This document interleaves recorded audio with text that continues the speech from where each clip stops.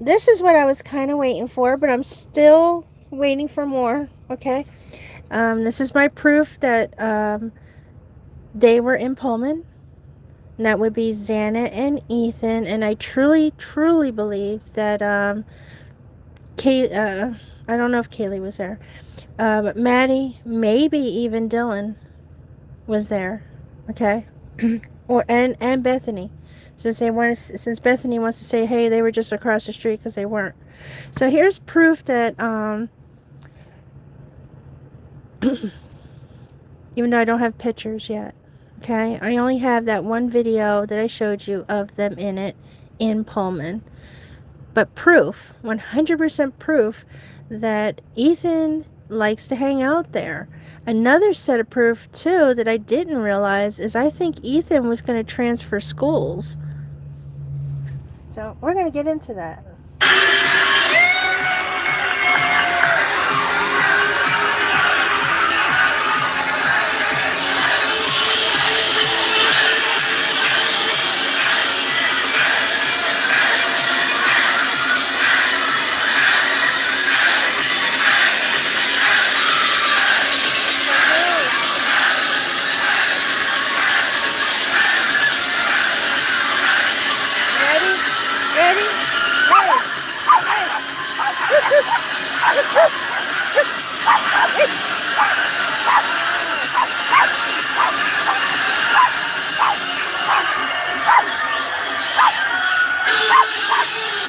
Oh yeah. Okay, hold on. Let's see if we can get to the next video. Waking up on your sofa when I park my Range Rover, slightly scratch your Corolla. Okay, I smash your Corolla. I'm hanging on a hangover. 5 years we been over. Ask me why I came over. One more hit and I can own ya. One more fuck and I can own ya. One cold night in October. Pussy had me floating. I can't pause it. I do try. Sex. Bitch, I'm back out my coma. Motherfucker. Next.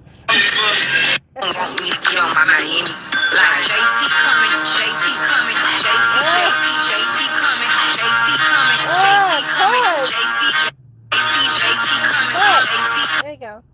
Fucking A, man. Okay, the blue suits that they all wear. Okay, this is Pikes. The Alpha Beta Pi.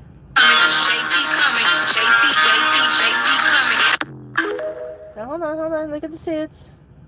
Here's those blue suits that we even seen. The guys in. That was spreading around. And go say hi, say hi. Okay, hold up. We ain't done yet. You ready for my? You ready? Is everybody here? Everybody gotta get here because I'm gonna show you. For now, we're just gonna play with some music. Yep. This is the house. So I have to pause it because of the music, okay? But here's Pikes. So when I post on my shorts, them dancing like this, the little fight that that kind of went off a little bit, all comes from here. They have an inside and outside area. Yeah. I think you all need to look into that. Hold on. Now I know they talked about the treehouse, but we ain't there yet. Okay. All right. Next is this thing right here. What's up, guys? I'm Justin. I'm Steen. This is the Pi Kappa Alpha chapter at Gamma Xi, Washington State. This is the mansion. Welcome to the fattest house on campus, baby.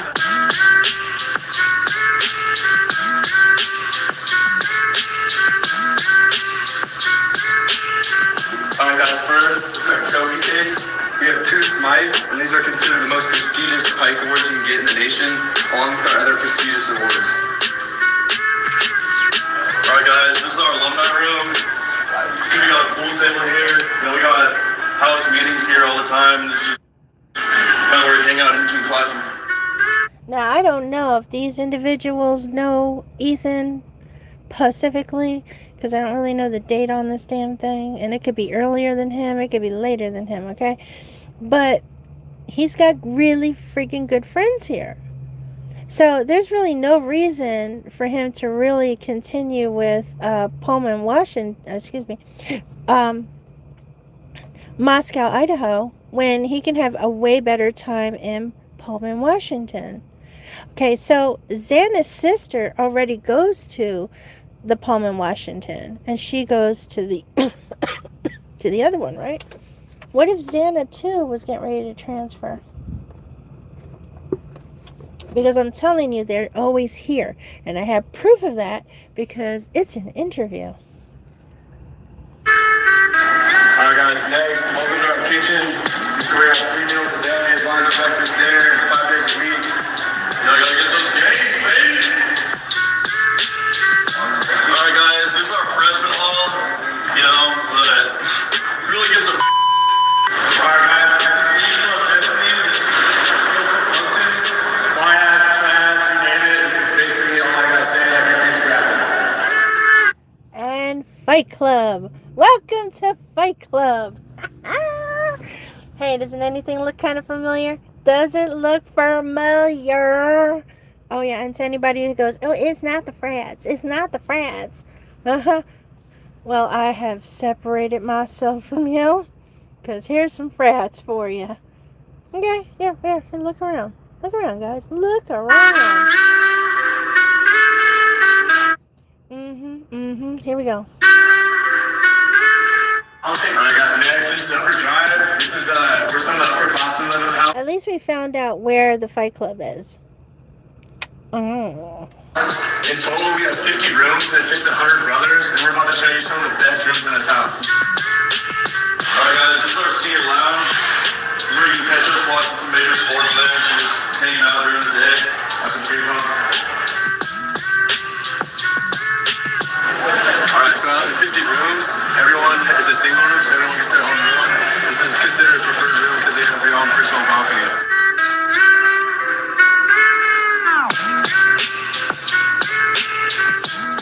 This is front hall. This is where the exec members live. And in these rooms, you have easy access to the front deck, which we're about to show you right now. So this is our front deck. This is where we have all our game day functions. And also, whenever the sun's out, we'll be out here. Also, please pay attention to how all the cars are parked and where all the buildings are so that you can kind of match them up with the Carmen Fernandez hit and run. Yes, you can. Oh, and then that little party that was out in the street that somebody wants to continue telling people that it's in Moscow, Idaho, which is not. I also matched up the buildings within the video showing you proof that it's in Pullman, Washington and not Moscow, Idaho. So yeah, my finger goes all the way up, okay, the middle one, to the whomever is trying to say that that video that I was putting out that shows Xana and Ethan being there, okay, along with Hunter. Oh my God, Hunter was like right in front of your face. Okay, and who else was there? I think majority of those individuals probably were there. Everyone that participated in all the interviews, okay, to help cover up whatever the fuck went down. Okay, and then all of a sudden nobody knows them. Nobody knows them. There's no pictures, no videos of them all together. No, nothing's coming out, is there? Okay, but hold on. Like I said, I'm patient. So here, I'm gonna let you guys see the place, and then now I'm gonna show you proof. Hey everybody, my name's Adam. I'm the president of Pikes. This is Oval Office. It's a great room. I love leading these guys, and it's nice on a beautiful day out here because I can go right out to the front deck. Alright, so this is the porch. This is just another location in the house where we can have social gatherings with some of our favorite stories on campus.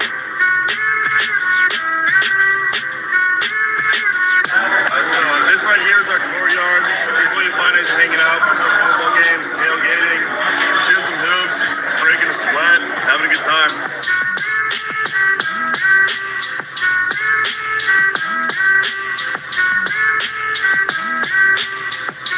Alright, welcome to good old Pikes. Okay, there you go. Welcome to Pikes. Now, we are going to listen to, I think we're going to listen to Carmen first. I don't know how I set this up. But, are we ready? Are we ready? Yes, everybody needs to be here. Yes, they do. Yes, they do. Okay. Trust me, I'm getting closer and closer to proving to you that whatever happened to Xan and Ethan and the reason why they can't get their timeline or even get the timeline correct for them is because they were in Pullman, Washington. Oh, and like I said, I still believe 100% that they came back together with, I have a feeling they were all together. But, well, I don't know. Okay, I don't know. But somebody was coming back together. But because, they didn't come back alone. All right, so apparently Bethany said that she's seen them at the Sigma Chi. Nobody was at the Sigma Chi because there was no party in Moscow for Sigma Chi or Beta at the time. That's why it was so quiet there. Everybody was in Washington, Pullman, Washington for the parties, for the games, everything. That's why it was so unusually quiet. Okay? Maybe not crazy quiet, but it was, it just, they weren't, banging it there. And you know why? Because, number one, they're getting busted for everything. They're being harassed by police. They're being set up, to get caught.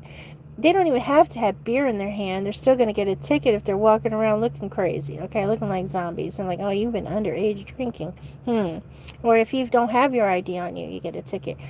No, they go to Washington. And they can party and they can relax. Yes, sir. Okay, are you ready? Are you ready? Okay. Next should be this thing here. Let's see. Yeah, last semester. Oh, okay. So I really thought we were going to listen to Carmen first, but you know what? We're not. Okay, are you ready? Are you ready? All right, hit number 1. Come on, hit the like button. Don't you leave, because he's going to talk about how Ethan always hangs out at Pikes, always knows people that are there that gets him into Pikes. He doesn't belong in Pikes because he belongs in another sorority.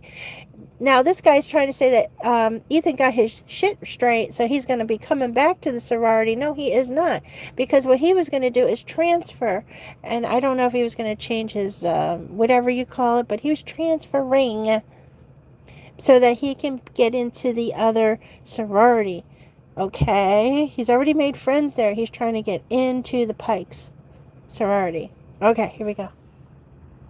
But yeah, he was very popular with the fraternities and sororities. He'd go to, I feel like he knew a guy from every house. There'd be a party one weekend or something at a different fraternity, and he'd just text someone that he knew there, and they'd get him in. So it was almost like he had connections everywhere, kind of. But yeah, very, very well-liked person.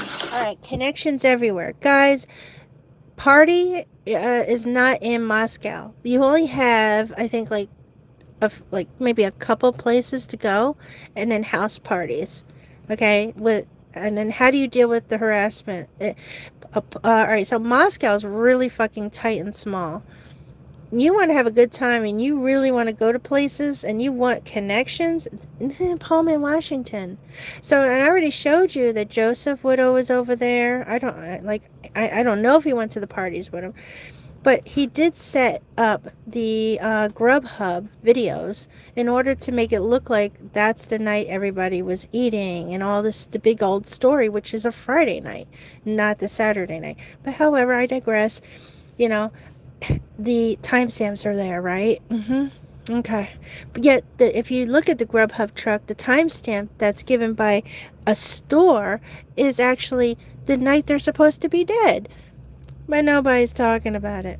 Hold on. Oh, yeah, this is for Pavarotti and all his favorite people that he loves. Okay, that like to steal my ideas and, really put it out there. And, hey, they did all the hard work, didn't they? Well, here we go.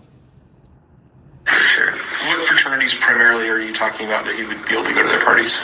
The parties that he mainly would go to would be Pike, if he would go there, for like the actual fraternity party at Pike.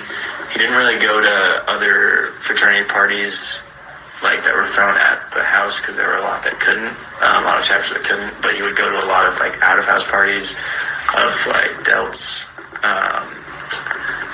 betas, and then I'm trying to think. I think that was pretty much it.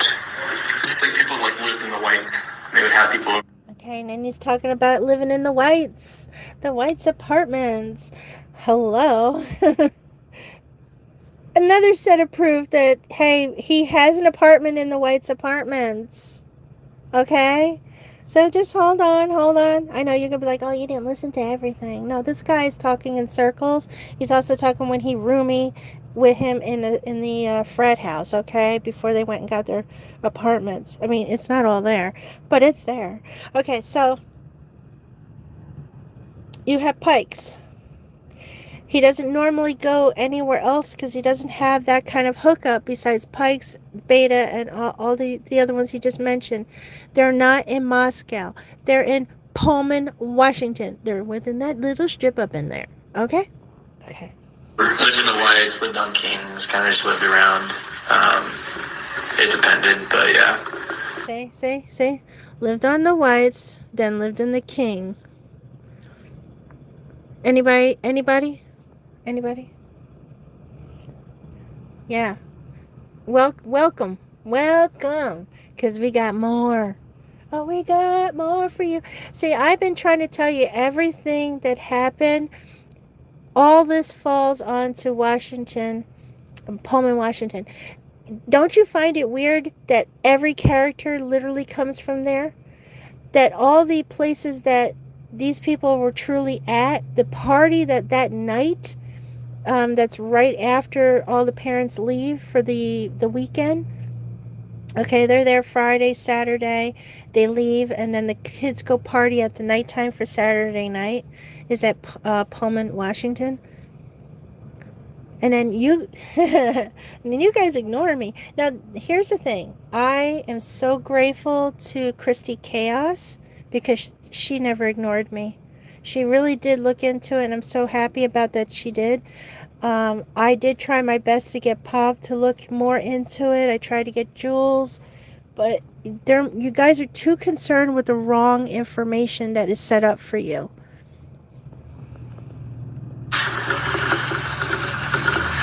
Does he ever talk about having problems with anybody in any of these parties? Not really. I mean, Okay. 22, Carmen Fernandez. Okay, so now we're going to the Carmen Fernandez. I swear to God that I cut this part off, but I had to go to this man's channel, which I will put in the link. I didn't do that yet, but I will. In order to get the information that I needed.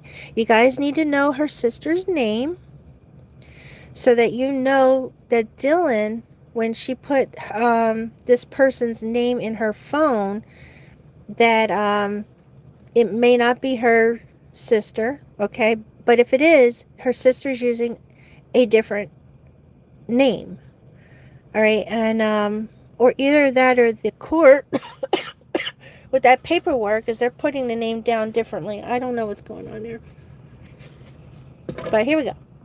I think that they're very close in age, so I can see Dylan and this girl's sister being friends. And then, remember I kept saying I didn't know where Lindsay is, but you're going to get her friend's name, which is close to Lindsay's name, but it's a different name, of course. Okay, but hold on, here we go. Was illegally arrested for wearing two right shoes. You got two different shoes on. I see punch on your shirt. Punch. Oh, that's why I left it. It was funny. Hold on, I'm so sorry. I left it because it was funny as fuck. Okay, ready? Hear it? And then we'll get to the point. I swear, we're going to get to the point. Not really, I mean... We're going to get it. All right, read. 22, Carmen Fernandez was illegally arrested for wearing two right shoes. You got two different shoes on. I see punch on your shirt. Punch. What? I mean. Okay, and then year 2023. Okay, around the end of it, probably about October-ish. I even took a picture of one of the girls that was standing with Molly, that was wearing two different shoes as well that match exactly what this girl was wearing. I don't know if I captured it right now for the night, but you can tell that she's wearing her shoes and one of her shoes, and she's wearing one of her shoes. But what's happening is I think this one has two right or left side shoes. I don't remember, but we're going to find out. And then the other one's wearing the other set of shoes. Okay. And they're at the Grubhub truck, or Grub truck for their sandwich and their mac and cheese. Everybody keeps trying to correct me. It's mac and cheese, not a sandwich. But I did see somebody get a sandwich, okay? So don't mess with me. Here we go. Here. That was just like, it was like literally like, no, I can see. You're wearing like 2 red shoes. What happened to your other shoe? My other shoe? I'm wearing my other shoe. Okay, yeah, right side. So she's wearing the right side. The other one's wearing the 2 lefts. So this is something that these girls were up to. And then this is after that sweet jeans party. That's why they were in the jeans with the cut in the knees. All, a few of them. They have the sweet jeans party. And oh yeah, and I brought that to your attention too. Hello. What happened to your other shoe? My other shoe? I'm wearing my other shoe. You have 2 different shoes on. I've just been wearing Drews. Okay. Can you have a seat for a second? Did you text her and tell her, I don't want to see. Why are you so scared? did you text her and tell her not to answer my phone call or something like that? No, I can call my dad. Like, Where's your dad? he's at home. Do you want me to call my dad? Wait, why do we have to call the scene? Well, like I said, we have evidence to believe that your vehicle collided with. Can you come here? Okay, now first you're going to learn her sister's name, okay? Everybody get ready. No. Do you want to talk to my dad? Was he driving the car? No. I don't need to talk to him. I don't know what sister. Which one? That's the only thing. I didn't really. Boom. Let's do the pause. Wait, hold on. Her. And then hold on. And then I write down sister. I give it a minute. And I want to pause that. Okay? This is her sister's name. I told you it was freaking weird. I didn't know how to pronounce that name. Yeah, so I don't get it. But we can listen. They'll pronounce the name. It's weird, okay? But that's her sister's name. I don't know if this girl has another sister in the family, okay? But it is odd that Dylan puts in her phone or is talking to somebody with this girl's last name, but sorta her last name, okay? Just like you're trying to come at me about the Kaylee Gonzalez and the Kaylee Goncalves. Oh, I ain't done there.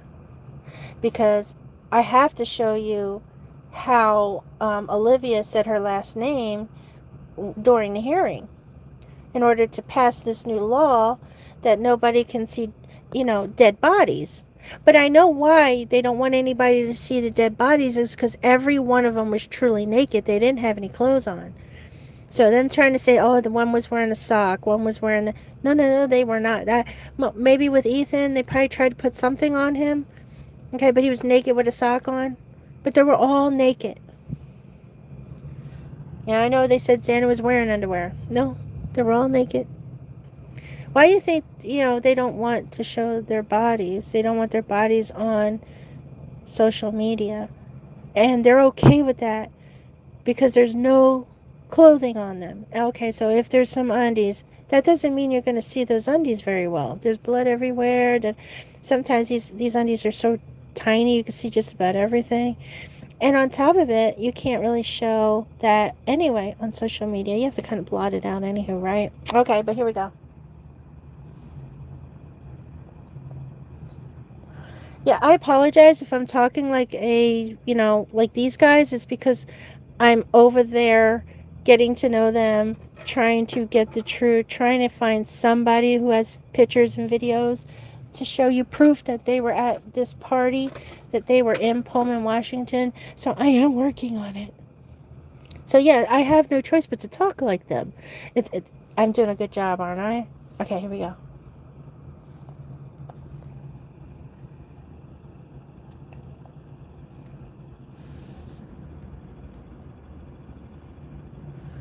That's me taking a screenshot just so I know where I am. With I'll let my sergeant talk to him. By myself. My dad's not talking to me. Would you like me to talk Do to you want to talk to them? I don't like. Hello? Carmen, so like I said, there is severe damage. There were 2 people that were hit. There was a fire hydrant that was hit. Yeah, and there are 2 people in the hospital that gave us the description of your vehicle leaving the scene at the Grove. Now, I know they gave different names for the girl. Everybody was fighting me about the guy on the floor holding his head, which looks exactly like Hunter. Okay, and then we see the back of Hunter's head in the videos. He looks done fucked up. So I was pointing that out to you, and you're like, that's not the one that got hit by the car. So I get all this hate, and then they unsubscribe because they don't want. I'm not following their direction, just like Pavarotti is, or Lana, or Jules. You know, I mean, I am not going to follow the bullshit. Okay, I'm not going to do it. I know where the answers are. I just got to get it for you, and it's not that easy. And they know it's not that easy. What they put out was something to shut me down.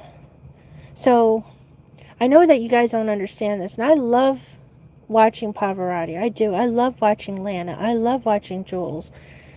But you know what they did? They shut me out because they know I'm not going to find the proof that I need. That it'll give them enough time to sit there and try and show proof of how these people were unalived in that house. Okay? What the connections are. What the documentation they created. Okay? It's not that I'm not reading it. Please let them know that I am. I'm reading every motherfucking dime of it. Okay? But if you can't make sense of it, why are you expecting me to?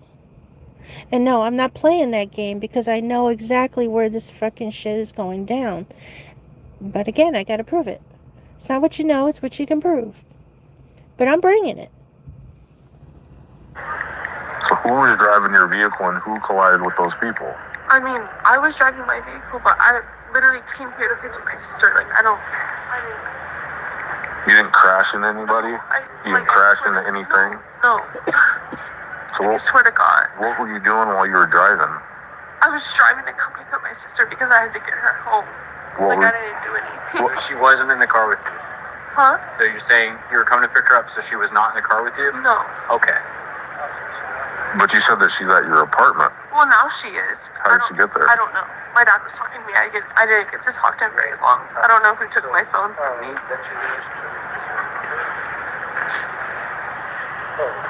How long have you... So I know you're going to have questions about this and why she's so confused. So we'll go over that after the fact. But for now, just bear with me. in here? Probably like 30 minutes, an hour tops. So, And who did you come here with? I came here with my sister and her best friend is my sister. You can say that again? Like my sister and her best friend, they came here with us for parent weekend. No, I mean to this. Yeah, I came here with them. Like I told them, from the Grove. we came here, and then we were gonna go to Landa's because we had like a little parents exchange with them. Okay. And then I was gonna go there with them, and then my sister's saying she hasn't seen you in hours, so. in hours. So she's saying she wasn't in the car with you. I haven't been able to find my phone. Like So what was the layout in the car? Where was she seated? Where was she? Hey, when you guys are driving from the Grove to here, In the back. the back seat. Yeah. Okay. And where were you seated? In the front seat. The driver's seat or the front passenger? Drivers. No one's been driving the car. Gotcha. And then who was in the front passenger seat? My sister. Who was in the back seat? Alexa. Is that your sister's friend? Yeah. If Alexi was in the front seat. I don't know. I've been trying to. Okay, you got that Alexi. Now I kept saying that a Lindsay was missing. What if I got that name wrong and it's Alexi? So I'm just saying I don't really know for sure. But that girl is missing. She looks, I showed you pictures of her. Same body type as Kaylee. Looks very identical except for by the face, and the skin color is more white. But body-wise and hair, very identical. If you don't show the face, you wouldn't know who's who. Hold on. I do apologize. Weather change. It went from hot to cold, and I'm enjoying the cold. I really am. So I don't know the status of this Alexi. Okay, but I still feel that somebody took Kaylee's place. I still feel that, and this isn't my opinion, that they said that those bloodstains were hers in order to place her in that house. And, or maybe splat it there in order to make it look, to kind of confuse the scene, to make it seem like she was in that house. It's just a feeling that I have, guys, on this.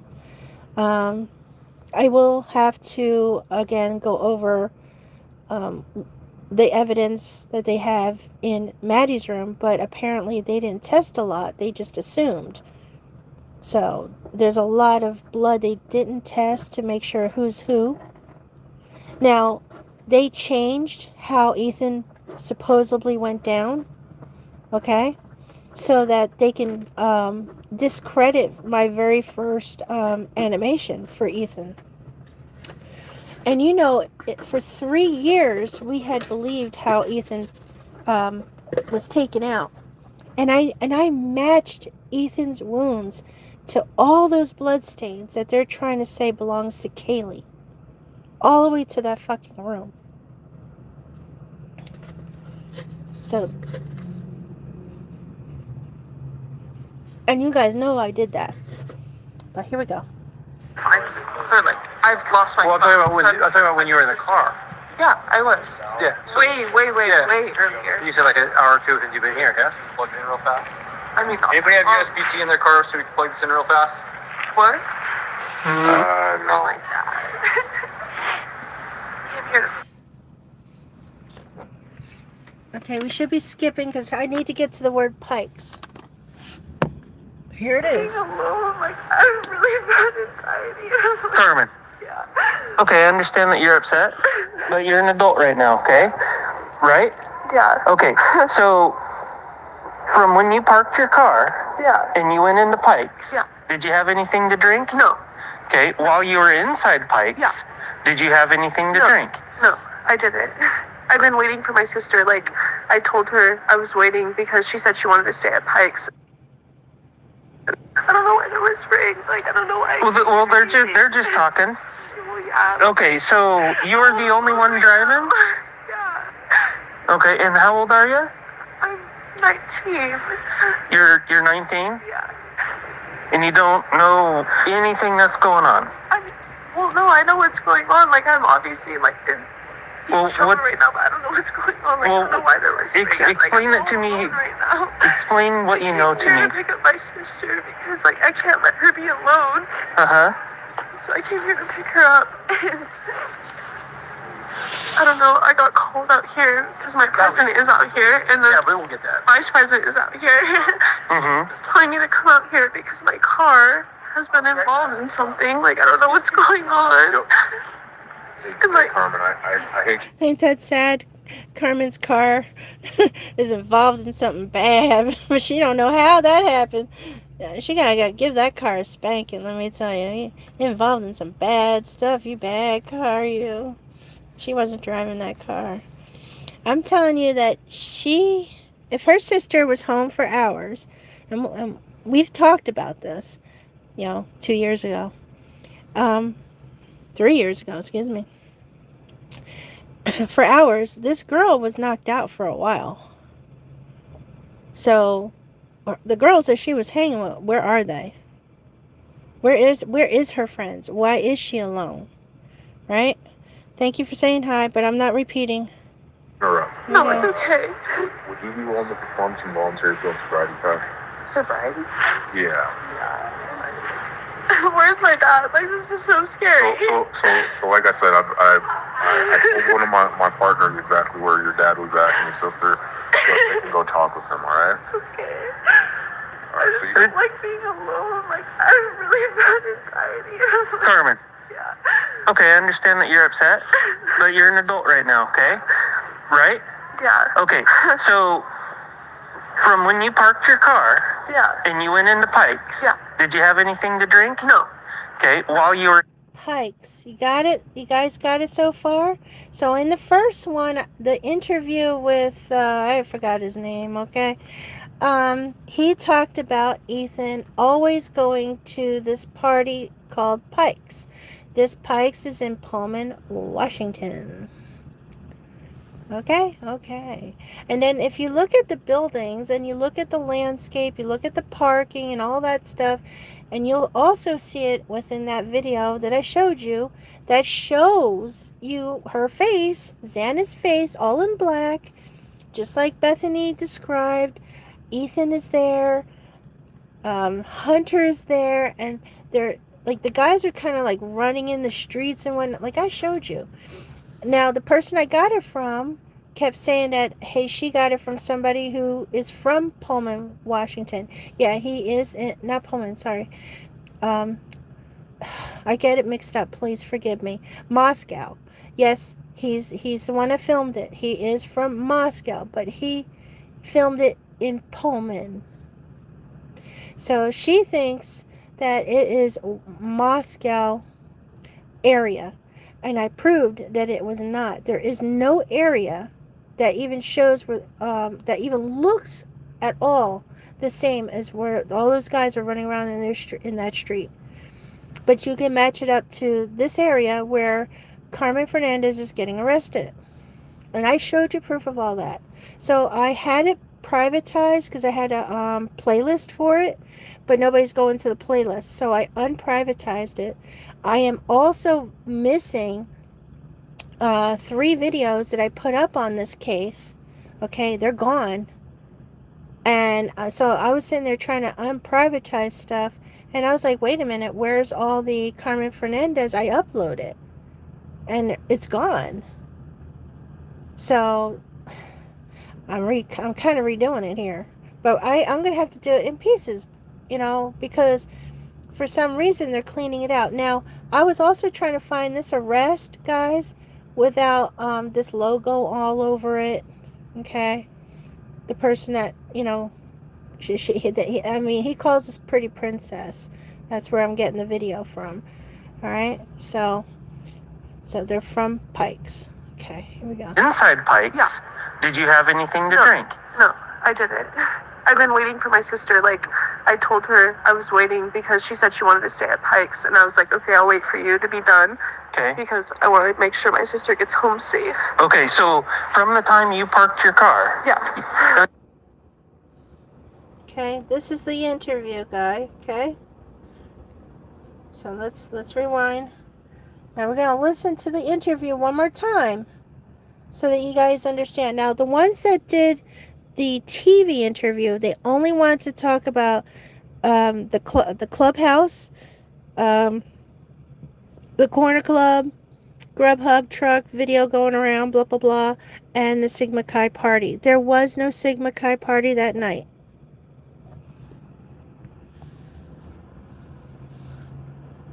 Yeah, I had it last semester. But yeah, he was very popular with the fraternities and sororities. He'd go to, I feel like he knew a guy from every house. There'd be a party one weekend or something at a different fraternity, and he'd just text someone that he knew there, and they'd get him in. So it was almost like he had connections everywhere, kind of. But yeah, very, very well-liked person, for sure. What fraternities primarily are you talking about that he would be able to go to their parties? The parties that he mainly would go to would be Pike, if he would go there for like the actual fraternity party at Pike. He didn't really go to other fraternity parties like that were thrown at the house because there were a lot that couldn't, a lot of chapters that couldn't, but he would go to a lot. Hey, Dangerous Russ, I hope you do a replay on this because I'm hitting home. I'm doing a home run. Like out-of-house parties. And I didn't even get to the Adderall.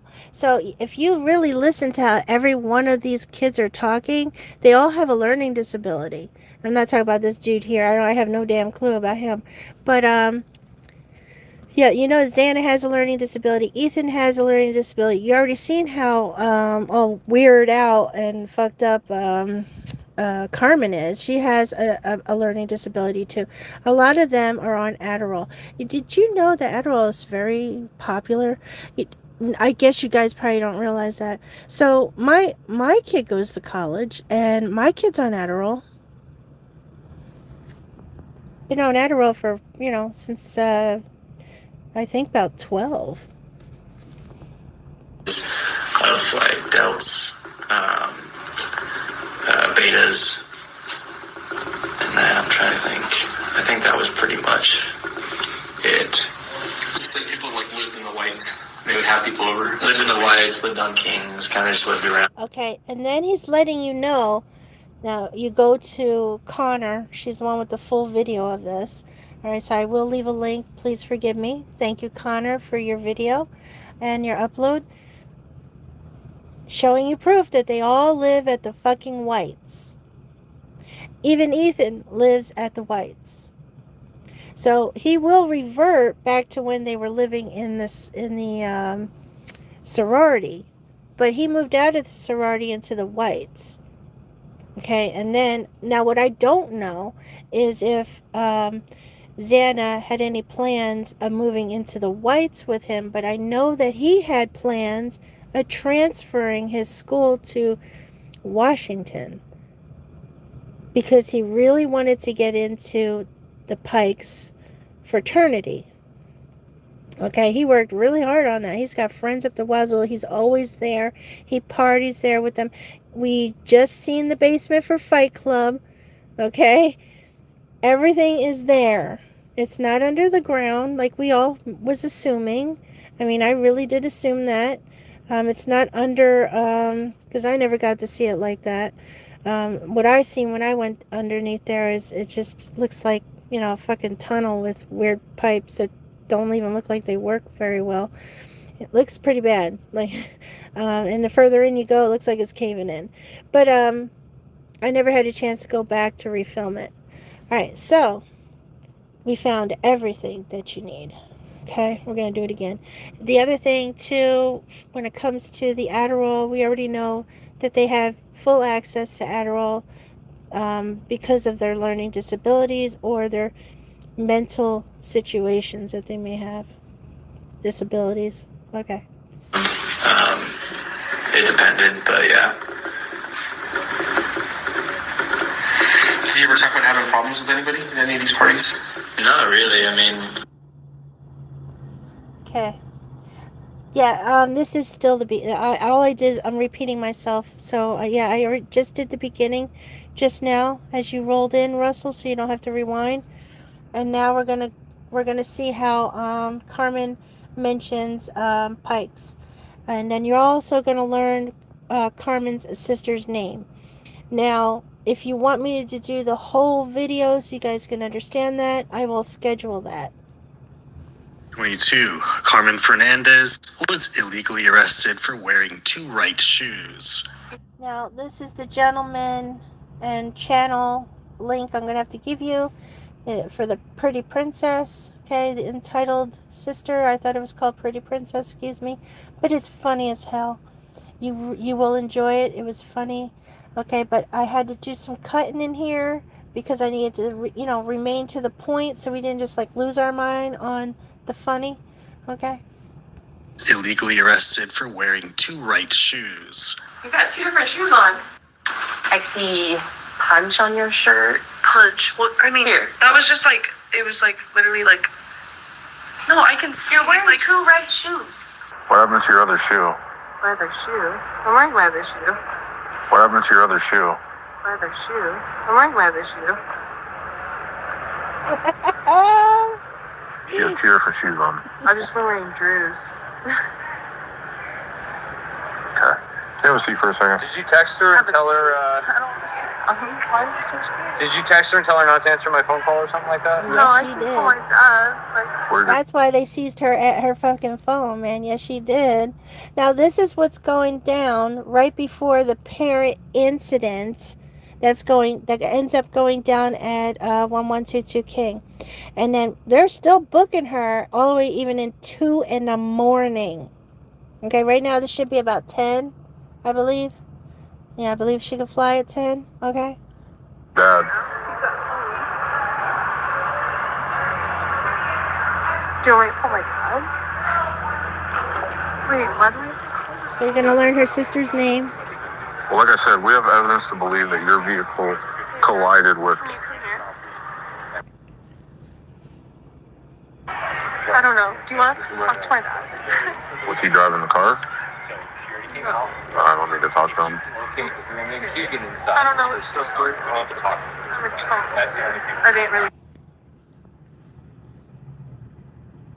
Yeah, that's true. They were asking all night, the whole time, how much did you drink? Where did you drink? There's her name right there. Now, I don't know if you're going to be able to hear this in the recording, so if not, I will have to go through the video with you after this, okay? I'm just trying to get you all here, because you all need to know that none of this is because of Moscow University. Moscow University is just protecting themselves.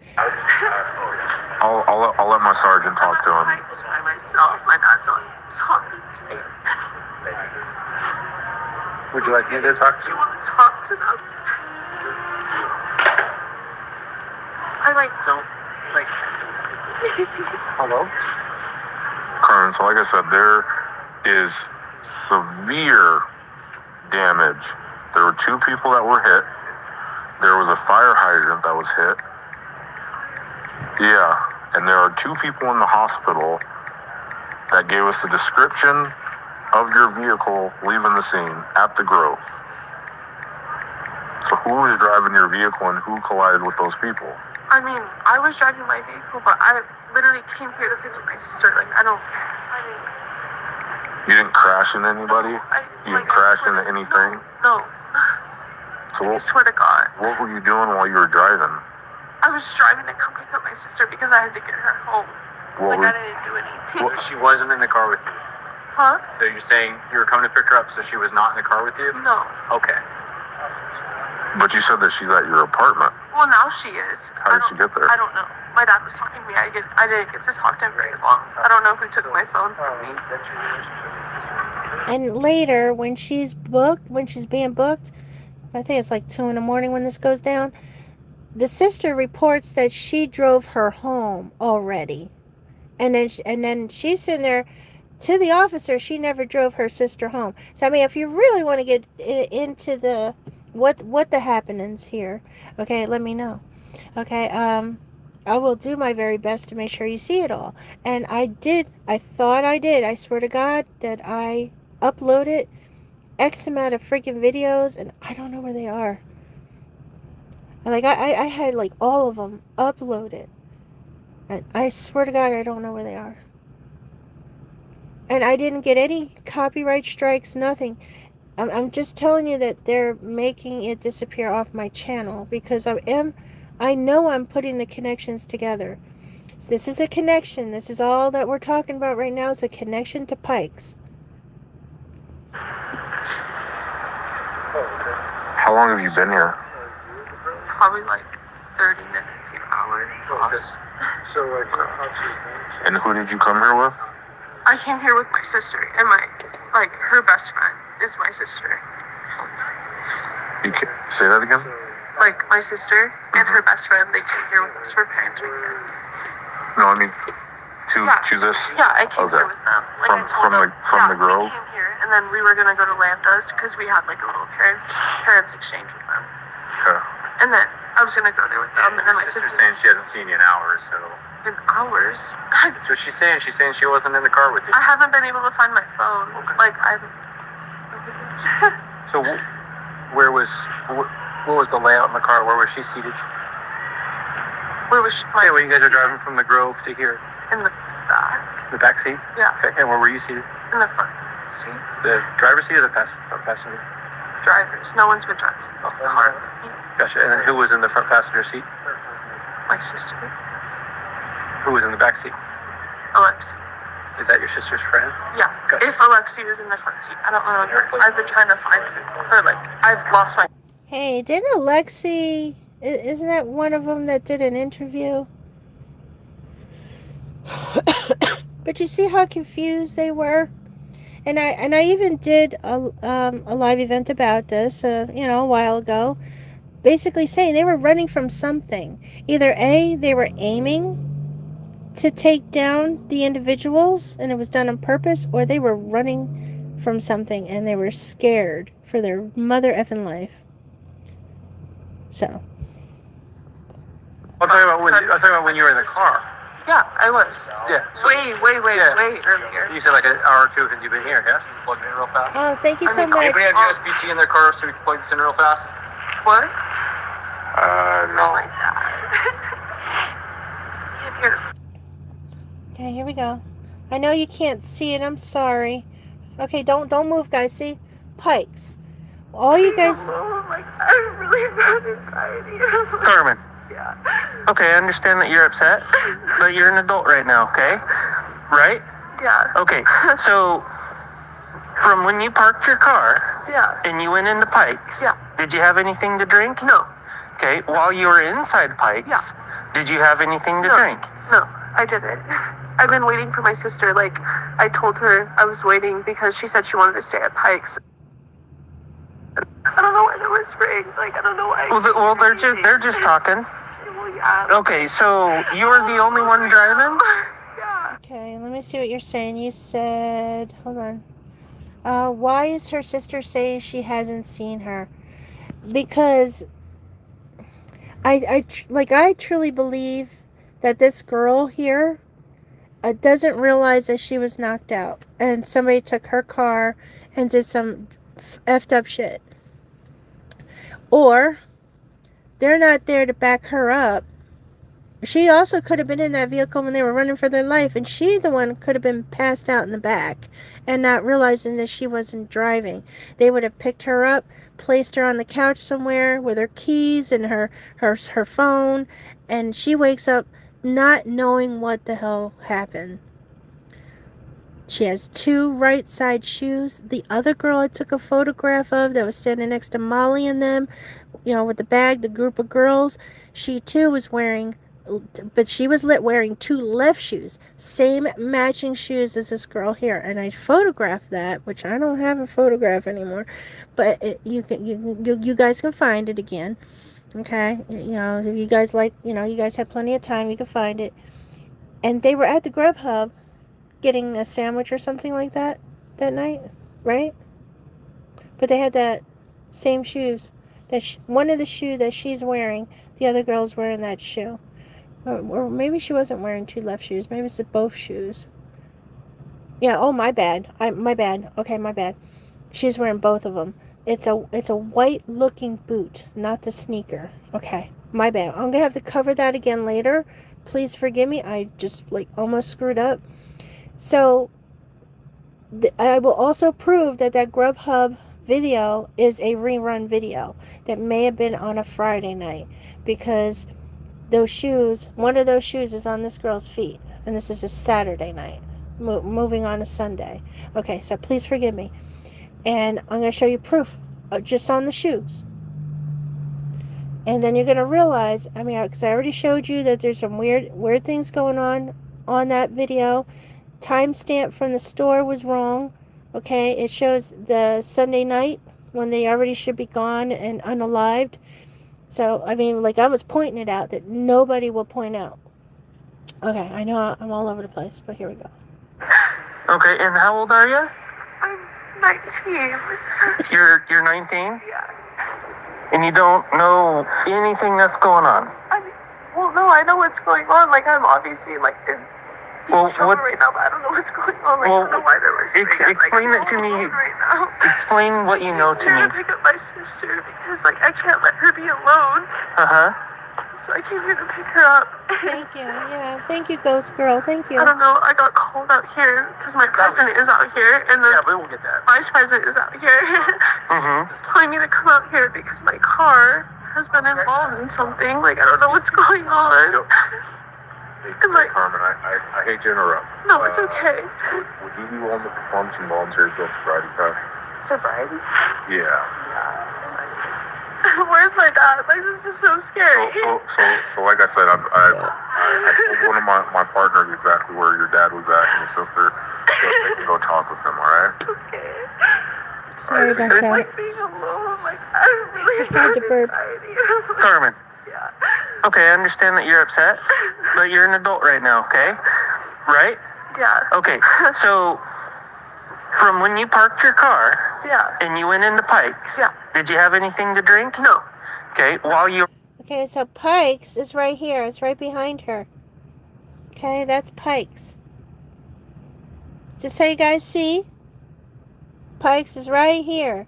So she never mentioned Pikes to any of the officers. She was mentioning all these other places. But this man is asking her, when you came here to Pikes, okay, you went inside Pikes. Pikes is right here. So I was like, huh, how did he know about Pikes? Oh my gosh, she's standing right in front of the motherfucking thing. Okay, and she's right there. Okay, here we go. were inside Pikes. Yeah. Did you have anything to drink? No, I didn't. I've been waiting for my sister. Like, I told her I was waiting because she said she wanted to stay at Pikes. And I was like, okay, I'll wait for you to be done. Okay. Because I want to make sure my sister gets home safe. Okay, so from the time you parked your car. Yeah. Okay, so my question about her waiting, where did she wait? So if her sister's in Pikes having a good time, where was she? That's where I don't understand why the officers never asked that question. Where was she located? Did she take a nap in the back seat? Did she take a nap somewhere? Who was she with? And you know, there was nobody to back her up that she wasn't in that car. And now, hey, I don't know if she was in the car or not, okay? But there was nobody to back her up, whether she was in that vehicle or not in that vehicle during that hit and run. Okay, and then, you know what else I need to unlock? So we covered that. Okay, and then I showed you the buildings. There we go. I have to do, okay, there's the building. That's Pikes, baby. And then there's the beautiful lights. Everybody's saying, "Oh, that's not Beta Pi. Oh, they're not in Sigma Chi." Well, obviously, I never said they were. There you go. There you go. This is why he's always there. Yeah, you guys can watch it from there, okay? So let's find a way to. Here we go.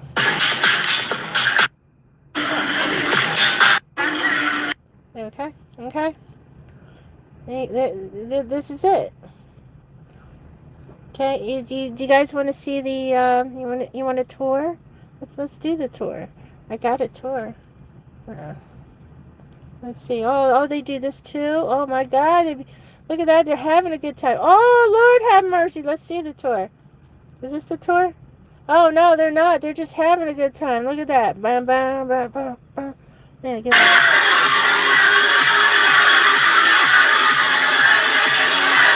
Okay, when I put it out there, you guys didn't want to listen. Oh, the blue suits that you seen all the girls with the guys in the blue suits.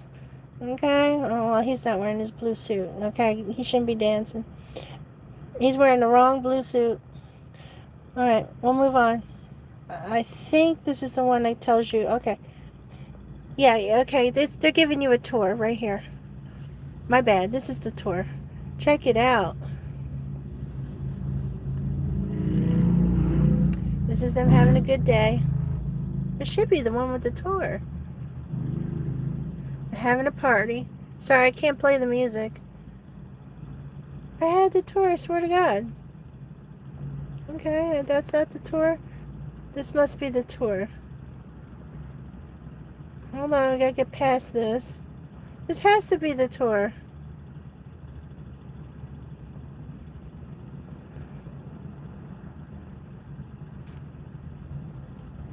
Man, they be fighting. So this is a new sport that Ethan likes, that he started getting into. And you just have to see the one with the... Where did it go? Oh, here it is. Here it is. My bad. Here we go. What's up, guys? I'm Justin. I'm Steen. This is the Pike Alpha chapter at Idaho4, Washington State. Okay, I'm going to rewind this. Now, I played this in the beginning. All I'm doing is repeating myself because this is about Pikes. This is about the connection with Ethan and Xana when it comes to Pikes. The connection with the Carmen Fernandez. So I'm just making sure that you guys understand. There's more to it, yes, but this is important. Have a tour. What's up, guys? I'm Justin. I'm Steen. This is the Pike Alpha chapter at Idaho4, Washington State. This is the mansion. Welcome to the fattest house on campus, baby.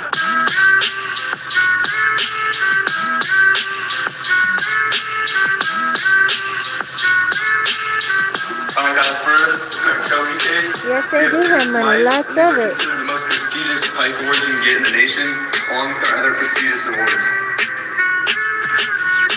Do you know how important it is for Ethan to like get into this house instead of that Sigma Chi house? I mean, the accomplishment of getting into this fucking house. This is what they're not telling you, is that Ethan and Xana were leaving. I didn't know. Oh, but I learned about it. Yes, I did. I learned. Ethan was getting ready to transfer here to Washington University.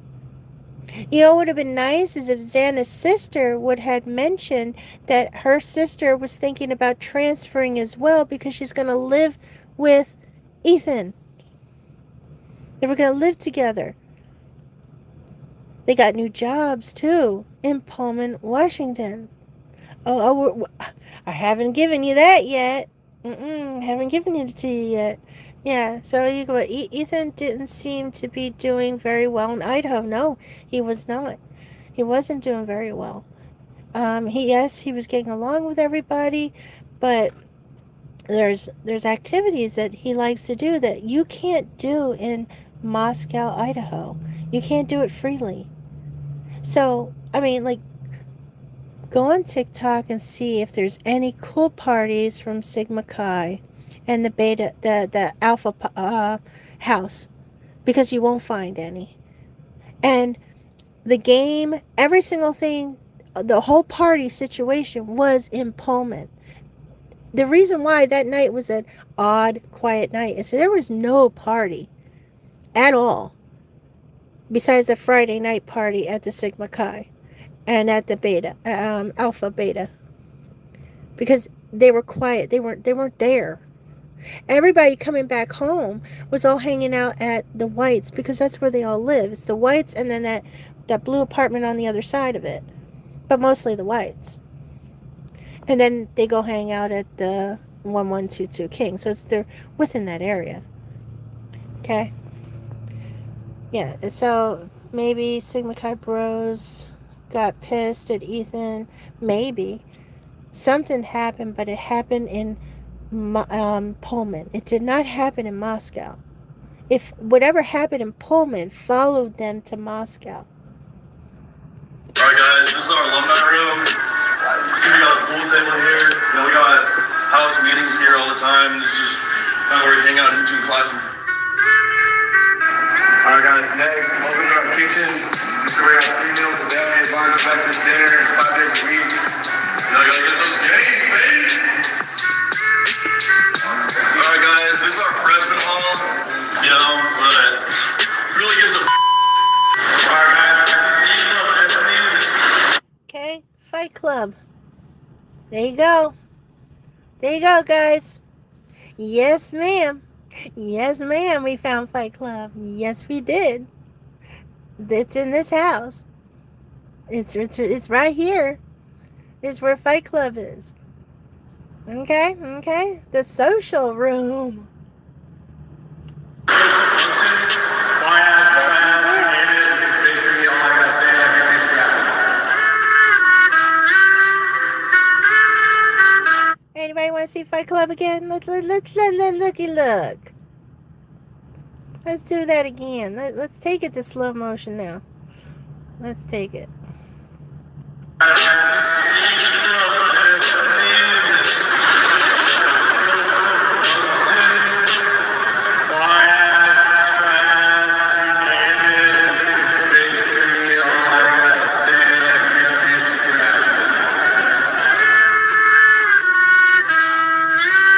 Yeah, just so I don't get in too much trouble. Wait, was that slow enough? No? What? No, that wasn't slow enough. Look at this. Everybody happy now? Fight Club is right here. Yeah, I would say Moscow were jealous. Yes, they were probably jealous of Ethan. They knew Ethan was going to go places. There's no doubt about it. Whatever happened, but it happened somewhere around here. Meet Fight Club. Meet the Fight Club, baby. I told you I will find where Fight Club is. I told you I would. I'm sorry, it took me about 4 years. My bad. I mean, you know, I probably could have found it a long time ago, but whoopsies. There you go. There's your entrance. There's the doorway where everybody would be standing. Anybody want to watch that? Anybody want to watch Fight Club? Oh, we got some Fight Club. Let me see. Let's go over here. Let's see what we got in the magic bag here. The bag of magic. Okay. Let's see what we got. Let's go over here. I have to do the... I think I might have to do the visibility. I don't know. Let's scroll as far as we can go. Woohoo! Because it's like way down there. Yeah, I have a lot of stuff, guys. I'm sorry. Like, this is stuff that you guys don't see me have up. And that's only because there's people out there that you know, they want to claim these videos and do copyright strikes and shit. And so I opened up what I could for the Carmen Fernandez stuff. Shows you proof. Oh yeah, this one I got to open back up. Let me tell you, his head is all fucked up. You don't tell me his head ain't fucked up. I'll open that back up. That boy's head is fucked up. Okay. Here we go. Hold on. Hold on. Let's get to the Fight Club. We're going to get there.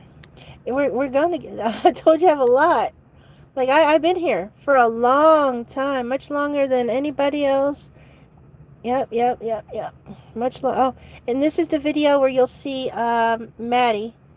Because I made sure it was like right towards the end. And you could see what she's wearing and everything. She's in Pullman. She's not at no Grubhub. Okay, she ain't no Grub. I mean, she has enough time to get to the Grubhub. So when you heard the guy say "Welcome back," I mean, she had time to get there. So I'm not saying that she couldn't have been there. She had plenty of time to get there because that was like at 10 o'clock. That hit and run. She had plenty of time to get to that Grubhub. So yeah, I just want to make sure I correct myself a little bit there. So there's plenty of time for Grubhub to be real. Fight Club. Okay. Let me see. Visible? Oh my god, it's not visible.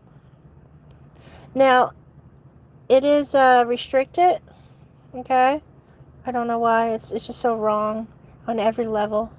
Okay. So, we got that. Let's see.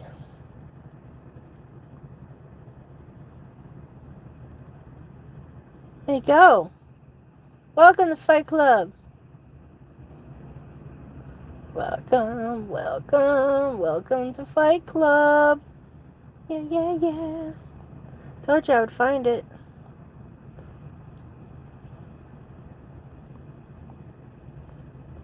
Told you I would find the Fight Club. Yes, I did. Yes, I did.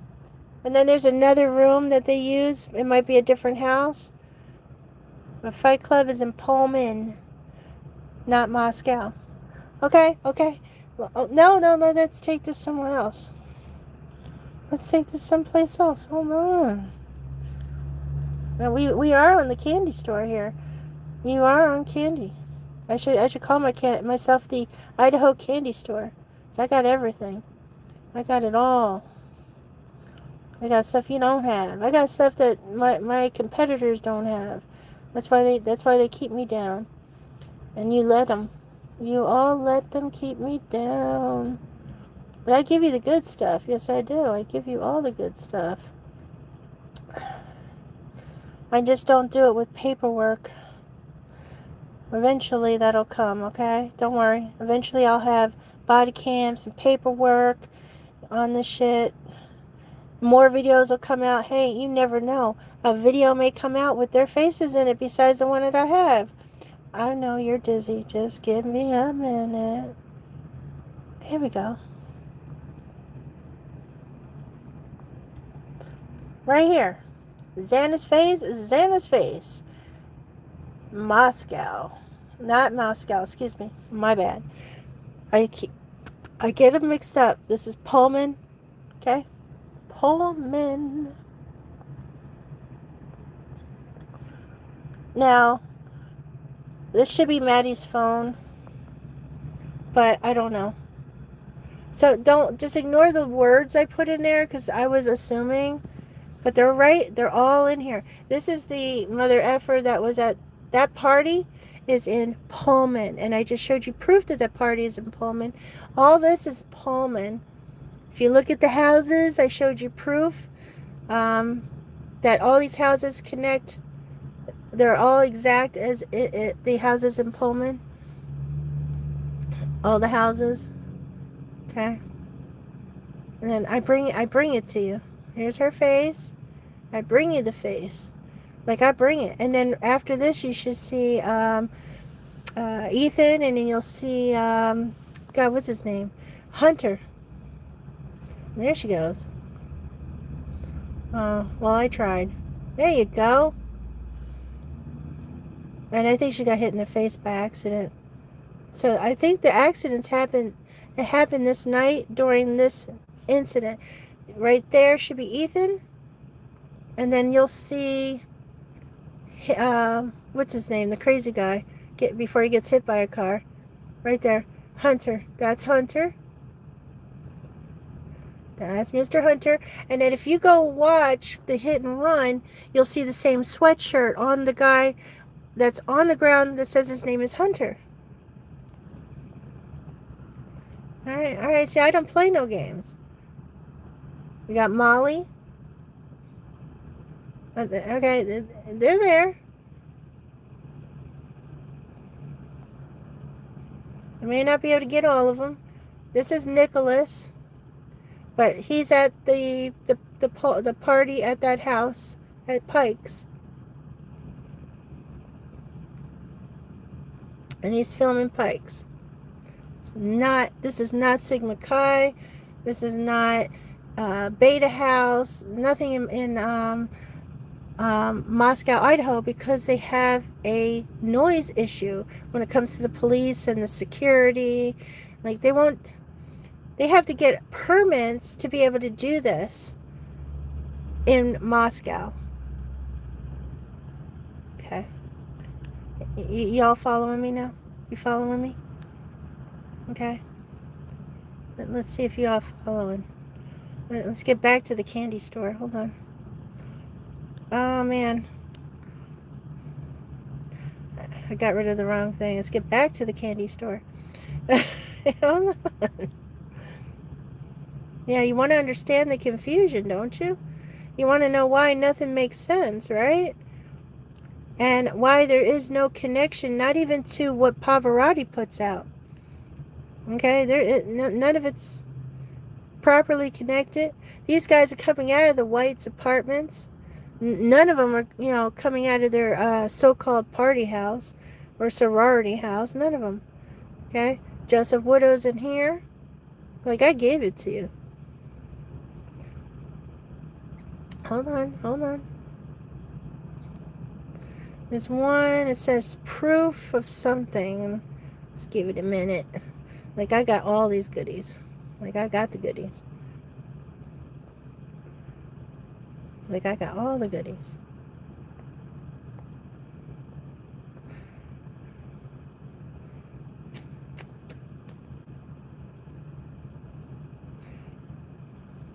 Yeah, I don't have them listed because I don't need them to be listed. The other channels are sporting them. I only need it as references. Okay? I only need all these as references only. That's why I'm not... Just so you understand. I'm not trying to get views on it. References only, so when I do my live events and my connections, just like I just did for you tonight. Hold on. We're getting there. Here we go. 100% proof. This might be it. Okay, yeah, that it matches that area. Okay, here we go. And then I put it side to side so you can see the house. So you can see, because I had to prove it to the person who was fighting me that this is supposed to be in Moscow. It's not. It is in Pullman.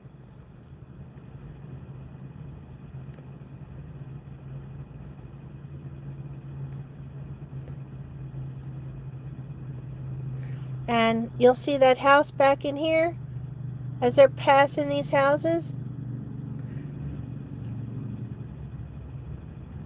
Yes, I know that Moscow has a house that looks like this.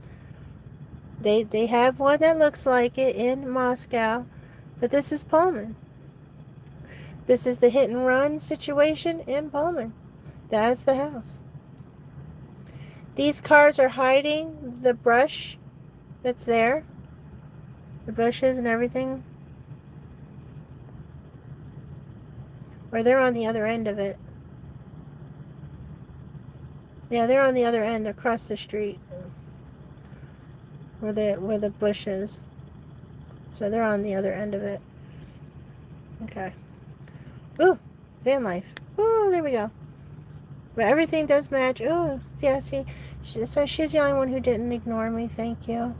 Oh, and check this out. She's got somebody. Ah. Didn't we see this boy in at the house? Wait, hold on. Like, I can't enlarge that. But this looks just like the one that was doing the interview. Hold on. I don't want to put it on yet. Let me see. Only because I really want to see it. Hold on. How do I stop this? Okay, here we go. Shit. Doesn't that kind of look like him? I'm going to do a screenshot real quick. Screenshot. Okay, let's go back here. You guys can put that together if you want. Hold on. Hold on. I swear to God, he was in here.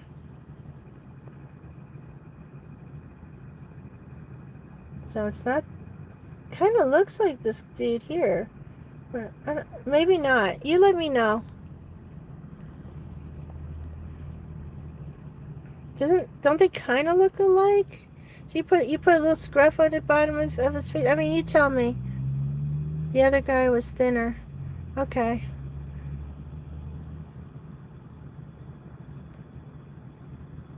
Interesting. I mean, I see similarities, but I guess I see that in everybody. I think everybody looks alike. Everybody got a doppelganger. But hey, did you guys like what I showed you? All right, let's finish the tour. Let's do the tour. I apologize for messing up the tour. Let's make the tour happen. Welcome to Sig Pikes. Okay. There you go. Now, I gotta listen to the other interviews and see if they talk about Pikes as well, and Ethan's connection to Pikes, how he gets in, where he likes to hang out the most, and that's Pikes. You guys see Fight Club is in Pikes.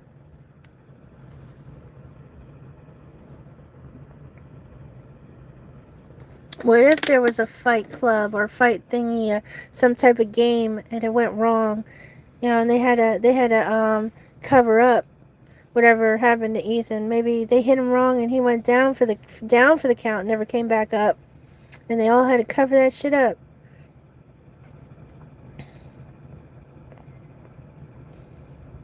I mean, it's just a suggestion,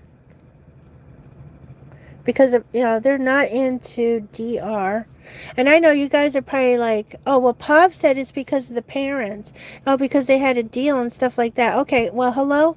If that's true, then, if they have any siblings, they're all in danger no matter how you look at it. Okay, they don't just take out, oh, I'm going to take your favorite child. Okay, and then that's it. Nothing ever is going to happen. Your family's free. You guys can go be happy, travel around the world, and just be like, yay. Oh yeah, and her sister graduated with no issues.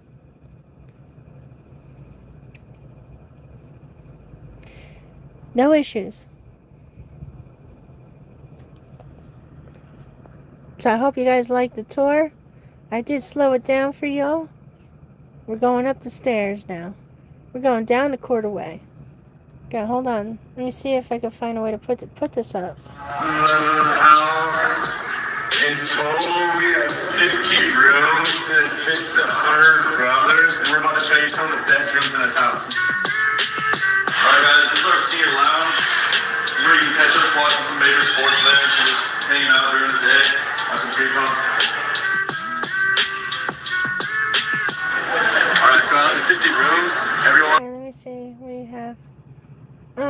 Do you think the other fraternity was pissed at Ethan for his grades? No.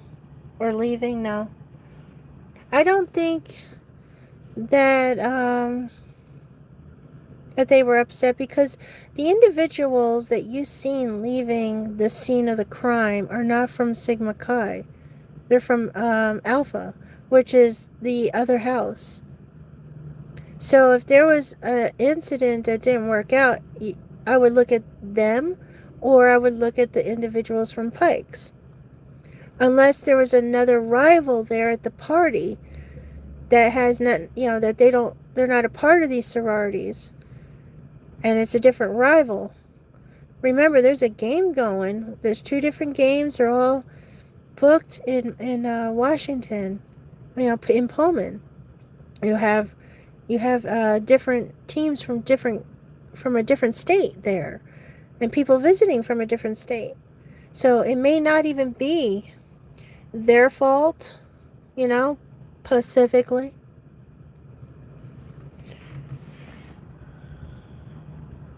It's a single room, so everyone gets their own room.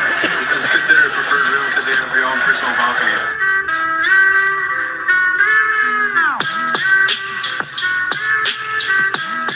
This is front hall. This is where the exec members live.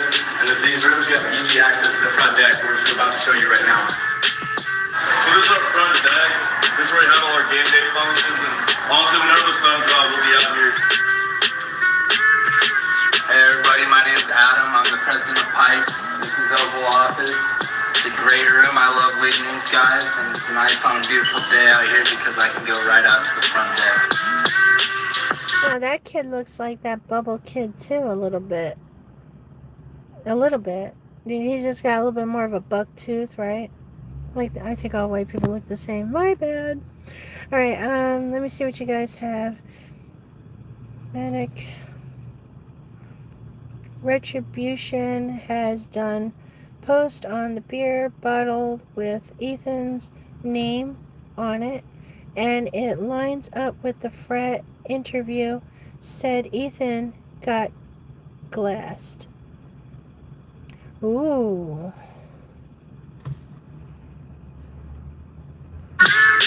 I still got to go over Connor's, the rest of the she uploaded 2 new ones. So this is the porch. This is just another location in the house where we can have social gatherings with some of our favorite stories on campus.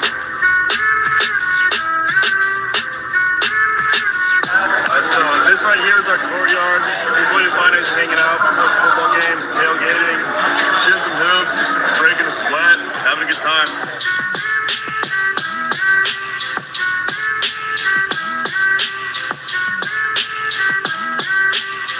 Okay, now you got a cool freaking place like this, right? Why stay in Moscow? I mean, yeah, these guys have police as well. Hold on, I'm so sorry. But look what they do. Look at this cool stuff. Okay? Like, why? Why would you want to stay in Moscow, Idaho? Well, it's cool shit. Why? When you could party hardy. Look at that. Party hardy. Yeah, yeah. Okay, so let me end that. And we're gonna just go to a picture. And yeah, we got some fight clubbing. That's a sport. That's a sport. We got some fight clubbing. Alright, so I'm gonna use this just so I can hear you guys talk.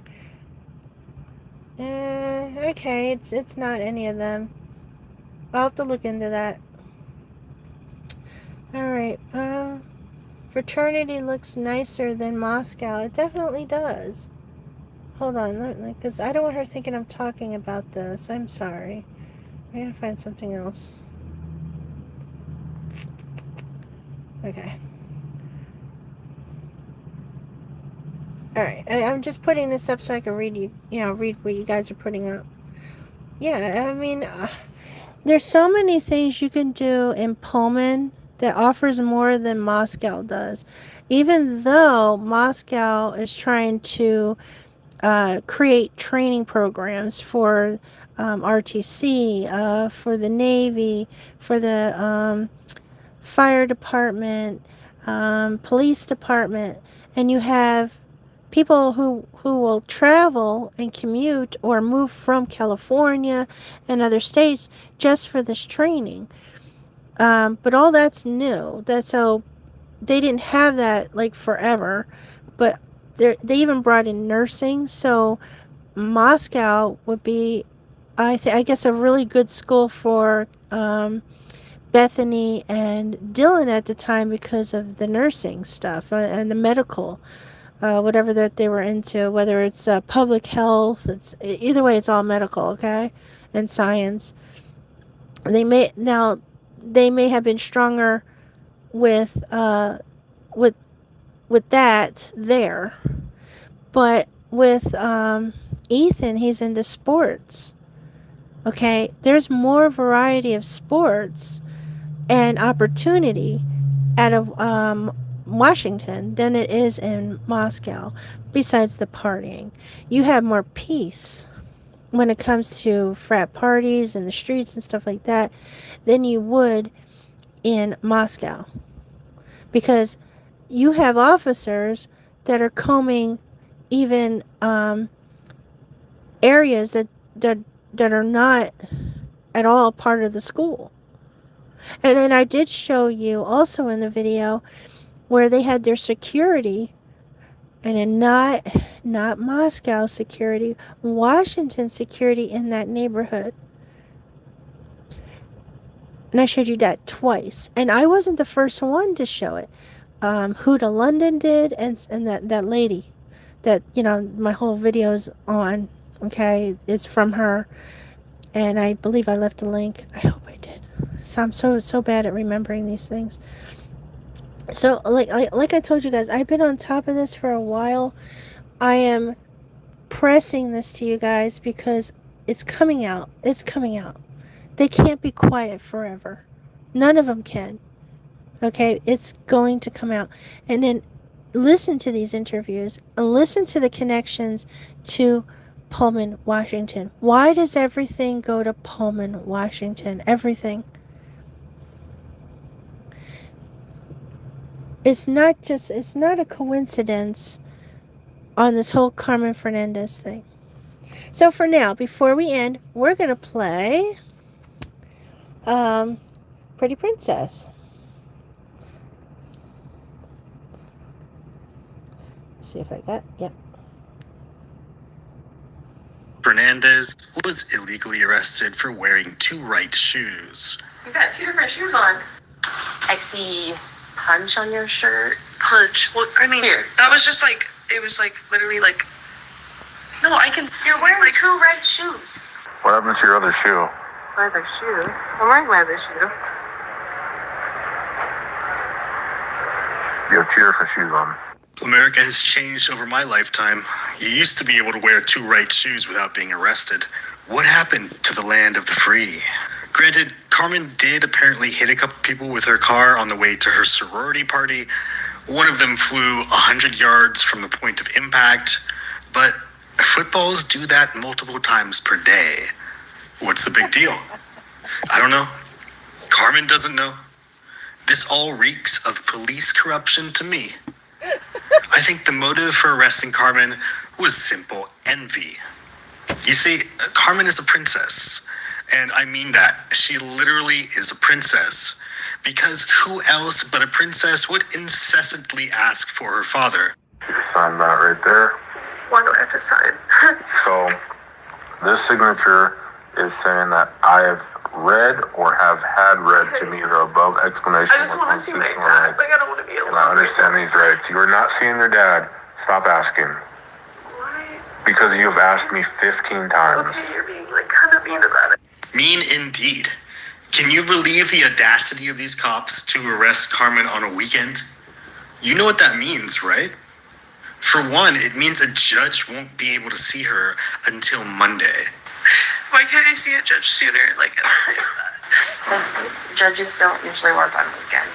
okay, well, can we like talk to one? Like, I don't want to be here all alone all day on Sunday. Like, And second, she has homework to do. with like, I have homework to do too. Like, is my dad gonna be able to drop me off some stuff? Yeah, what kind of stuff? I just need like my meds and like warmer clothes in my backpack so I can do homework, preferably. Yeah, you'll have to talk to Limerick County Jail about that. The homework's probably going to be a no-go. Huh? Yeah. You'll have to talk to Limerick County Jail about that. The homework's probably going to be a no-go. Why? Why? Yeah. Because it's a jail. Okay. You'll likely be in cells or a holding area or with other criminals. Can you believe this? Not only is Carmen denied the right to do homework, but she's being caged with actual criminals. The police have failed to give her special treatment, thereby putting this pretty princess in imminent danger. Unbelievable. Unacceptable. I won't stand for it. So I sat down. I have to talk to a judge. Why can't my family be here? I'm all alone. Like, why can't I have my phone and talk to them? Like, I don't know why they're saying it's evidence. Like, what am I doing wrong? So, Like, I'm going through so...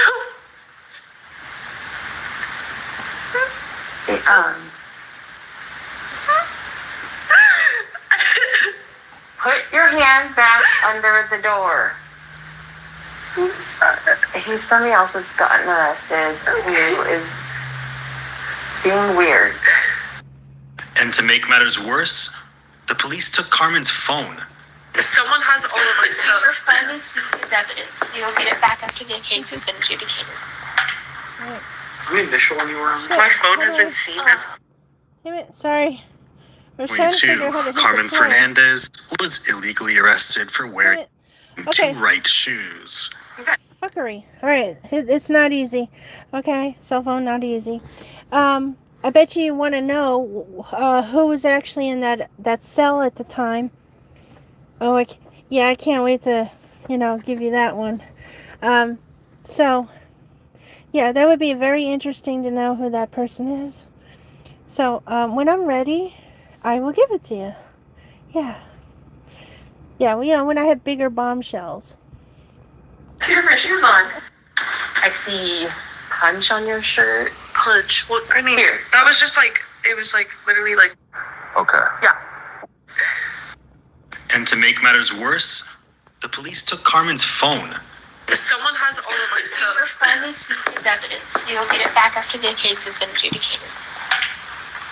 We initial anywhere on this? My phone has been seen as evidence. So, Sign. Carmen, Sign. So I can't have my phone to talk to my dad. I'm sure we got It's mine.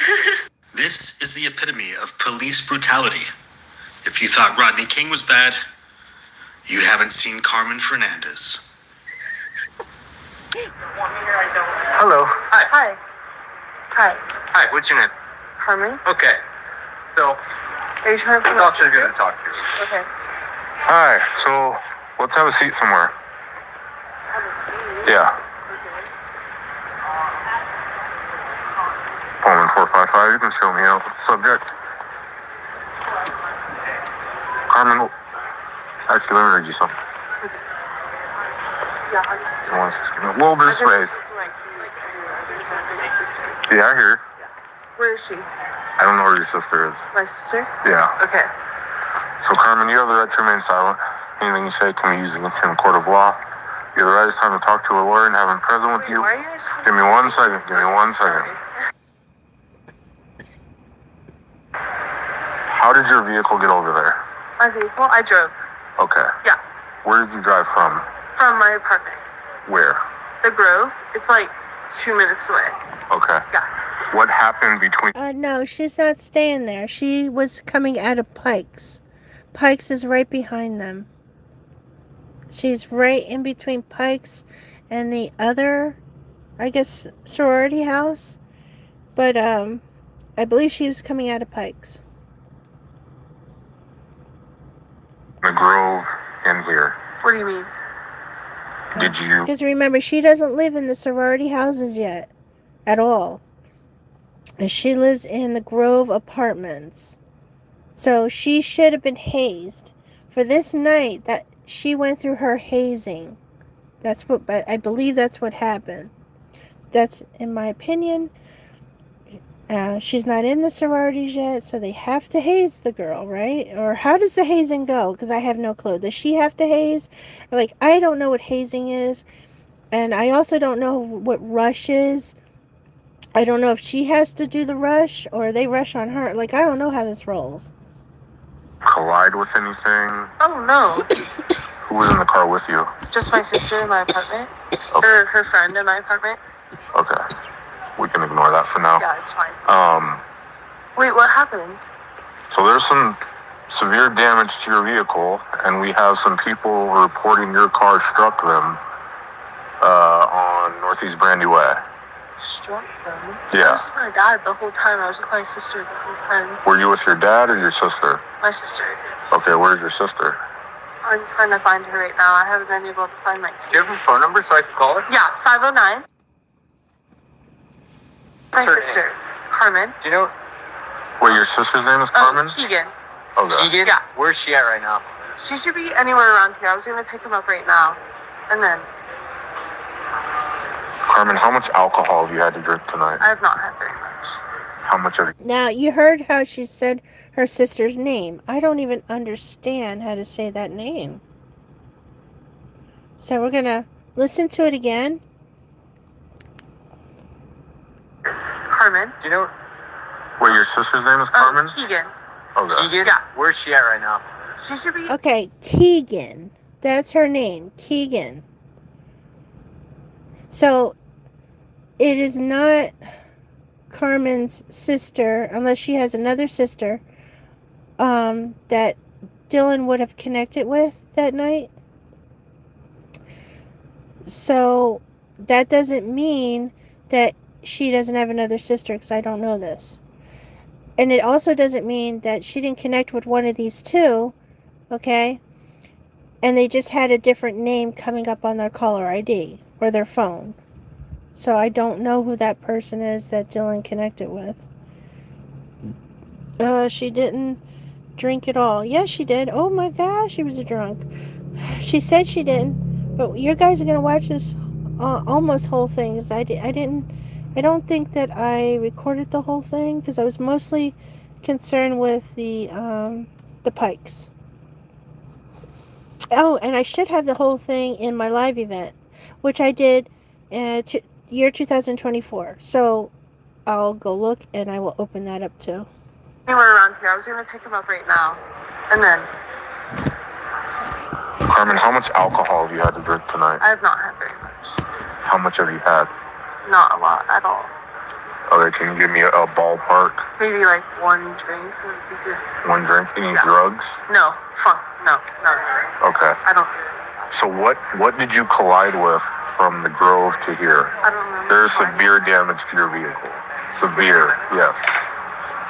And there are 2 people in the hospital right now. Yes. What do you mean? I mean that there are 2 people in the hospital that we have information that leads us to your vehicle that struck them. You know, like a car crash? Yeah. That doesn't make any sense to me. Yes, I agree with you guys. She wasn't drinking and driving. She was passed out. Somebody laced her and took her car. But there's nobody to back this girl up, whether she was in that vehicle or not. Her sister won't even back her up, guys. And I showed you proof that her sister says that, hey, she was gone for hours, that she had already drove her sister home, that there's something, listen, if this girl was really driving, there's something wrong with her mentally, severely, and she is mismanaging her medication along with drinking.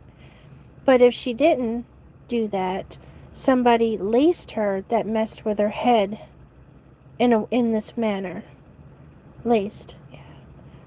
Disoriented, yeah. She has no clue of what's going on. She's never been in trouble before. Daddy always took care of her. Whenever she needed Daddy would be there, but this time Daddy wasn't there for her. Daddy was only there for his other daughter. I don't know what her disorders are, but you could tell she has like an ADHD type deal. So she would have prescription for Adderall or a type of learning disability medication for anxiety, stuff like that. Right. I was driving the whole time and I was completely sober. We just drove here. Okay. Who was driving your car? Me. Okay. And I've been completely fine. What happened to your other shoe? My other shoe? I'm wearing my other shoe. You have 2 different shoes on. I've just been wearing Drews. Okay. Can I have a seat for a second? Did you text her and tell her, I don't want to say. Why are you so scared? did you text her and tell her not to answer my phone call or something like that? No, I can call my dad. Like, Where's your dad? he's at home. Do you want me to call my dad? Wait, why do we? Now that's a valuable point. Imagine waking up to this.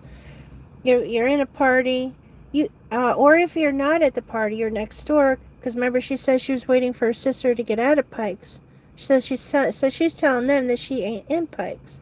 Oh, wherever this girl fell asleep, that's what they need to find out. Hours have passed. So you're right, to wake up to something like this, be disoriented, still trying to become sober. She's actually normal. How she's asking these questions and how she is not understanding what's going on. This is actually your brain waking up and not connecting the dots after being drugged or mismanaging your medication with alcohol.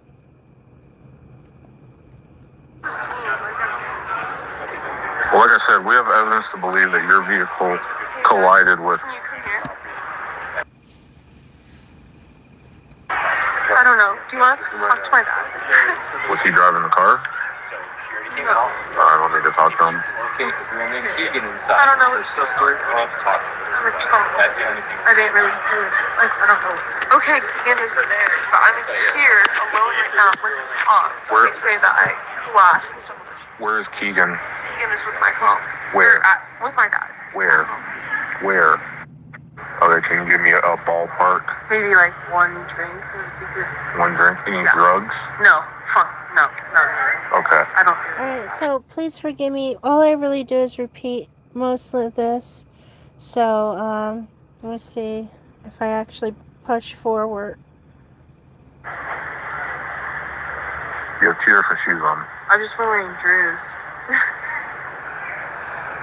Okay. Can you have a seat for a second? Did you text her and tell her, I don't want to see. Why are you so did you text her and tell her not to answer my phone call or something like that? No, I can call my dad. Like, Where's your dad? do you want me to call my dad? Wait, why do we have to call the scene? Like, So after this, we're going to watch Like I the said, we have other one. evidence to believe that your vehicle collided with. can you come here? Alright, well, I don't have to repeat this. So what we're going to do is we're now going to watch this interview. I don't know. Do you want to talk to my dad? This one here. So Yeah, I had it last semester. But yeah, he was very popular with the fraternities and sororities. He'd go to, I feel like he knew a guy from every house. There'd be a party one weekend or something at a different fraternity, and he'd just text someone that he knew there, and they'd get him in. So it was almost like he had connections everywhere, kind of. But yeah, very, very well-liked person, for sure. What fraternities primarily are you talking about that he would be able to go to their parties?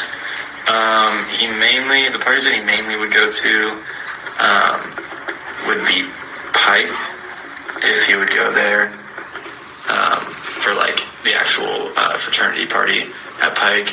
He didn't really go to other fraternity parties like that were thrown at the house because there were a lot that couldn't, a lot of chapters that couldn't, but he would go to a lot of like out-of-house parties of like Delts, Betas, and then I'm trying to think. I think that was pretty much it. It's just like people like lived in the Whites. They would have people. So he moves to the Whites apartments on that, the Whites. But all right, so this guy mentioned the houses, but he doesn't mention where they're located because they don't want you to know that he goes to the frat parties in Pullman, Washington.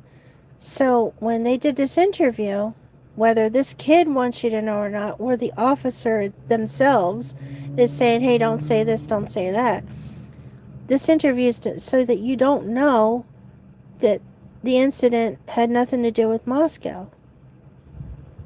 And this guy basically said they're not allowed to go to the fraternities in Moscow. So why are they not allowed to go to the fraternities in Moscow? Okay? We can't beat that. No, we can't. So we know that if these guys are going to have a good time, go out. The only place they can have a good time is their own house or the houses next to them. That's why they chose that area in which that they did. Or go to Pullman, Washington. At least there as well, you can smoke weed. You can't do that in Moscow. Over there, it's harder. Yeah, these officers or security is not really going after underage drinking, if you notice, because not once did they mention that. Hey, wait a minute, you're also going to be charged for underage drinking as well, to Carmen. Not like they do in Moscow. Now, I'm not saying that they don't. I'm not saying that she didn't get the charge, but they didn't even talk about it. They didn't even, hey, address that. 19 years old, drinking. They're used to it. So, now I did record what I could from Connor for this one. So, we'll go to Connor. Lived in the Whites, lived on Kings, kind of just lived around. It depended, but yeah. Does he ever talk about having problems with anybody? Any of these parties? Not really. Okay, so we are going to go to Connor because I didn't record everything, okay? And we're going to listen to this through Connor. Now, if you guys want to, you guys can go there yourself, okay?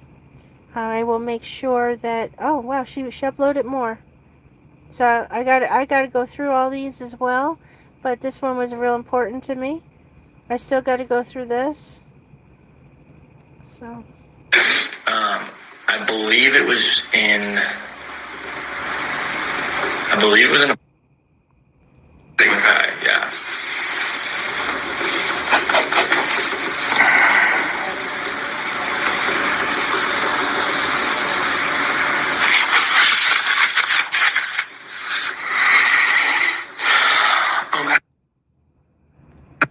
Freshman classes that like English 101 and stuff like that, where a lot of it's just like an online workbook. And I think he had some classes that were just like that, like just basically an online workbook. So you never really had to go to class. But it was rare that I saw him, or not rare, but I'd see him probably go to like 2, 3, 4 classes a week, not too many. okay, so Ethan does most of his classes online. He doesn't go to the classes, he does them online. Hello! So, I don't necessarily know his whole schedule, if he was skipping. I know he skipped some, but I don't know to the extent. But he was home a lot of the time when I lived with him. And a lot of the time he'd kind of just blow off schoolwork and classes. He wasn't, at least when I lived with him, he wasn't the best student. That changed after he got, of course, deficient and had to move out of the house. Then he got it back on track, but when I lived with him, yeah.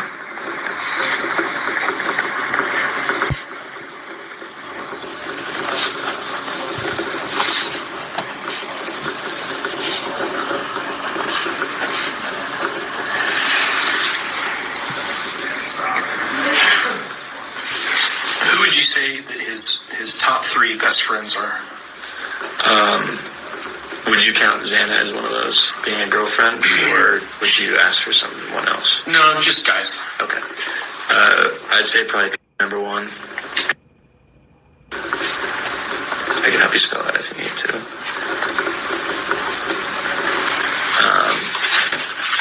Let's see. Even though he was I would say one of his best friends. And then I'm trying to think of other guys in the house. Probably. yeah, so, they blocked it out because they don't want you to know that one of his besties, okay, is from Pullman.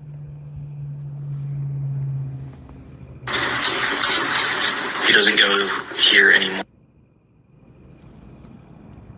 Because he goes to Pullman.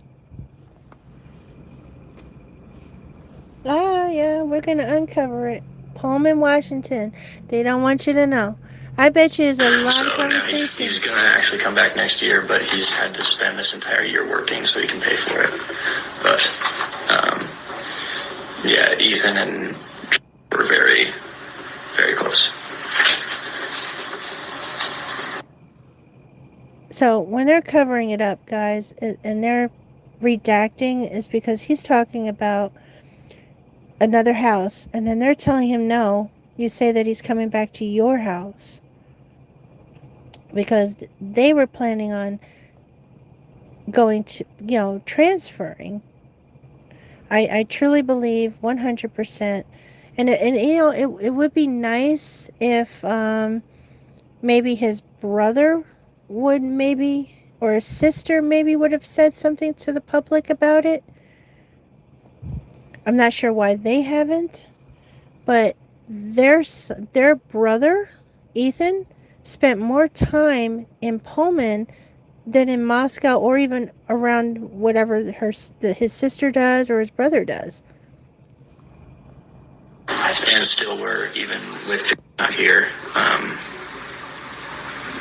Like, they would text him all the time. So this is going to sound like a very formal question, and it is, but it's actually worded pretty well to cover what I'm asking, so I'm just going to read it.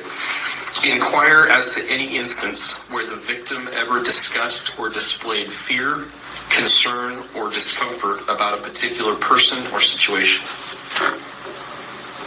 Not really. I don't think he was ever scared, angry, disgusted about really anything.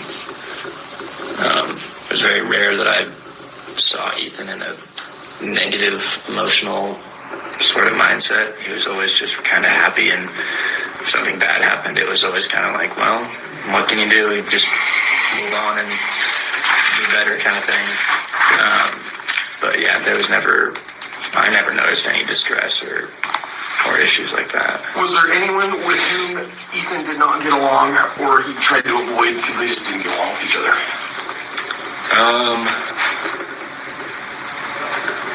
I think maybe just some of the delts. I don't know if I necessarily know names in specific, because if Ethan didn't like you, he just wouldn't really hang around, so I never really saw those people. He was ready to say Delta. Or Delta. It starts with a D, damn it. He had some issues with it. He had issues with the D. And I think it was like Delta. Like maybe maybe it was like the Dell company, Delta. Oh, he had problems with Delta. And we would always, when we lived in, we would have people over in our apartment a lot. And so, yeah, all the people who showed up were friends with Ethan. So those are the people that I really saw around him.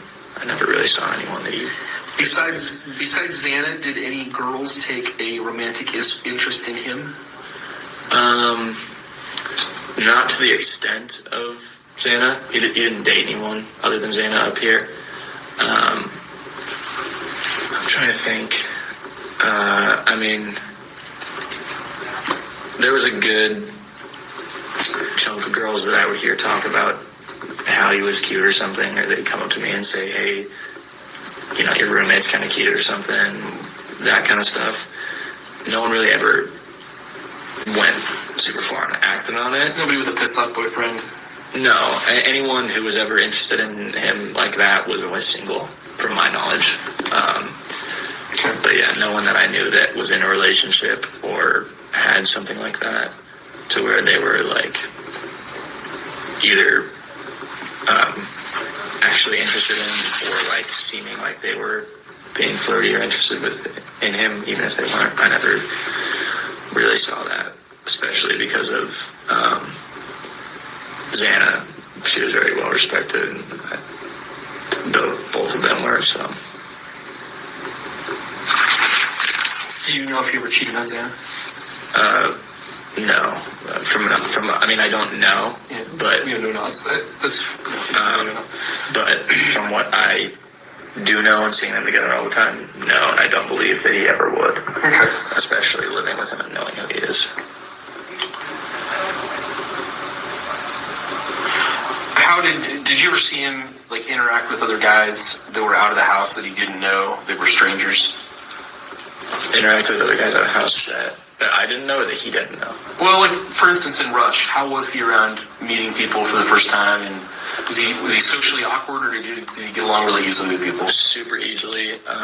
He was actually, him and Hunter, I think, were the most bid on ever at U of I. Or something like that, where in the last, 10 years, it was crazy. They got more bids than, there were houses that they told no and still got bids from. Because, on the final day, it was you could only get 5, a maximum of 5. And I think got something like 7 or 8. So, they were, I think, when I had a friend who was in IFC, And I was just talking to him about how Rush went, and he was saying that and Ethan were like top 5 kids through Rush. So, and that was out of like 200. Wow. So yeah, very, very good with other people. Was there anybody at Sigma Chi that started with your pledge class and then for some reason got kicked out? No, there was a member who just left. His name's he had no that just graduated also in Sigma Chi. But he just left because he went to because he just didn't like the scene up here. There was never anyone in RPC that got kicked out.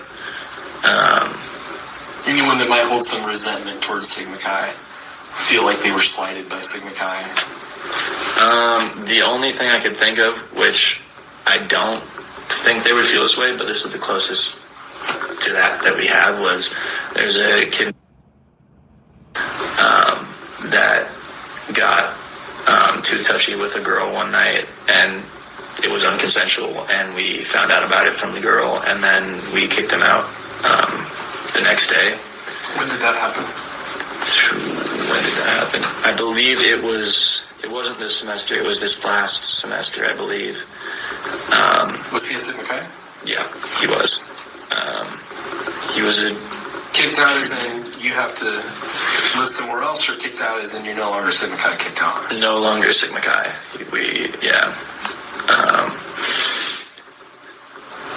And then I believe he moved back to...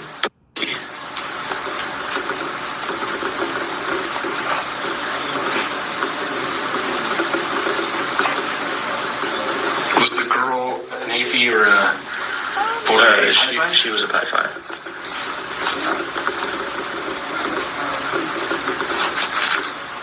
Was she connected with any of the Pi Phis in 1122?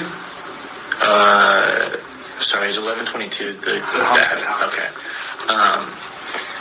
Yes, she was very close with Xana and Ethan both. And I believe Maddie as well, but I didn't see them together as much. But she was very close with Xana.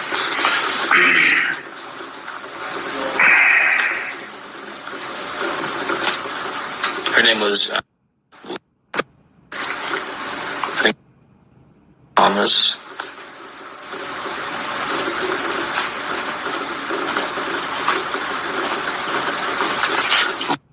And Thank you. Thank you for the comment. He went back to... from what I heard, yeah. Hold on. Just pausing. I want to thank you very much for that compliment. I doubt I'm going to really truly solve the crime, but I am going to at least be able to show you that basically what they couldn't figure out. And that doesn't mean I'm solving it. It just means I'm showing you exactly where it's coming from. So... But I appreciate that. I really do hope, with all this digging that I've been doing, that I actually do solve something. So, I don't think I ain't trying. I think that's how you said his name. Do you know where the assault occurred? With Yes. I believe it was in a Sigma Chi, yeah.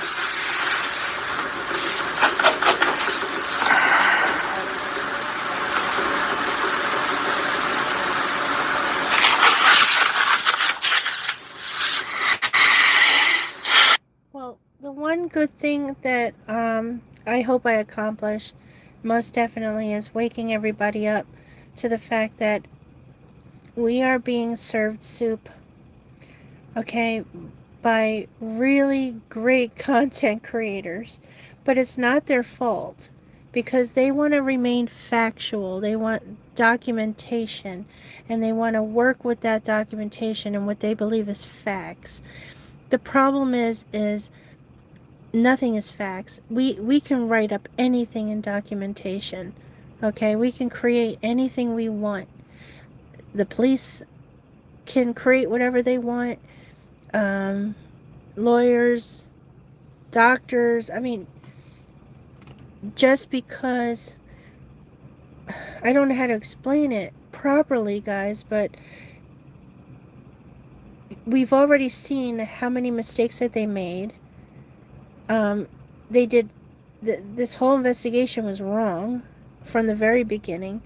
They messed up and had to relabel blood, okay, and other evidence. They have lost evidence. Some evidence got destroyed because they didn't properly secure it. I mean, there's a lot wrong with it. Then on top of it, this is so clean, guys, that it's isolated to 2 rooms and 2 rooms only. And they put the couples together because they care about them. Okay, now I'm not saying that Kaylee and Maddie are a couple, but to everybody, they're inseparable sisters. To lay Kaylee in bed with Maddie, and that's if Kaylee's gone, okay? Or it could be someone else that looks just like Kaylee, but they smash that face in so you can't tell the difference. And I told you there's a missing girl. And unfortunately, I don't know why there's no information about her. Or maybe there is and it's just redacted. I'm praying to God it's going to come out. Alright? But somebody they laid in that bed believing it's Kaylee. Somebody really truly loved and cared about them and put blankets and pillows under their heads. Blankets on them, okay? They cared about them. When they set this scene up to make it look like somebody unalived them in that house, okay, they cared about them. And what's messed up is how Moscow would sit there and hide the fact that they may have been, you know, some of those wounds may have been a hunt wound, okay, or, you know, and that would be the bow and arrow thing. That would, you know, that goes through you like a knife and then you pull it out. That's, you know, gouging, you know, meat and stuff. Or whatever that they did, wherever they were, okay, and then they brought the bodies back to make it look like they weren't there. And then I did say, well, they would take off the clothes, put something else on them, the best that they can, okay, without getting their DNA all over them. Whether they put a sweater and some underwear on and a sock, who knows, or they were completely naked. Who knows, or maybe they did have their underwear on the whole time, okay? I don't know, because I wasn't there. But you can't have a bloody scene isolated in 2 rooms like that. You can't. It's impossible. And with both bloody scenes, wasn't enough blood for 2 people, only enough for 1. So if you have 2 bodies in these rooms, that means they're placed there. And they went and did the, you know, the knife thing, okay, in order to get that look that they were attacked in their own rooms. That they never stepped out of their room. But somebody wanted to mess up this whole thing. And they decided they're going to get blood in other places and on the table and blah, blah, blah. So, and then show a little cleanup within the area. No, that's them bringing the bodies in. Those bloods that you see in the hallway, on the stairs, on the table, going up and down, whatever the heck, for the 3rd floor, it all should be mixed. Okay? So when you get to the 3rd floor, all you would have is the mix of Maddie and Kaylee. When you are on the 1st floor, with you know, coming up that area, you should only get the Maddie and Kaylee drips before, you know, as they're going to the 3rd floor straight. You would get Xana and Ethan's drips going towards that room. Going right towards their room. And yeah, you would get it on the side of the wall there. And that would be a very small cleaning. That's them bringing the bodies home. Whether they came through the kitchen or up the steps. Because that's another possibility as well. But I was thinking they came through the front door, which is, I guess it's just easier that way. I don't know. But I would think going through the back would be better. Then nobody would see them. But then the front would be better, actually, because you have all those houses that are so close in the backyard. So, but that's where I'm at with that. I don't know how you guys feel about it, but hey, I do not believe that they were truly unalived in that house at all. At that time, when that happened, were you guys, was Ethan and Xana and you guys, were you going over to the area? Were you going over to the area and hanging out over here? When the assault happened? Yeah. I don't mean that night. I just mean in general. Had you started to go party at these off-campus houses at that point? In like the... Sorry, I don't understand the question. The semester when this happened. Okay. And when was this? I'm not 100% sure on the day. I think it was early second semester. Of this year? Of last year. Of last year. Of last year. Not that it didn't happen this semester.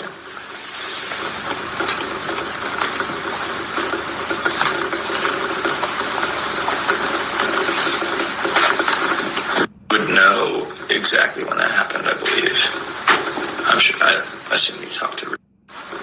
We talk on the phone frequently. Yeah. What about this? Yeah.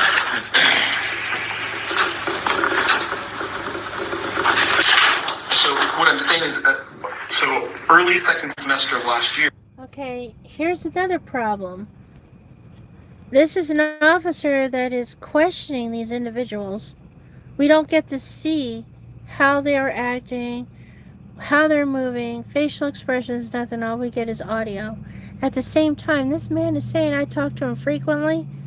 So he's an ex-Sigma Chi member. Or an one of the frat dudes member. Okay? Ex-graduate. But he talks to these individuals frequently. How can you do a proper investigation if you're friends with the suspects?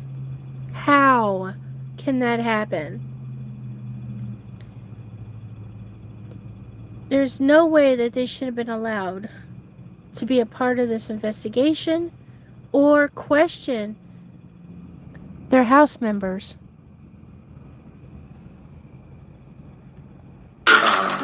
Were Sigma Chi's regularly coming to off-campus parties over here? Yeah, that would have been back when she lived at this house. She called it. And yeah, we would. It was pretty often. Ethan was usually over there because I believe at that point Xana and him weren't officially dating, but they just was going over there too to parties. No, never really came over. There, at least that I knew of. He was, he kind of just stuck more with that kind of crowd of his. Didn't, like, when there was a party going on at Sigma Chi, he would come over because there's a party going on at Sigma Chi, but he wouldn't go out of his way to go to, like, other parties if, like, the SIGs were going off campus to some other house. He wouldn't join us there. He wasn't a great member anyway. He kind of only showed up when we were doing an event or something. How would you characterize his personality? Is he confrontational, violent, angry? I mean, friendly? Not friendly. Well, I mean, he's kind of friendly, but he's the kind of guy who is just a drunken idiot. Like, he gets drunk, you can't talk to him, doesn't matter what you tell him, he might get aggressive with you. He doesn't really, at least from what I can tell, never really meant any ill will by it, but was just kind of like a, get the hell away from me. Who do you think you are? Like, kind of arrogant. Do you think he resents Sigma Chi for kicking him out? to the point where he might want to do something to hurt Sigma Chi? I don't think so. So he didn't remember the incident. He was blacked out. Still doesn't remember it happening. It would have been whatever. I believe I talked to him about it, and said that maybe it wasn't. Someone talked to him about it and said that he felt extremely terrible, had no idea that he was even capable of something like that, was really, really going through a lot of hard stuff and issues, and felt, terrible about that. So, I mean, despite him being somewhat arrogant and kind of rude and abrasive when you kind of meet him, he was someone that understood, like, his own pitfalls, I guess, and, had empathy and felt sorry for them. I personally don't think that he would try and get back at us because he already felt so terrible about what he did. Did he object to being removed from membership? No. So I don't know if he was able to object from being removed from membership. But he said, I think what he said, because he had written something and they read it for us before a chapter, and it was something along the lines of, I understand these, my actions are terrible, and whatever the house decides as my punishment is, I'll be accepting of. Did he attend chapter after the incident? No. Was he not invited to attend chapter after the incident?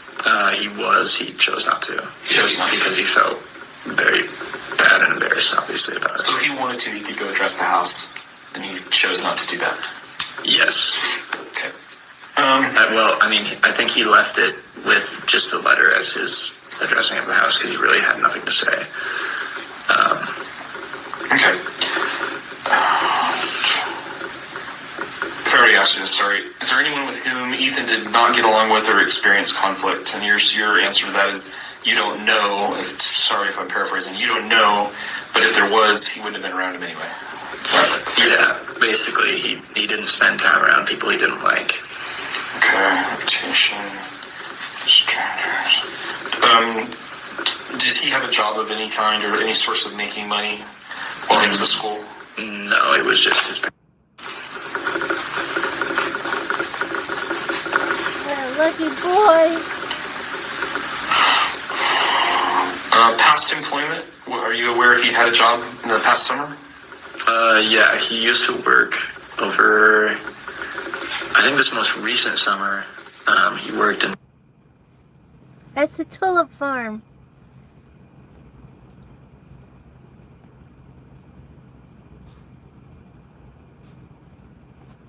Yep. It's blacked out. Why can't we hear about the tulips? I mean, the mother talked about it all the time. And then he would help out at the...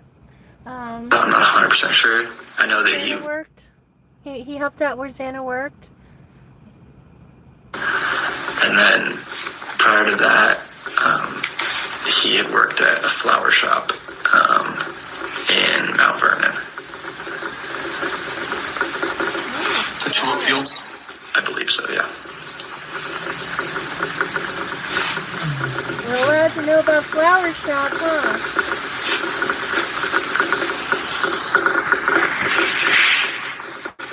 You know what I wonder? Did he have a job at a cannabis shop? Is this why they're blocking it out? Maybe they didn't care about the tulip thing. I mean, they said he even worked at a freaking flower shop and didn't black that out, right? What if he was talking about a cannabis shop? Alright, so the content provider never blank, hold on,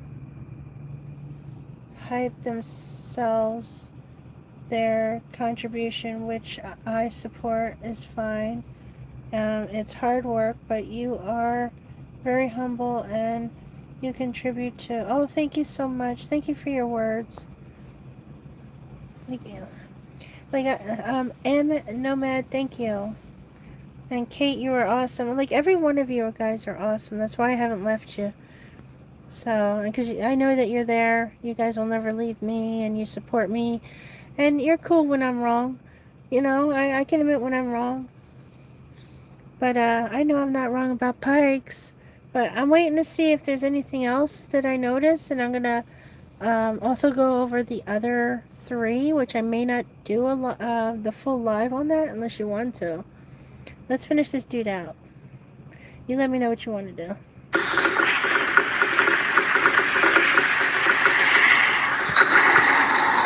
Did he spend any time away from campus or associate with any other individuals from other universities besides U of I? Not spending time away from campus, but I don't know. Did he have something that took him away from campus where he'd have a Bible study on Wednesdays or something like that? No, maybe a book club he went to, or he wasn't really involved in anything that wasn't kind of through our house, university, etc. Like, the only thing that I could think of would be intramurals, but that was obviously through us. He wasn't in any clubs or anything like that. Okay. So did he attend any of his classes at WSU? No. Do you guys still do that? I don't think so. So when I was here, one of my majors was criminal justice, and U of I had a really terrible criminal justice program at the time. And so WSU had a pretty good one, so I could sign up for a class. Criminal justice. Say what? Somebody was signing up for criminal justice? What? What? Huh? Okay. And we still don't even know what Brian was supposedly not teaching, but he was a teacher's assistant. What was it? Did it have anything to do with the crime community? I mean, was it a different subject?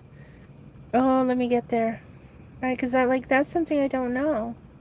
Maybe you guys can let me know. What type of class was he helping out with?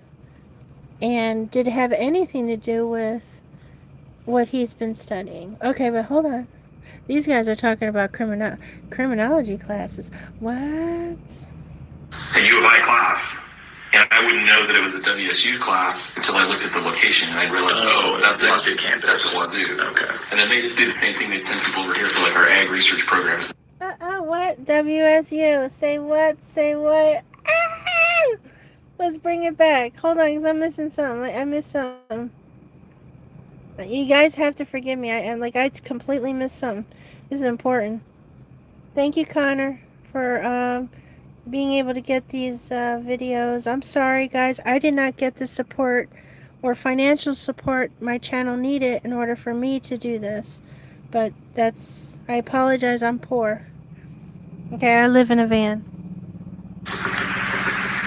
Not spending time away from campus, but I don't know. Did he have something that took him away from campus where he'd have a Bible study on Wednesdays or something like that? No, maybe a book club he went to, or he wasn't really involved in anything that wasn't kind of through our house, university, etc. Like, the only thing that I could think of would be intramurals, but that was obviously through us.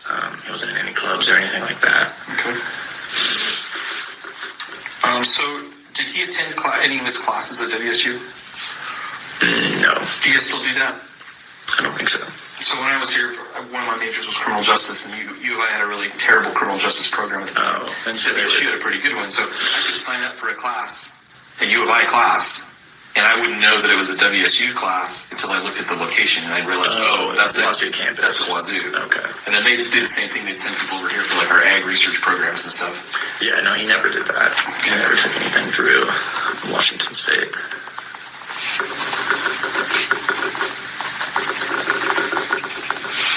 Alright, see, I just had to listen to that. You know, you had to forgive me. It was popping in my head.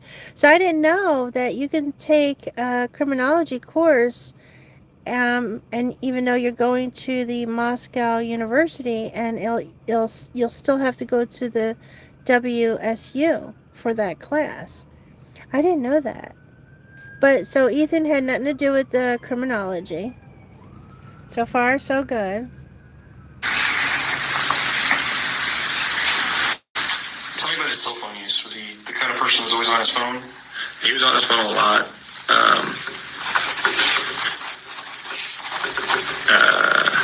What apps did he use the most? I think mainly just social media apps, like TikTok, Snapchat, Instagram. But yeah, I mean, he'd just kind of go on it to be lazy and waste time, and we just do that pretty often. Did he have a lot of followers? Not sure. Did you engage in that also? Were you like Snapchat and Instagram friends and all that? Yeah, friends on Snapchat and Instagram. Snapchat's how I would text him. It's rare that I would use just my phone app to text people. I just don't have as many phone numbers. I usually just get Snapchats. And so, yeah, that's how we would communicate. I would be on Snapchat, and then we didn't really communicate on Instagram at all, though. I just followed him and, would see what he posts. And then I don't have TikTok, but it's good because it's a big time waster. Oh yeah, I know. That's the reason I refuse to get it, because I know if I do, I'll just sit on it for 3 hours straight. Where did he? So I would love to see Ethan's TikTok and his Instagram. I haven't been able to find his account, but if it's out there, if there's a link, hook me up. That'd be great. I can only imagine that his TikTok is going to be mostly about sports, guys. Because I just have this feeling he wanted to be like, if he's not playing the sport, he wants to be just like the guys that are talking about the sport.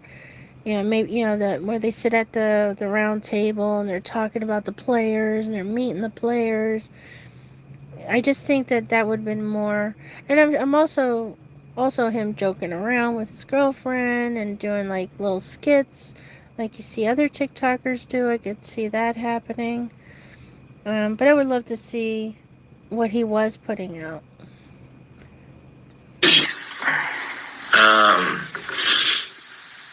Like, just normally, dinner, just at the apartment.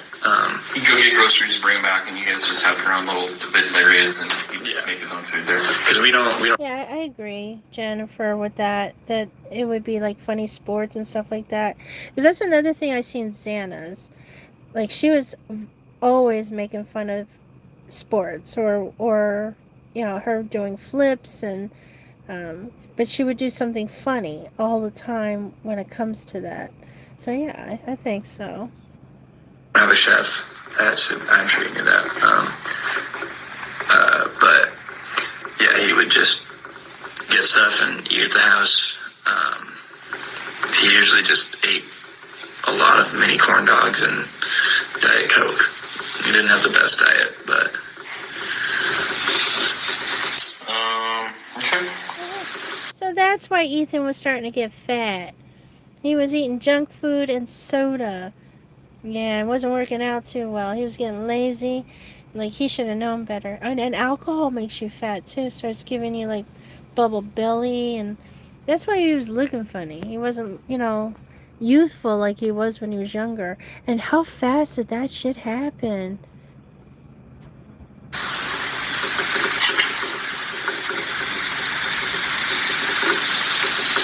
The way he spent his time, as far as you know, in the last few months, where he's coming over to the house, understanding he goes down to apartment 10, plays games with Kyle a lot, goes over, stays at Xana's a lot, goes to class, I suppose, sometimes. yeah.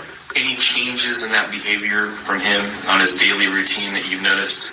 No, I mean, I think he actually had gotten better about going to class this most recent semester. Right. So that would be the only change from what it was before of him not going to class, but he would still come over, text me, say, hey, can you give me a ride to so-and-so class that's on the other side of campus, because he didn't want to walk, and so I'd give him a ride and then pick him back up. Why didn't he use his own cars? I think a lot of the time I'm not 100% sure, but I think a lot of the time it was like someone had blocked him in. Because he used to park at Xana's, and there was like 4 or 5 different cars there. And every once in a while, when I would drive by, I'd see his Jeep blocked in. So Makes sense. I just assumed that was the reason. I didn't really ask, but there was also like no parking at the area where he was going, so he wouldn't really be able to leave his car anywhere if he did, because it was a class where I forget what class it was, but they would like meet at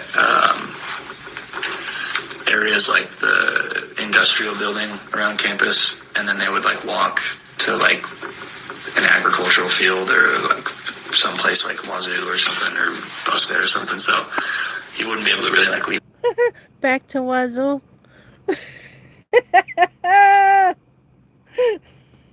Right back to Wazoo. Come on now.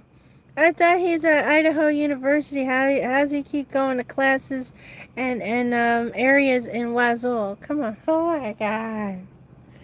Everything's going back to Wazoo. His car anywhere because he didn't have a parking pass.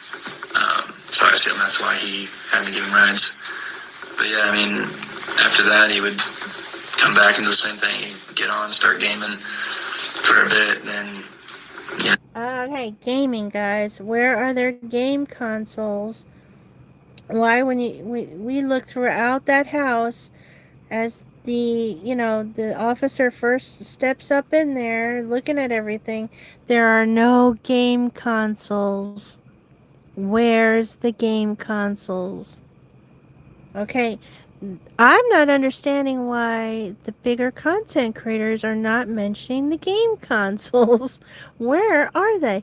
And what is it? Can you only imagine what is stored on your game consoles? Do we have any gamers following me? Because I need your help with that one. Yeah, I don't play video games, and my kids do, but they don't know I'm playing around with this case, so I don't ask them nothing. But you can have personal profiles, avatars. Oh, yeah, the rooms. Should I open those up again? Okay. Make some food. Oh, yeah, what happens in those little chat rooms on those games where they're trying to pick up young individuals for, hey, let's meet up someplace, and then they get abducted, or they talk them into hurting their family or friends. Hey, you should just do this. They would deserve it. Yeah. Okay, all kinds of weird things be happening while they're in those rooms or playing the video games with somebody they don't know online. Yeah, where are their consoles? Get up, start drinking, go hang out with Xana, come back here, hang out with the guys. Okay.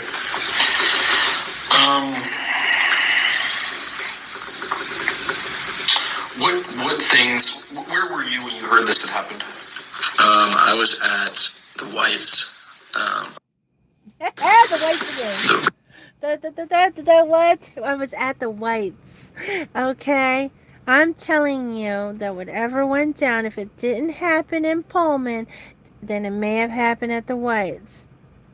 Don't blame me. Oh, we're getting closer and closer to the end of the rope here. Yes, we are. And now I'm understanding why every single one of these individuals that have been paid to do these interviews and help with these documentaries are all from the Whites. It's the Whites, baby. Oh, and please tell Pavarotti, you're right, it's not the frats. You're right. Ding, ding, ding, ding. But guess what it is? It's the Whites. Oh, there you go. It's the Whites. So you guys can stop saying frats, because you're pissing Pavarotti off and you're pissing other people off that, the big content creators are like, it's not the frats, I swear to God. No, it's the Whites. Which department is that? It's who's a Sigma Chi. He's a Sigma Chi, and currently who's a Pi Phi. Who are the two Sigma Chi's? And they're both seniors. Listen, guys, you would never know that I'm a 50-year-old lady.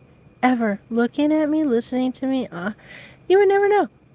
You know, I still get carded if I even walk in a bar, okay? They're like, yeah, and I still get picked up by 27-year-olds, okay? And I'm like, oh my God, you're like old enough to be my kid. I have to walk away. And they're looking at me like, no, no, no motherfucking way. Let me see that license. This is why I'm really good at undercover work. Because I can fit anywhere. So, yes, I sound young. And yes, I do look young. You would say that's a blessing. I say it's a curse. But I'm having fun with it. And I've known them for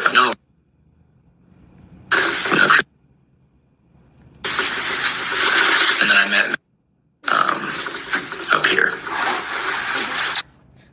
Thank you, Kate. That's right. We gotta enjoy the gifts that God has given us. Yes. Yeah, I mean, it was very hard for me for a while to get people to take me seriously in, business. Like, I had to figure it out.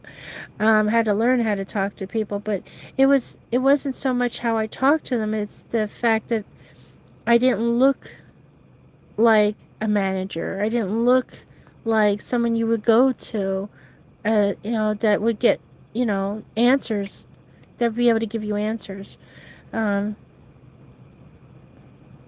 Maybe I didn't sound like you. No, I knew I was way better when I was younger. Like, I was way more mature. I mean, the older I got, the more childish I became. So. Okay.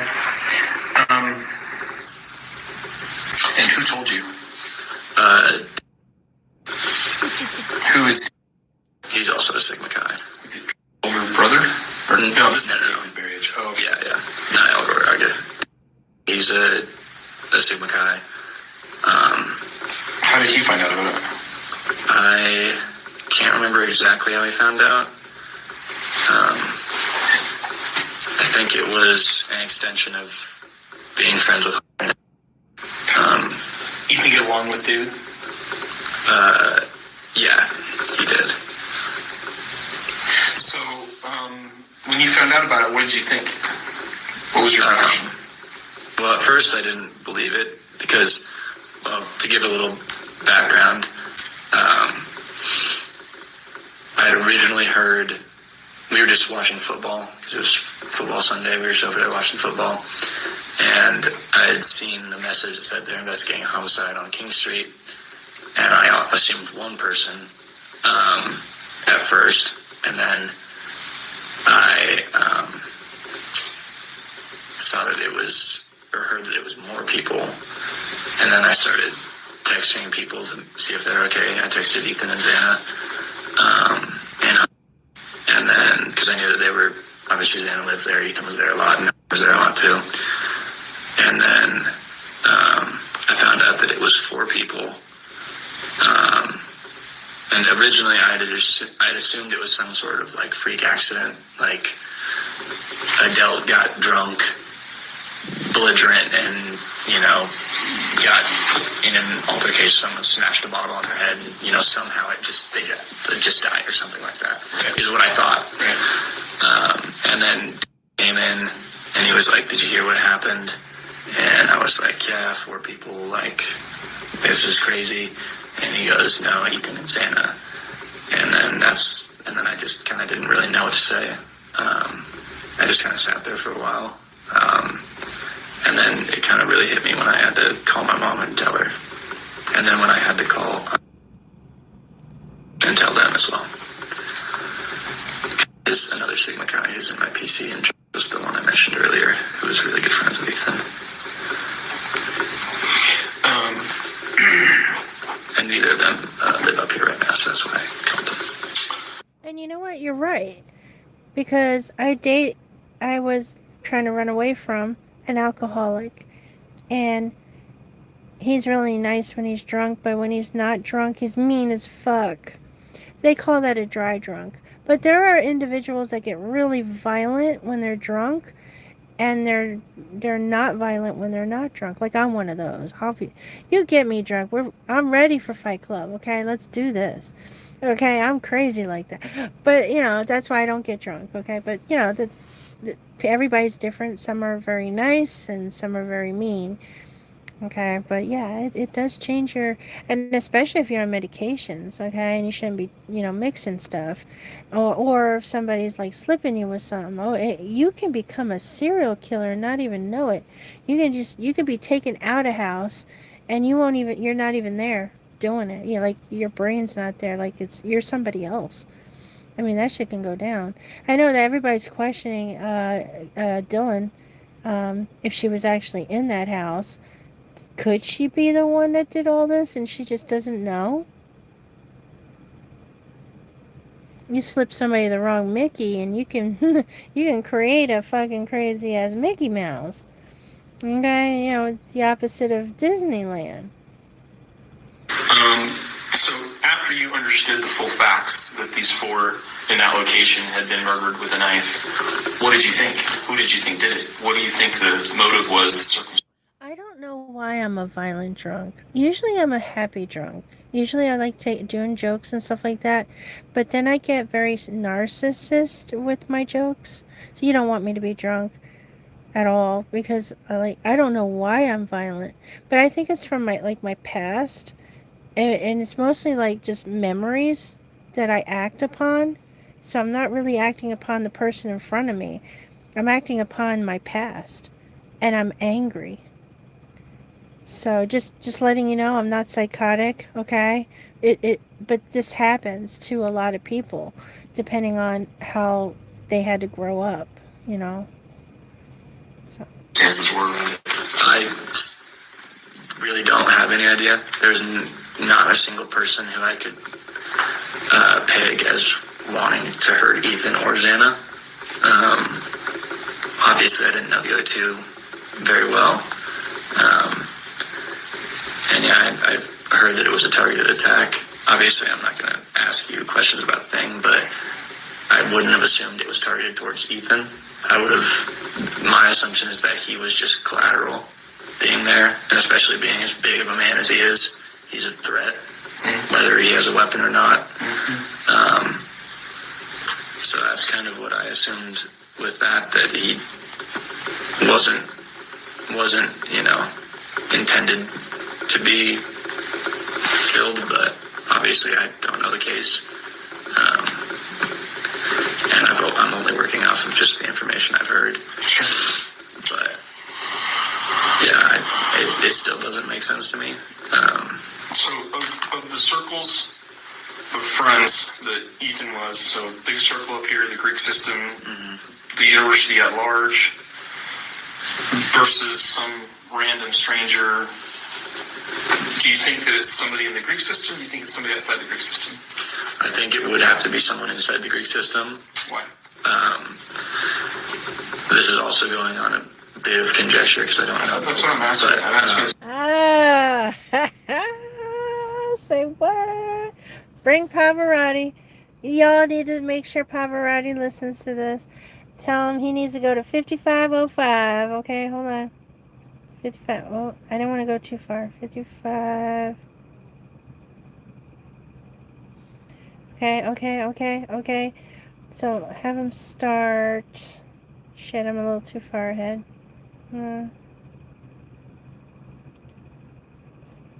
Okay. Have him start there. Not too far back. This is not easy, man. All right, let's do this. We just gotta do it. Ain't got no choice. I want to hear this. And I'm only working off of just the information I've heard. But yeah, it still doesn't make sense to me.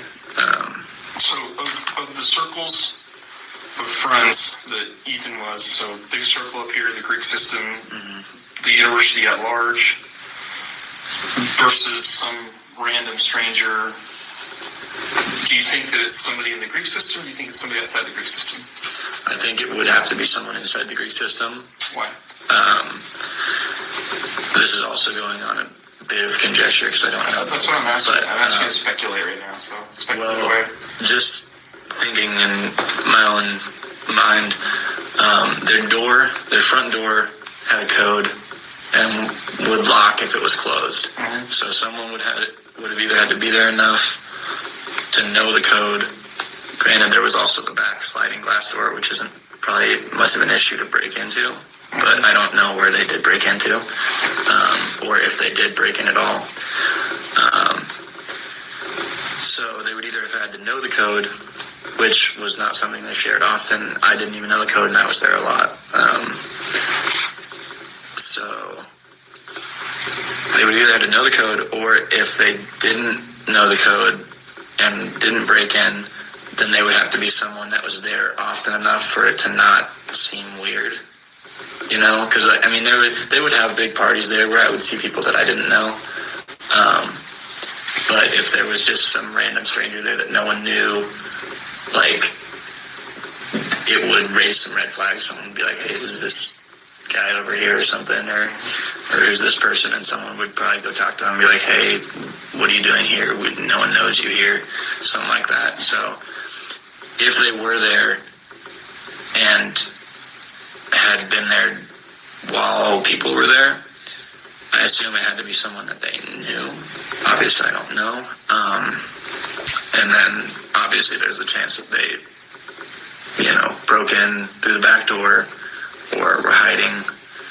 So in that case, that doesn't really help. But do you know if it was common to make sure that the slider was shut and locked before they went to bed? Or was security really a concern for them over there? I feel like it was probably not that common of a thing, just knowing them. Oftentimes when they came back, when they came back to the house, they were drunk, because it was usually after a party or something, or whatever. Excuse me. Or this isn't something you worry about in Moscow, Idaho. Exactly. Yeah. And I don't think we ever locked our doors to our apartments. I think we went over a break and didn't lock the doors. We were always open. No, same thing. I leave my car unlocked up here with the keys in the ignition, or at least I used to. And I never had an issue, so I don't think it was ever something they really thought of. And, both Ethan and Xana were very happy people, but a little kind of, what's the word? Thick in the head at times, but.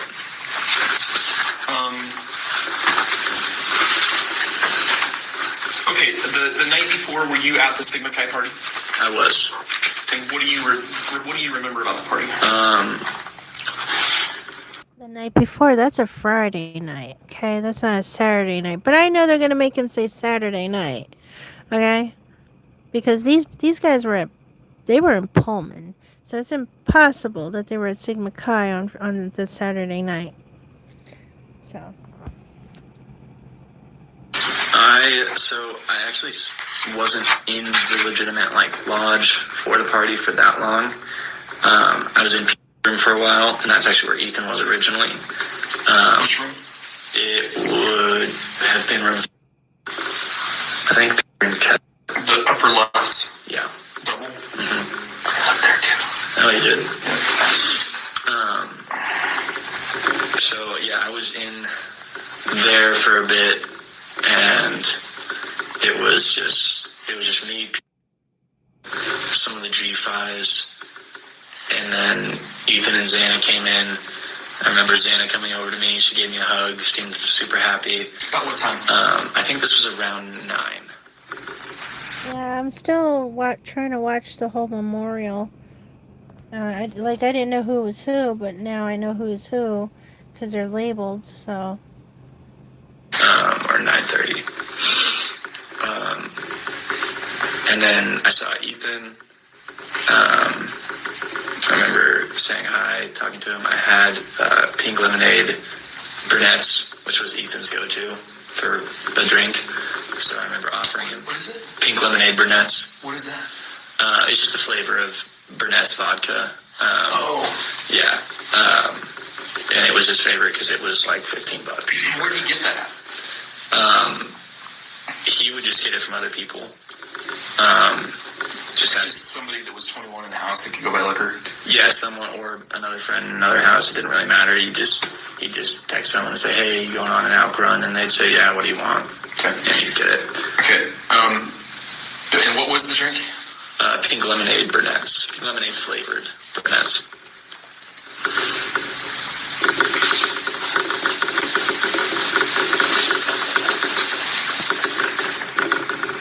Guys, this is very important information. I hope you're recording.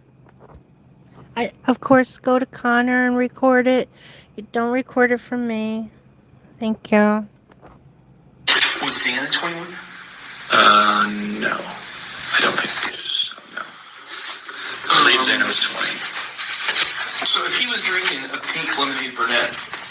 Nobody was 21 in the house. I don't even think Maddie or Kaylee was 21 yet until 2023, which they were obviously they weren't alive to become 21. I don't like. That's what I'm thinking. Does that mean that he brought it there? I said that because they have the fake IDs from Washington and they're swinging it around. Or could that have been somebody else's? If he was drinking pink lemonade at Sigma Chi. Yeah, you said that night that he was drinking a pink lemonade brunettes. Oh, that was mine. That was yours? Yes. You brought that alcohol? Yes, okay. For myself. That was my own alcohol for the night that I had. Oh, okay. And did Ethan, is that also what Ethan drank? Yeah, it is what Ethan, the same kind of alcohol that Ethan drank. And I think he had a sip of mine that night. But that... Oh, no, this one's on, this is Connor instead of Plunder. I don't watch her stuff because she puts her voice and name all over everything. So Connor is where you want to go. Just in case y'all don't know, hold on. This is Connor. Alright. So make sure that you go there. She says she gets it from Blunder. Yeah, but she's not getting, well, I didn't know. That's nice if Blunder's handing it to her without her logo and her name all over it. That's nice. I thought that that they were doing the FOIA requests and that's how they're getting it. I'll have to look. Has Blunder put her name and her voice through this audio? Someone said Hunter was using. I agree with that he looks absolutely. I don't know. No, she hasn't. Oh, okay. So so Connor's just uploading from Blunder. I'll have to check that out. Because usually, like, I stopped going over there because she was just as you're going through the audio, she'll go Blunder True Crime. Blunder. This is Blunder True Crime or audio by Blunder True Crime. It's very annoying, but you know, I get her feelings about people reusing the content, but this is supposed to be for everybody. This isn't her content just because she went and bought, you know, I guess paid for it, FOIA requested, but it's for everybody, you know. Don't post it if you don't want to share it. That's what I say. Alright. It's a comment on Connor's post. Oh. Okay. Oh no, Jules, my super bad. Oh, Jules. Jules has this one up? Okay. See, now that makes more sense. If she got it from Jules, because Jules doesn't put her crap all over. I mean, Jules is against that too.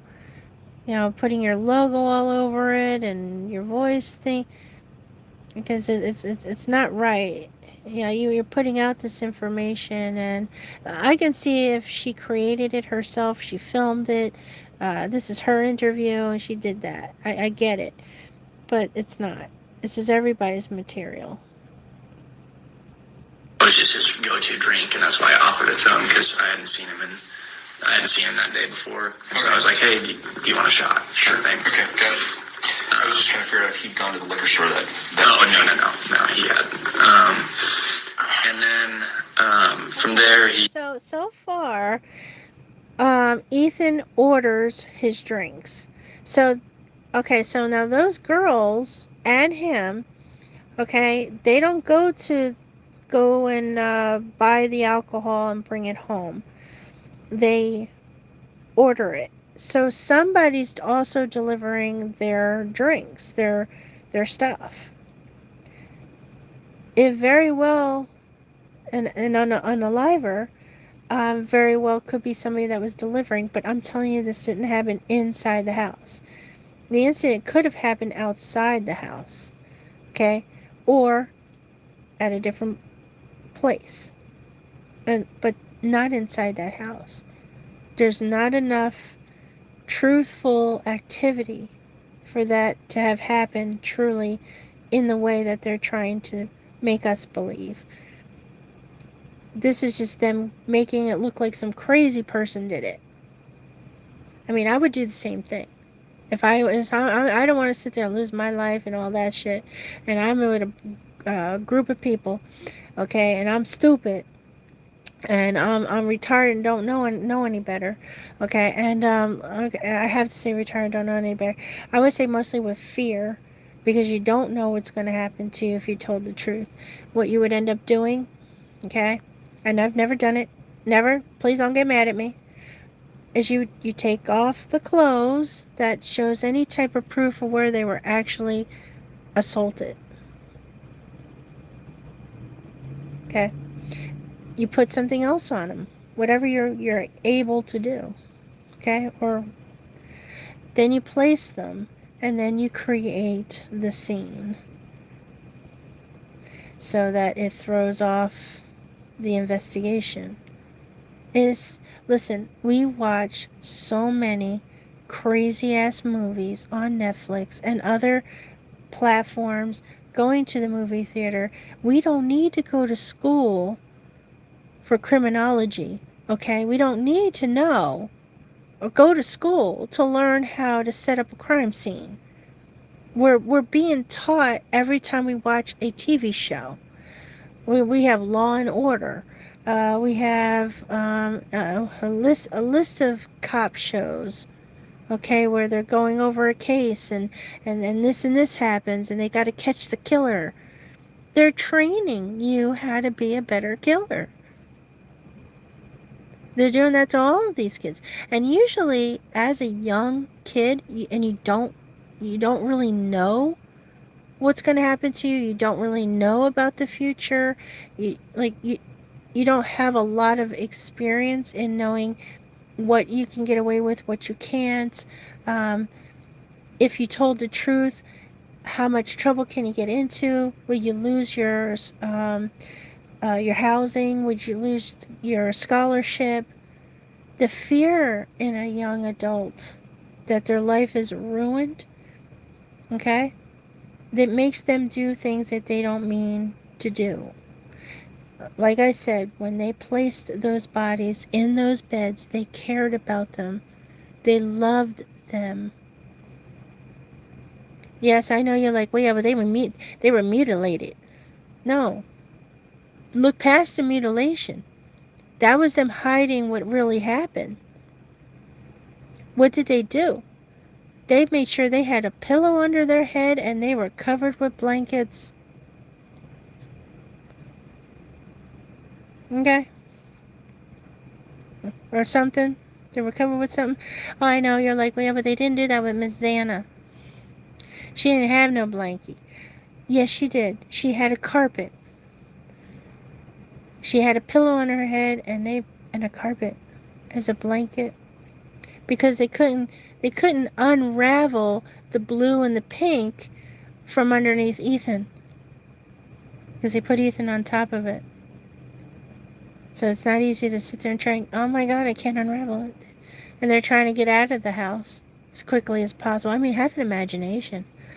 Listen, don't hang me because I said that as a young adult, I would have done that. Out of fear.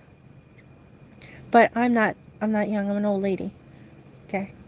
So I don't know what I would do at this age, okay, if I ran into a problem like this. Because not only do you have other people scared of their life being ruined, that they can come at you and destroy you, kill you because you're going to talk. Because you want to tell the truth. You know that, hey, wait a minute. We tell the truth, yeah, we're going to have to deal with some of the consequences, even though we didn't mean this to happen, but our life ain't over. But in the other person's eyes, no, my life is over. I will kill you if you speak. So I'm just trying to put it out there because I don't really talk very well. So let's finish this off. I apologize. Yeah, I remember talking to him. He said, hey, you know, you got to try this new flavor, strawberry banana. And I was like, that sounds terrible. And then I remember making fun of his jersey because he was wearing a Steelers jersey because it was Santa's, and he's a Seahawks fan. And I was We know what you did last summer. like, why are you wearing a Steelers jersey? You're a Hawks fan. And he was like, I know it sucks, but it's whatever. I have one, so. It was a jersey party. A jersey party. Mm-hmm. Okay. And then after that, we kind of just... The jersey party. What? Another thing that proves my point that the Grubhub video, most of it, is from the Friday night, not the Saturday night. How many jerseys were we seeing up at the Grubhub getting their mac and cheese? Jersey party. Oh, somebody might be ratting out on themselves by accident. So he doesn't know the girls very well, but he's at the house a lot. He believes that it has to be somebody that they know because, wait a minute, they have a code. Somebody has to know the code, but I don't know the code, even though I'm there a lot. Oh, boy, was there. This mother effer was there. I believe he was there. Alright, I can't prove it, but hey, within his words, he is stumbling upon, I see something. I hear something that sounds, God, what's that word? What's that word? I know the word, but I can't get it out. You know, like where you say you didn't do something, but then you said you did. What is that called? Yeah, BF was still in a jersey in the morning too, right? Oh my God, Jennifer. What? Yes, she was. Oh, that is freaky.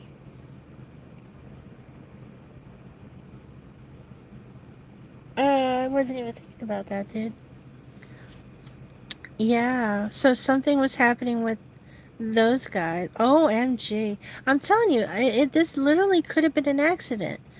And then they had to clean it up. Whatever happened, when they did this cleanup thing, these are people that cared about them. They really cared about them. Even though they had to hide what truly happened to them by mutilating them in those beds. Because they had to hide the truth. At the same time, they made sure that Kaylee and Maddie were together. And that's if that's Kaylee. And they made sure that Xana and Ethan were sort of together. But I believe they could have had them side by side, but Ethan was too big for that bed. Ethan is a big man. They can't swing his body around easily enough. He's huge. He's a tall motherfucker. So I'm quite certain that if they were able to place him better, they would have placed Xana next to him instead of on the floor. I think that was the last idea. The last thing that they did was placing Xana. You know, and it's like, oh, we can't. We ain't got the time. I'm sorry. What? Don't, like, listen. I'm going to need some time. Because I'm going to pick on a lot of this shit. But I'm not going to pick on it tonight. stayed in there for a little bit, all hung out for a little while before the party, and then I think him and Xana. Oh no! I left. I left the apartment after that and went back to my apartment, and then went into the party for a little bit. Apartment. Okay. And then after that, I was in the party for a little bit. Came back to my apartment. I was kind of just going in and out the whole night. There used to be a great Pink Floyd mural on the wall. Really? Downstairs. It was really intricate. Nobody wanted to paint over it because it was so cool, but it had been there for like 10 years. I think they finally got painted over it. Yeah, it's not there anymore, sadly. I wish it was, though. But then, yeah, some girls came to my apartment as the party started kind of dying down, because I think we ended the party at 1 o'clock. We normally end them at 2, but for some, I think there was a Idaho bound or something, or campus was dry for some reason. And so I actually don't even really know how the university let us throw the event, because usually even wet houses can't throw wet events during dry campus, but for some reason they let us throw it. And then I think we shut it down at 1, and then from there we hung out in my apartment, just me and some other girls, and then we hung out there till about 2, I believe, and then we went over to their apartment at the Whites. Whose apartment at the Whites? The one I was mentioning earlier. They were hanging out with you in... Mm-hmm. And then the night before. And the night of the party, yeah. Okay, so after the party, you hung out until when? Until about 2 a.m., I believe. And then we all went over to their apartment, which was me, and then I think it was... I apologize if I don't have the best memory of this. I had drank a lot that night. But then it was, I believe, as well. And then I can't remember if he was there.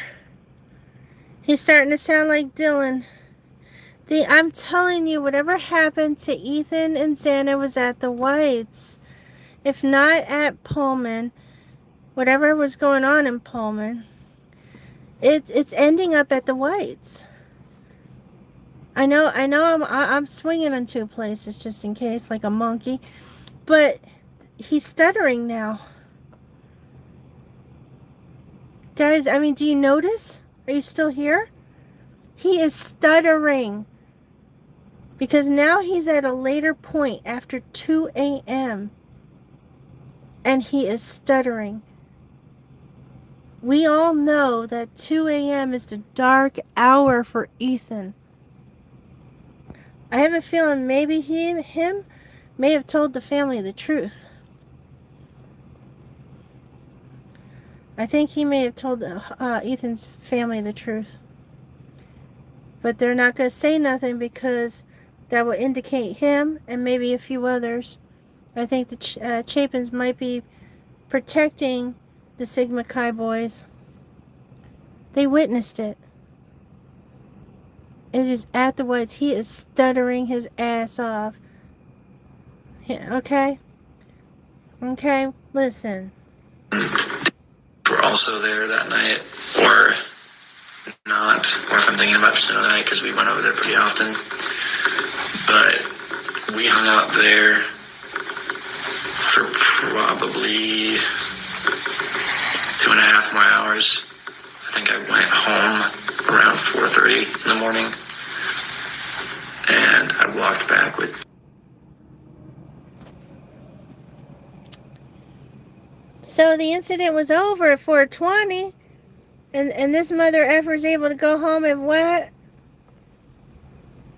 Help me understand what just went down. Help me. Am I losing my mind? Am I hearing some crazy ass shit? Is this all in my head? Dude was fucking there.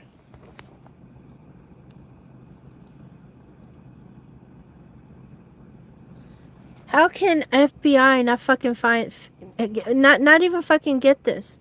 How? How? The night of the party, yeah. Okay, so after the party, you hung out until when? Until about 2 a.m., I believe. And then we all went over to their apartment, which was me, and then I think it was... No. Hold on, let's get to the whites. One more time, just a little bit. Bear with me. Guys, bear with me, because I think that right here, 101 is where y'all should be, like, paying attention. I may have rewound it back a little bit too much, but I think it's that due spot. Pay attention, because this is where his story falls apart, and he is stuttering like a motherfucker. He is too close to not have heard screaming. We kind of just stayed in there for a little bit, all hung out for a little while before the party, and then I think him and Xana... Oh, no, I left.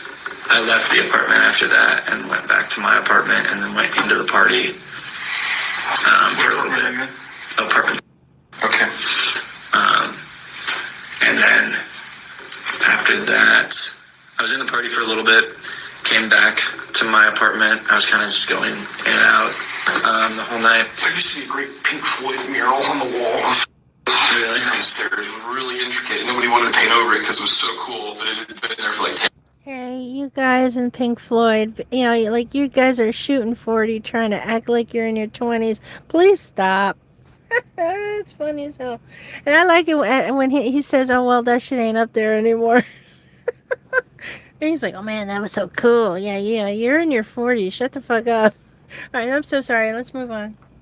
years. Finally got painted over. Yeah, it's not there anymore, sadly. I wish it was, though. But then, yeah, some girls came into my apartment as the party started kind of dying down, because I think we ended the party at 1 o'clock. Because we normally end them at 2, but for some, I think there was a Idaho bound or something, or campus was dry for some reason. And so... Campus was dry. Where was everybody? Pullman, Washington. Now, that doesn't mean that Ethan and Xana didn't make it home, about 12:30, okay? Or 1 in the morning. So I could be wrong. Nothing happened to them in Pullman, but they were in Pullman. But here we go. We're starting to see the bigger picture. I believe shit went down at the Whites.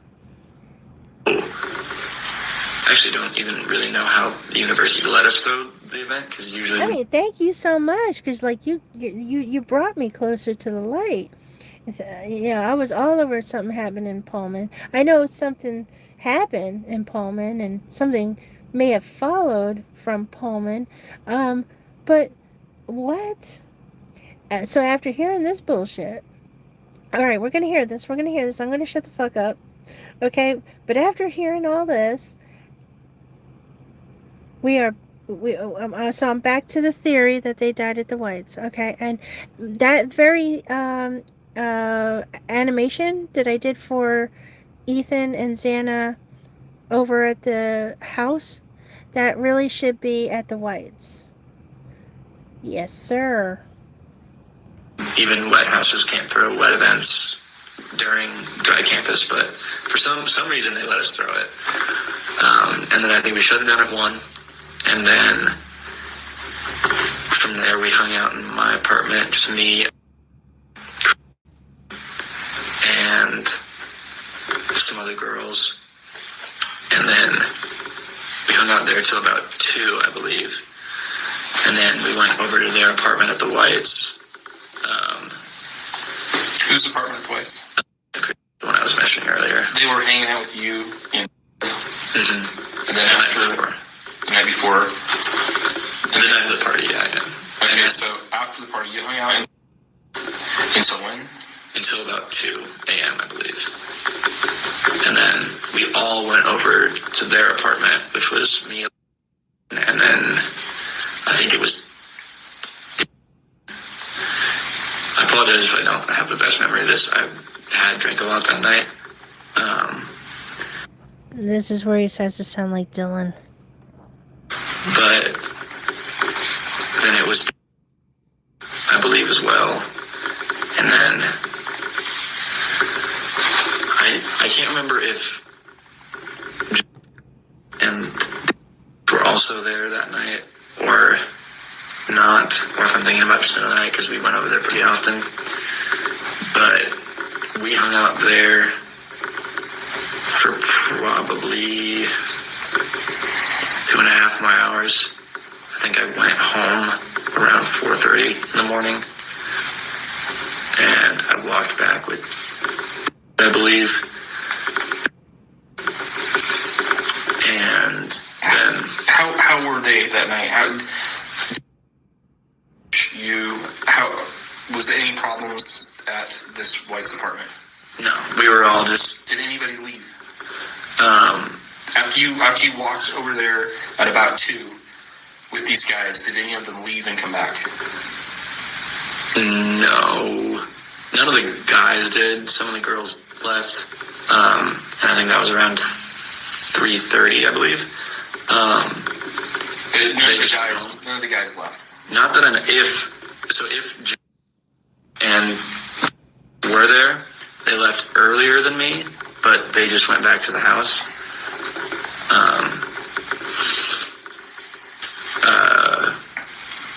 But yeah, no one left and came back. They left earlier than him, and they went back to the house. So then that picks up the account where Bethany said that she walked home alone. When did Dylan get home? We're trying to ID this car. You've probably seen the photos so far. The white one, yeah. Did any of these people drive a car like that? No, not that I know of. I don't think has a car up here. I don't think does either. And I drives like a white Ford Escape. Okay, so they don't know that Jack drives that white vehicle that they're looking for. And then I don't know what the girls drove. And you don't know anybody around here that drives a car like this? No, I don't. Okay, so you hung out until maybe 4:30 and then you walked back to your apartment? Yeah. And then I just went to bed. Now, is his apartment over at the house where Jack lives? Guys, because they don't specify where his apartment is. We know where the Whites are. Could he have been directly across from the Whites with the blue housing that's right across it from it? Or over with Jack?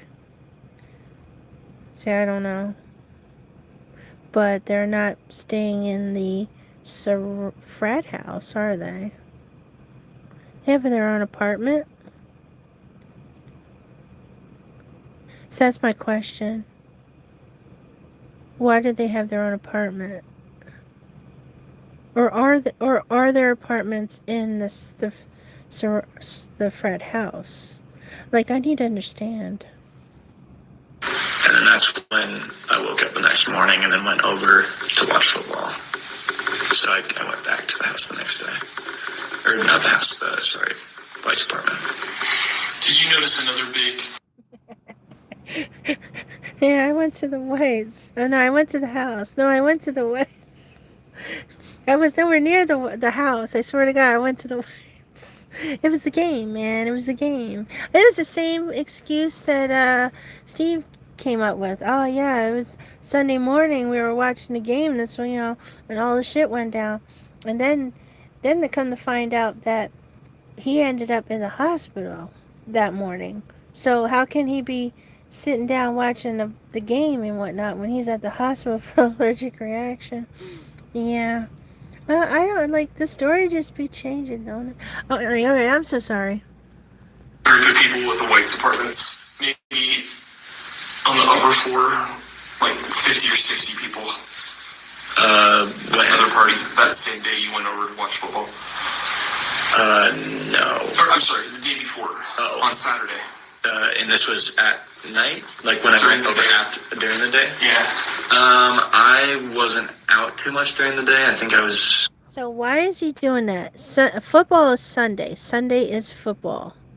Now he's moving the football game in the morning to Saturday. No. Football was on Sunday morning. In my room doing homework, so I wasn't looking over at the lights or hanging out over there, so I don't know if that was happening. Okay. It's not something that is uncommon, though. I'm going to show you a photograph of the knife. Does that look familiar to you? Have you ever seen anybody with that knife? No, I have not. Is that unique? It's not that unique. The knife that he's, hey, have you seen this knife before? Kaylee owns one. Leather strips around the handles. No rainbow. Not that I know of. Is there anything else we haven't talked about that you think that we should talk about?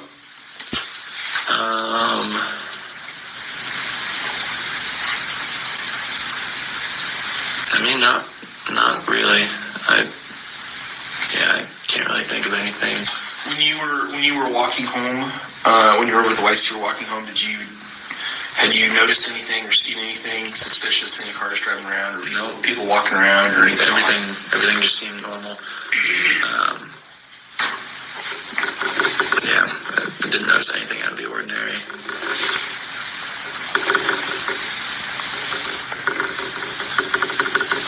Nobody heard nothing. Diddly squiddly. So, like I said, I'm still in the air. Did shit happen at the Whites and he got there after the fact? No, because he would have seen all the blood. Alright. Or did it happen in Pullman and they transported the bodies back in order to stage it? So I'm still in the air on these two places. But they did see blood at the Whites. That's why he was very concerned with that floor and that area. And they did see blood as well over at the Queen Road Apartments. And we've seen that too as they were knocking on the doors. There's some blood happening. Okay.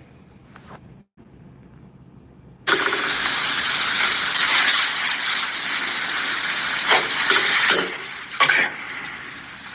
If you think of anything else, give me a ring. I sure appreciate you coming down. I'm going to stop the interview now at 6:26. Okay, interview done. Connor, she's awesome.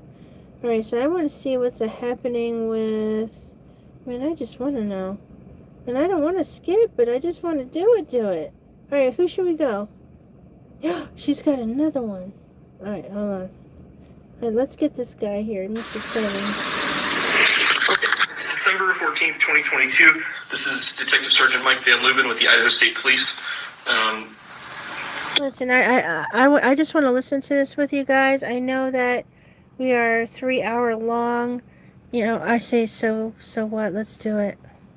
It is 4:32 p.m. and I'm here at the Moscow Police Department interviewing for victimology for Ethan. So, when did you first meet Ethan? I rushed Ethan into the house. I was that year, the year that they were freshmen. That's really when I first got to know them, was probably on the second or third day of rush. Great kids from the start. I mean, just the same things, beaming personalities, all of it. So from there, that was pretty much the first time I met both of the brothers, and then I hadn't met until... Okay, this dude is wearing hunting gear. Okay, and this right here is some camping gear. Okay, he got some hunting and some camping gear right here. Okay. Let's see what he's got to say. Maybe second semester of that year or sometime. I really wasn't close with or spent a ton of time around her or anything.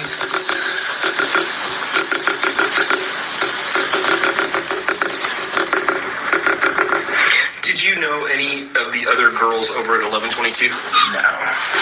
Never met them? Nah. Never come to the parties? No, I wasn't familiar with them really. Like, I knew by name, like, but no, I couldn't put a face to the name necessarily before an event like this. Okay. Yeah. Did you ever go to 1122?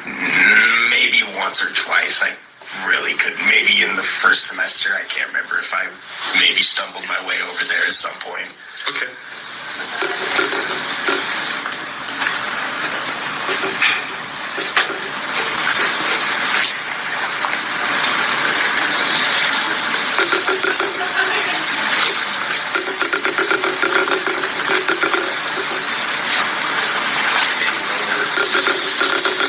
Guys, I want a donut really bad.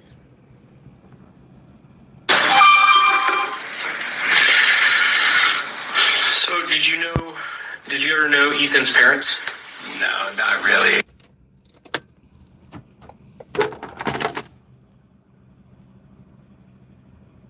Hey, I don't know.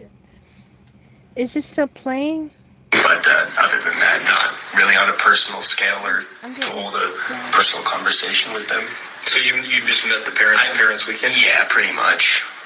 Let me ask you about that Parents Weekend.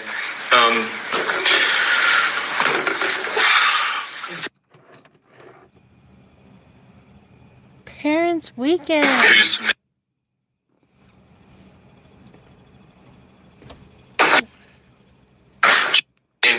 were at your Parents Weekend. Okay.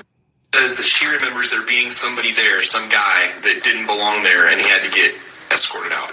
Do you remember that event, that instance? Sorry.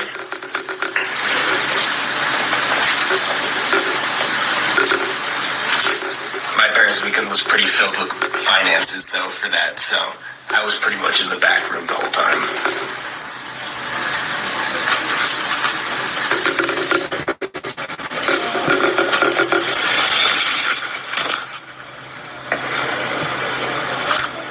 So tell me about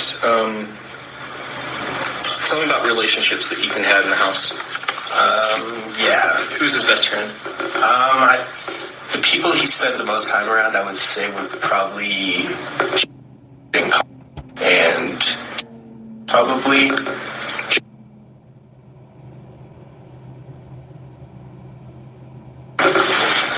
and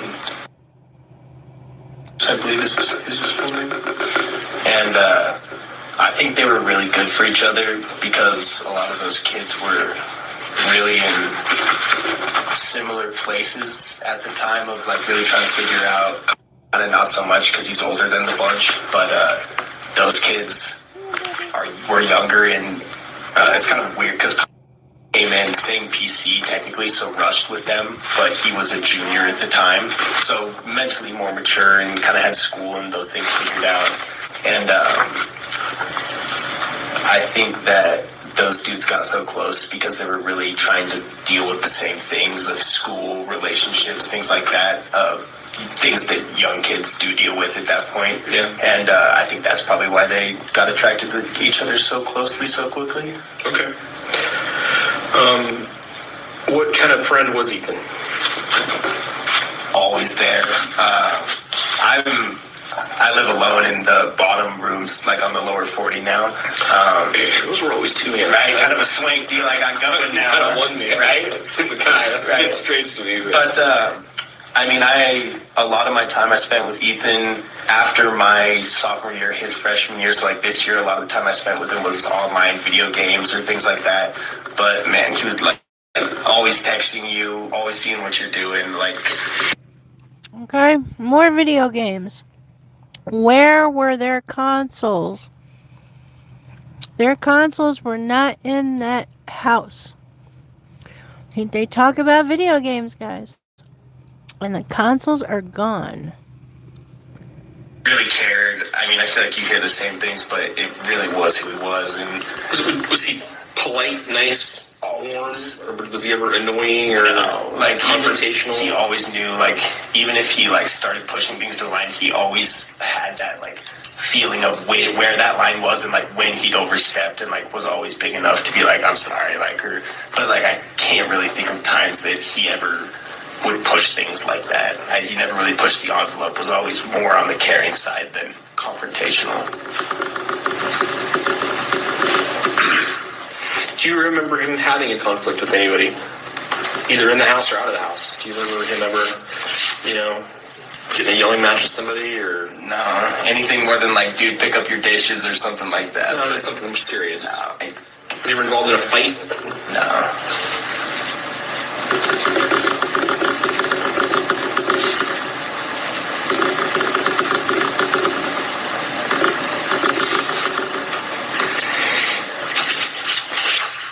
So if you look at this list, you can see the people that have been marked, and I think the ones in stars have been described as good friends of his, and the P's are for people in his pledge class. If you look over that list, do you generally agree that those are the people that we should be talking to?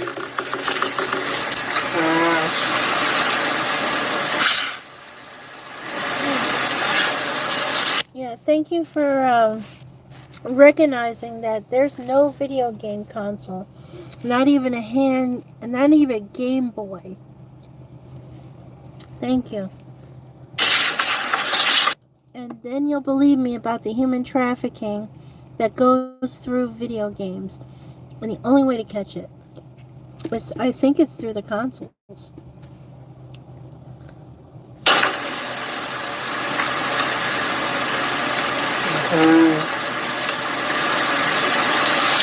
Yeah. Let's see one that you guys are really messing with.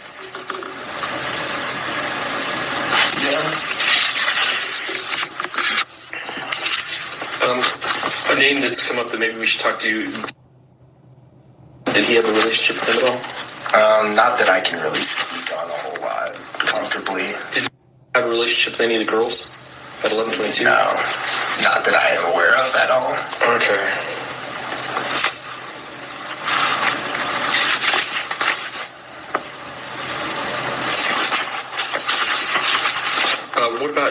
What about? I really can't speak on any of his relationships either. From what I know, neither of them went out that much, but I don't go out that much either, so.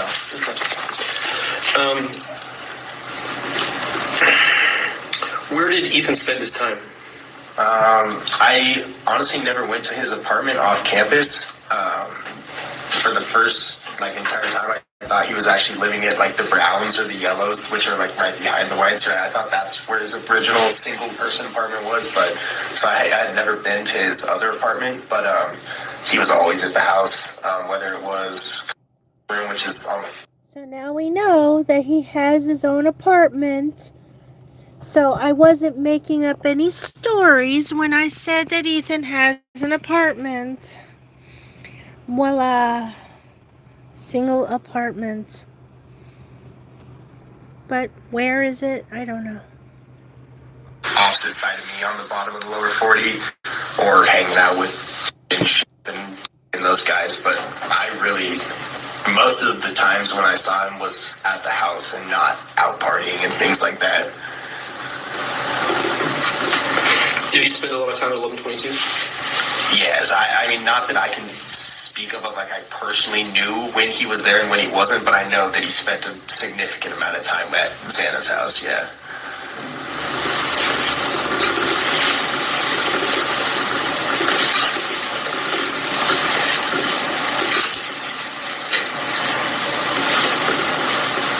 Did you know Xana before Ethan? Not anything more than she's in our Clash of Clans clan, but I've talked to her a couple times here and there. We were freshmen together, but I probably didn't know her until I was a sophomore, honestly. Okay. Great girl, though. Great person.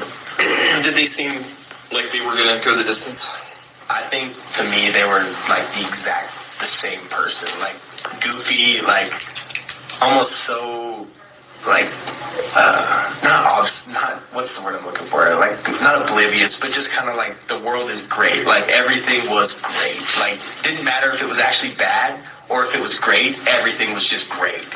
Everything is perfect. Right, exactly. So it's it's almost just obliviousness in there, but like they're smart, like awesome people. So that, yeah, no, I couldn't see a problem with them. I'm not gonna put words in their mouth, but I could see them going the distance. So, was there an ex that Xana had that maybe he was mad that she was moving on? I don't know Xana that well, honestly. Not plugged into relationships and the drama that well in campus, I guess. Okay. What about Ethan's past? Did he ever talk about growing up? Not a ton past basketball and kind of like club and things like that. Club? What do you mean by club basketball? Okay. Yeah. That's really what we kind of bonded over to start. When I first met him, was I also played club basketball and traveled and, you know, basketball all summer and all spring, and so that's kind of where we found our initial relationship, was through basketball. But past that, before going, I really wasn't familiar with the area they're from at all. Nor did they really speak about it a ton.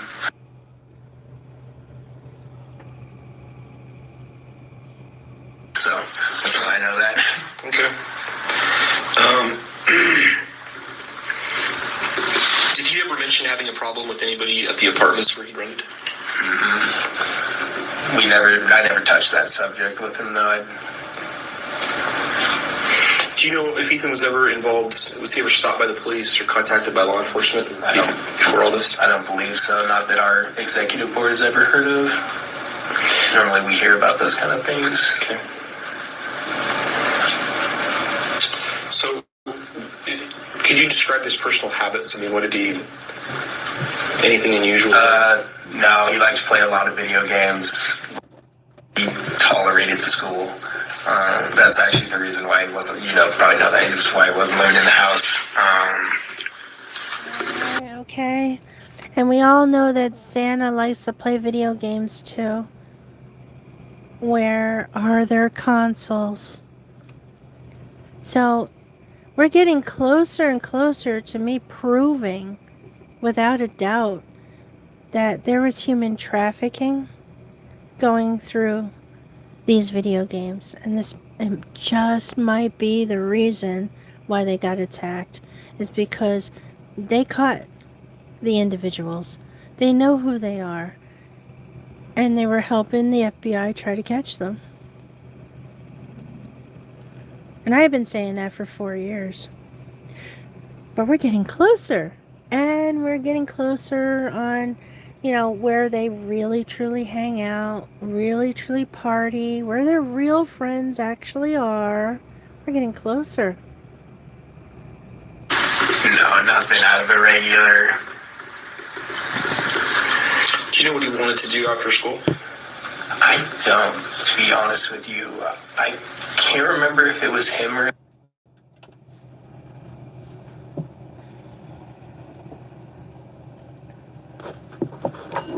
on that, to be honest. I'm not completely sure. Any changes in his personality? No, other than the fact that he wanted to be back in the house and was driving for that. So definitely more motivation, but not negative changes. I think they think that he wanted to be back in the house. I believe that he wanted to try both of them. Maybe, but why hang out in Pullman so much? Why go to Pikes all the time when he could be a part of their sorority instead of these guys' sorority? So I'm trying to understand, where did Ethan really want to be? Or was he being forced to stay in Moscow because Xana may not have wanted to transfer? Maybe Xana, the only way those two could be together is if he stayed in Moscow. Or if she transfers with him to Washington. So I am trying to understand.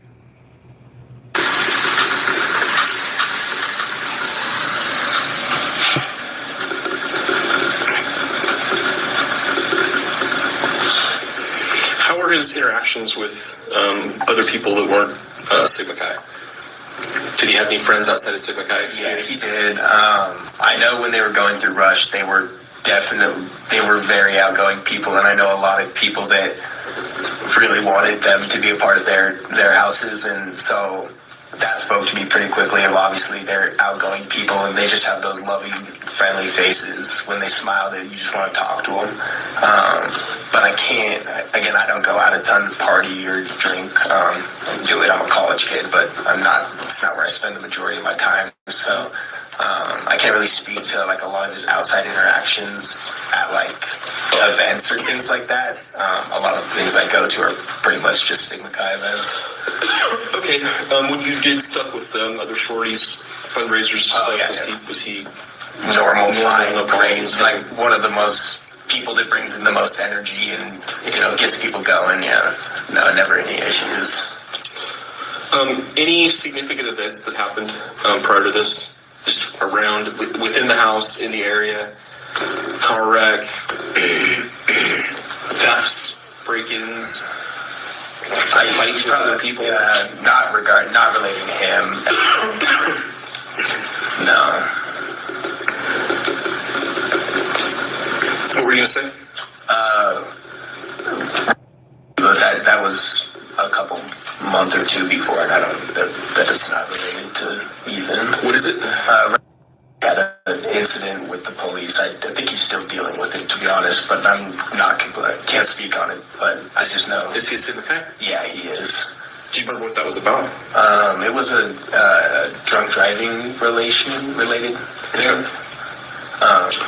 But he plowed through a carport or something of the sorts, and he was dealing with that, but nothing before that. Okay, let's talk about drugs a little bit here. Yeah.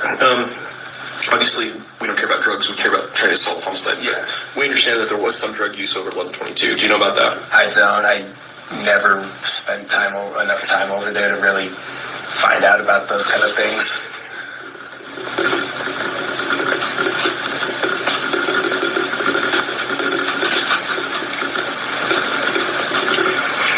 If you wanted to source Adderall, where would you go? I know there's a couple guys in the house that have prescriptions. If I wanted to, sourcing makes it sound bad. Makes it sound like for someone to sell you Adderall, where would you see that? Yeah. So there's a couple people that have prescriptions. Yeah, but I'm not buying it from them. At that point, it's just hey man, I just need to get this assignment done, something like that. Fair enough. I don't want to give you the impression that people are dealing Adderall out of our house. It's not what's going on. That's not what I think is going on. Frankly, I think it's a different house. But what about cocaine? No idea. No idea. I mean, if you want to hear I would assume that I could find it. Just give me 1 second, guys. So this officer just implied. Alright, look at the timestamp here. Just implied that sales were coming out of the 1122 King. And they just implied that he would be part of selling it. Or helping maybe helping Xana sell hers. He just implied. Okay? Yeah. This is proof that they want you to believe this is a drug-related situation. They set it up like that. It's a setup. So, yeah, Pav, you're looking at the facts. Okay? It's all leading to the Fetty Bros and all that shit. Right? And if you just listen to what the officer just implied, and he has no proof of it, you would realize that they set all that up to look like that so that it would be in the documentation in that way. Listen, if they really are redacting stuff, guys, why was it so easy for Pavarotti to find the Fetty Bros and all the people that got locked up and all the information about Xana's mom and Maddie's mom? Okay? None of that was redacted. Which means none of that was a part of what the hell happened. Please listen. And it sucks so bad because, yeah, they have better showmanship. Yeah, they can make better videos. Yeah, they got you believing anything. They got you believing this is a drug-related situation, and it's not. And I'm not going to give up. Yes, I have been knocked down. Now, my only friend that I had left that had my back has joined forces with the very individuals who have been knocking me down. Help it would sell me some, but that's also my just kind of, I think that's probably right, preconceived prejudice opinion, maybe. Why do you think that is? I've had a couple of them come up to me at the quarter club and ask if I have anything on me or anything that they might be able to use. Right. How about online behavior with Ethan? Did he do anything online unusual? Did he have any contacts online? No, and like, do you play games with people from like back home? Xbox, we just play with I play with one of my, but he just lives at he's like my brother. I grew up with him since I was 2, I think. Where is his Xbox? And also, why do we not have any photographs of his apartment? This is what they're hiding from us, guys. Where is Ethan's Xbox? Listen. Xana likes video games too. Where's hers? We see Brian Kohberger's apartment complex. Why don't we see Ethan's? Knowing Ethan doesn't really live with Xana yet. He just stays there periodically. He has his own apartment. How come they didn't photograph his apartment? How come they didn't research his... Guys, FOIA quest that. Because that shit exists. Oh, and we still have to listen to Eric, because in Eric's video he talks about, hey, I'll give you my footage. That he was at the house, he was cleaning out his car, blah, blah, blah, what time. That you could see everything that's at his dash and in his vehicle. Okay, that he was going to give the footage. Yet, another content creator told me he didn't have a dash cam. So, yeah, we come on, man. Do I make sense or do I not? Or am I just one of those crazy puppets, you know, saying crazy shit? Where is Ethan's consoles? Where's the photos of his apartment complex? Where's the photos of his apartment? Where is it? Or room? Where is it? So we've got the Sigma Chi community. Yeah. And we got grown-up home family community. Yeah. What other communities is Ethan part of? I know somebody said he plays intramural sports. Yeah. And then he's got his classes that he takes. Yeah. So what, besides those 4 pots of people, what other pots might we find him in? If that makes sense. I mean, honestly, and like the way he was so outgoing, so we're like, I almost wouldn't even group, like, it would, as Sigma Chi, it would be like Greek life almost, which is like the hard part too, of like, he was an outgoing person like that. He knew a lot of people liked him. I forgot the kids, I think it's or something, I'm not familiar, but I know that they were best friends and like made a great relationship through Rush. Who he was best friends with? I can't remember. No, it's not Jack. To be frank, it's the kid who called 911. Oh. Yeah, I heard that his apartment was next to a gas station. I just didn't... I'll have to look at that again. If you can leave me a link. I know somebody talked about it and showed it. But is that an old apartment or still a recent apartment? But we should still... There should still be information about that apartment within the documentation. But I remember like what it looks like. because somebody covered it. I don't know if it was Pavarotti that covered it, but leave me a link, but still, where in the documentation? Where's the photos of his apartment? Where's his consoles? What does he have in his apartment? Does he still have his video game console? Because the 1122 King doesn't have it. They don't even have the computer towers. The only thing that's left behind is their laptops. I think it's the cell phones and the items they can actually wipe without having to worry about, or they're not concerned with. Sorry, yes, not sorry, misspoke. Where are you from? I'm from. Yeah, my family's originally from. So. Did you know? No, I didn't. Or didn't shelter? No, I grew up on the east side, so I pretty much stayed in my 15-minute radius there. Okay. Yeah. Okay.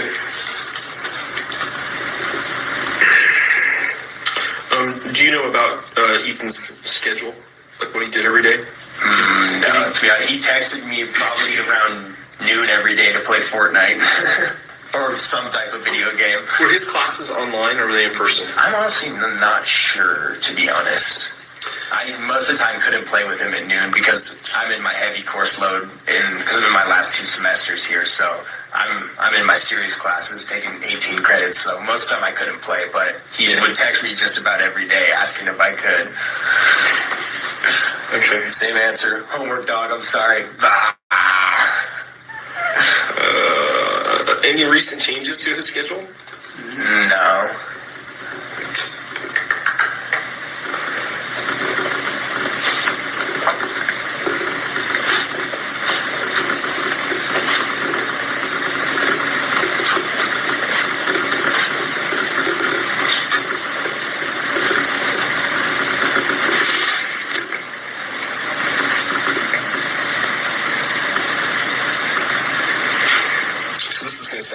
But this is actually worded pretty well. Inquire as to any instance where the victim ever discussed or displayed fear, concern, or discomfort about a particular person or situation.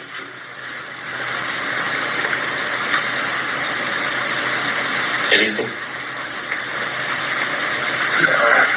Did you ever express concern about one of the girls over 1122, about somebody giving them a bad time? No, I can't say that topic came up between him and I all that often. I was honestly closer with than I was Ethan, but I think that's also because he's still in the house and I could talk to him more often. But those kind of topics never really came up when Ethan and I had the chance to talk. It was kind of just more goofy good times and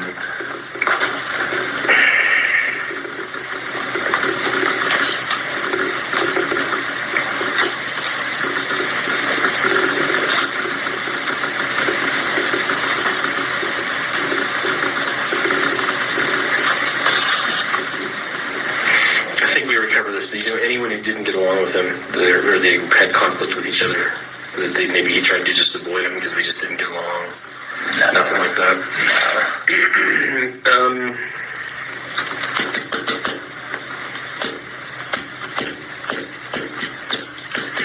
Was Ethan employed? I don't believe so. I worked at the tulip fields when I went to the Celebration of Life. Oh, okay.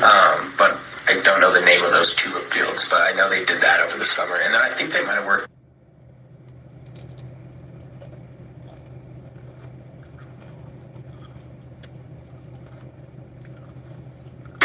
But again, I just learned that at the Celebration of Life.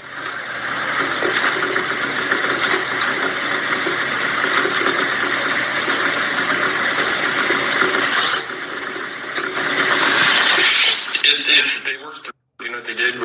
But real quick, I don't believe this guy witnessed anything. I don't think he was ever there. He's not stuttering. So I don't think you can scratch this poor guy off of the whole thing, and he wasn't there. He wouldn't have witnessed any of this. He's talking straight. And I agree with that, Was Ethan a big golfer? I don't think he did that much up here.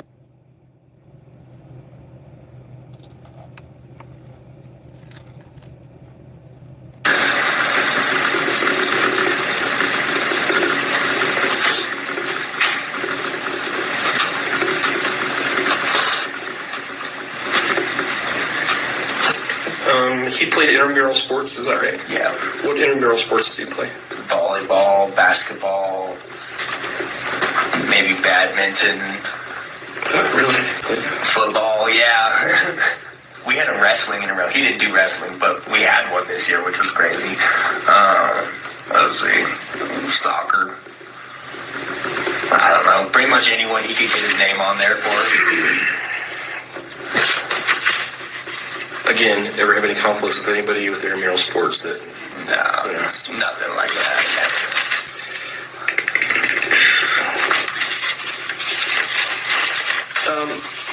Do you know if he did anything for money other than a job? Was money ever an issue? Was he ever not able to pay his bills, or did he ever make a big purchase where people were like, "Wow, where'd the money come from?" and anything like that?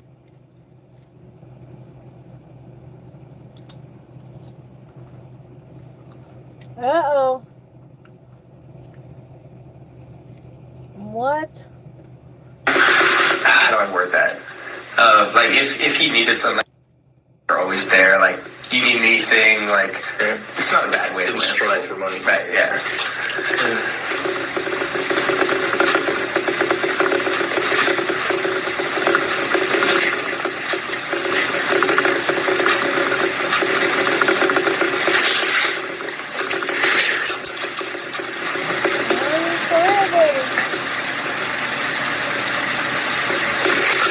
Did you notice whether the way that he spent his time or the people he was hanging out with had changed in the weeks preceding his death? No, I think he's pretty much stuck with the same people for the past year and a half. I think that's about how long him and Xana, about a year or something like that, and he spent a lot of time with us, and then the only other person I knew that he spent a lot of time with was him, but I know that their relationship was great, so... Okay. What cars did he drive? No, I agree with you that Ethan didn't need the money at all. His parents would take care of everything. So there's no reason for him to sell or even help Xana sell anything, okay? There's no reason to do. Now I can see Xana and Maddie getting into a gig because they don't have that.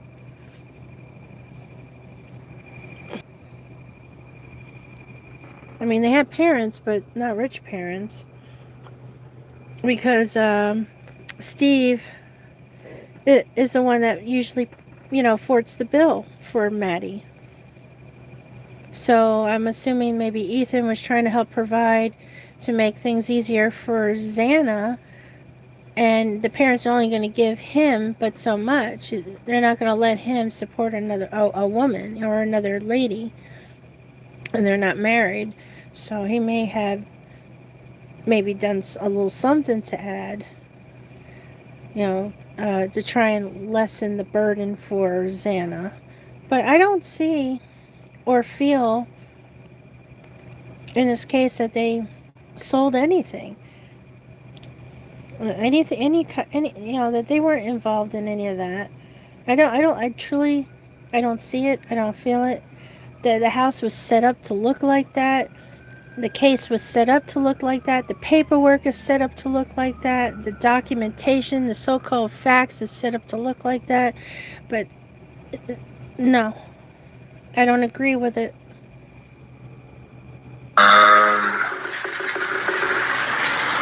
I only remember him riding passenger with, I believe, when they would go to get Taco Bell, but that's because my car's in the parking lot too, so it's kind of just like places I'm at often were the places that I saw him often.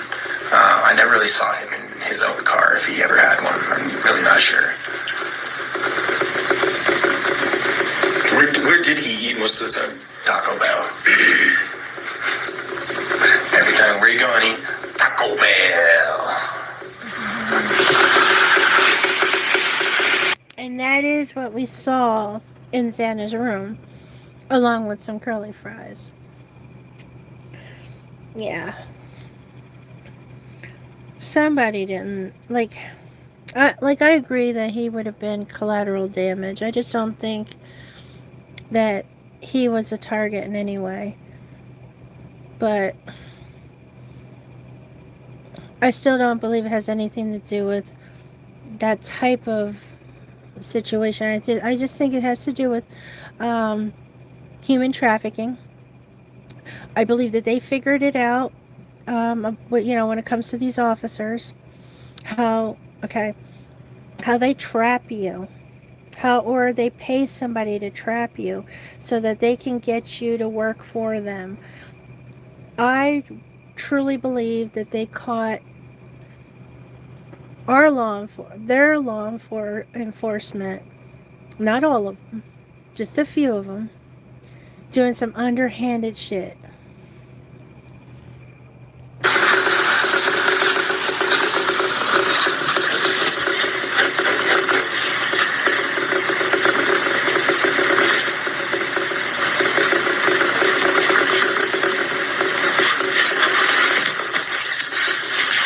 Was he religious? Did he go to church? I know.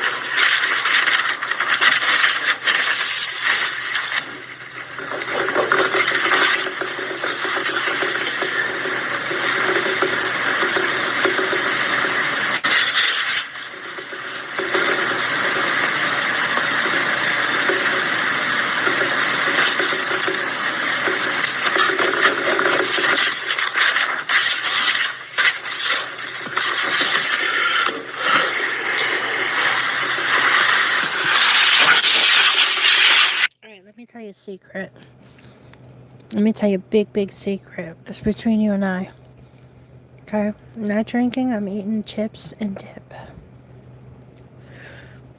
I feel 100% that Kaylee was going to give up her dad. I feel 100% that probably Maddie was going to give up Kaylee's dad. I feel 100%, it's my 100%, that they both needed to be in that safe house, or safe in some way. Xana would have been in there in a safe house because of her mother, nothing to do with the Goncalves family. But for Maddie and Kaylee, I've seen enough pictures that don't look normal. Those young little girl pictures are not cute. Okay? They're not. They are sexual. That's my feeling. That's my secret. I assume you would have said something, but just ask the question. Yeah. Do you know anybody that has that kind of car? Have you seen that car in the area? I haven't. No.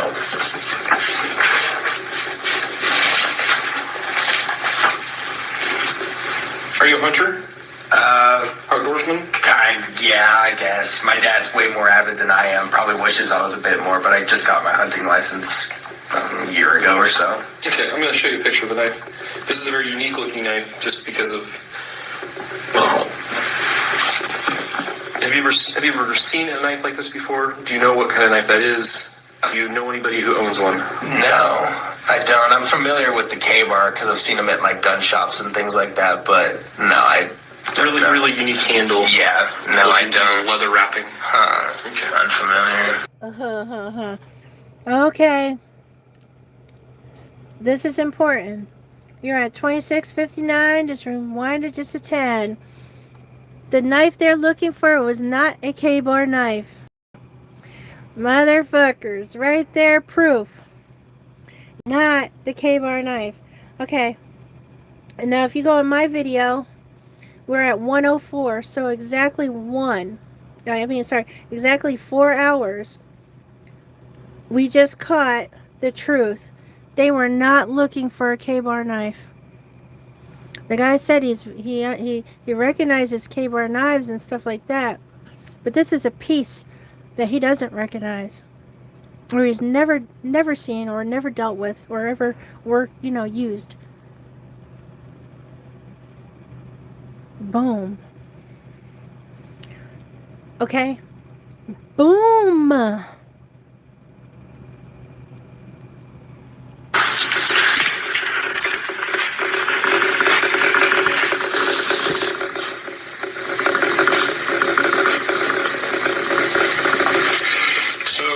Questions are going to be a little weird, but they're kind of supposed to be. When did you hear that this had happened? I heard before anyone else in the house, really. I heard it from my friend who had heard that there was a group of deceased people, and that one of them might be Ethan. And I just stepped out of my room for the first time. He's our. I was from sure. True story, right? Okay, so he told you, and when you fully realized what had happened, that there were 4 people that had been murdered, being stabbed, and one of them was Ethan, and one of them was Anna, and they were at that 1122 house. What was your initial take? What did you first think?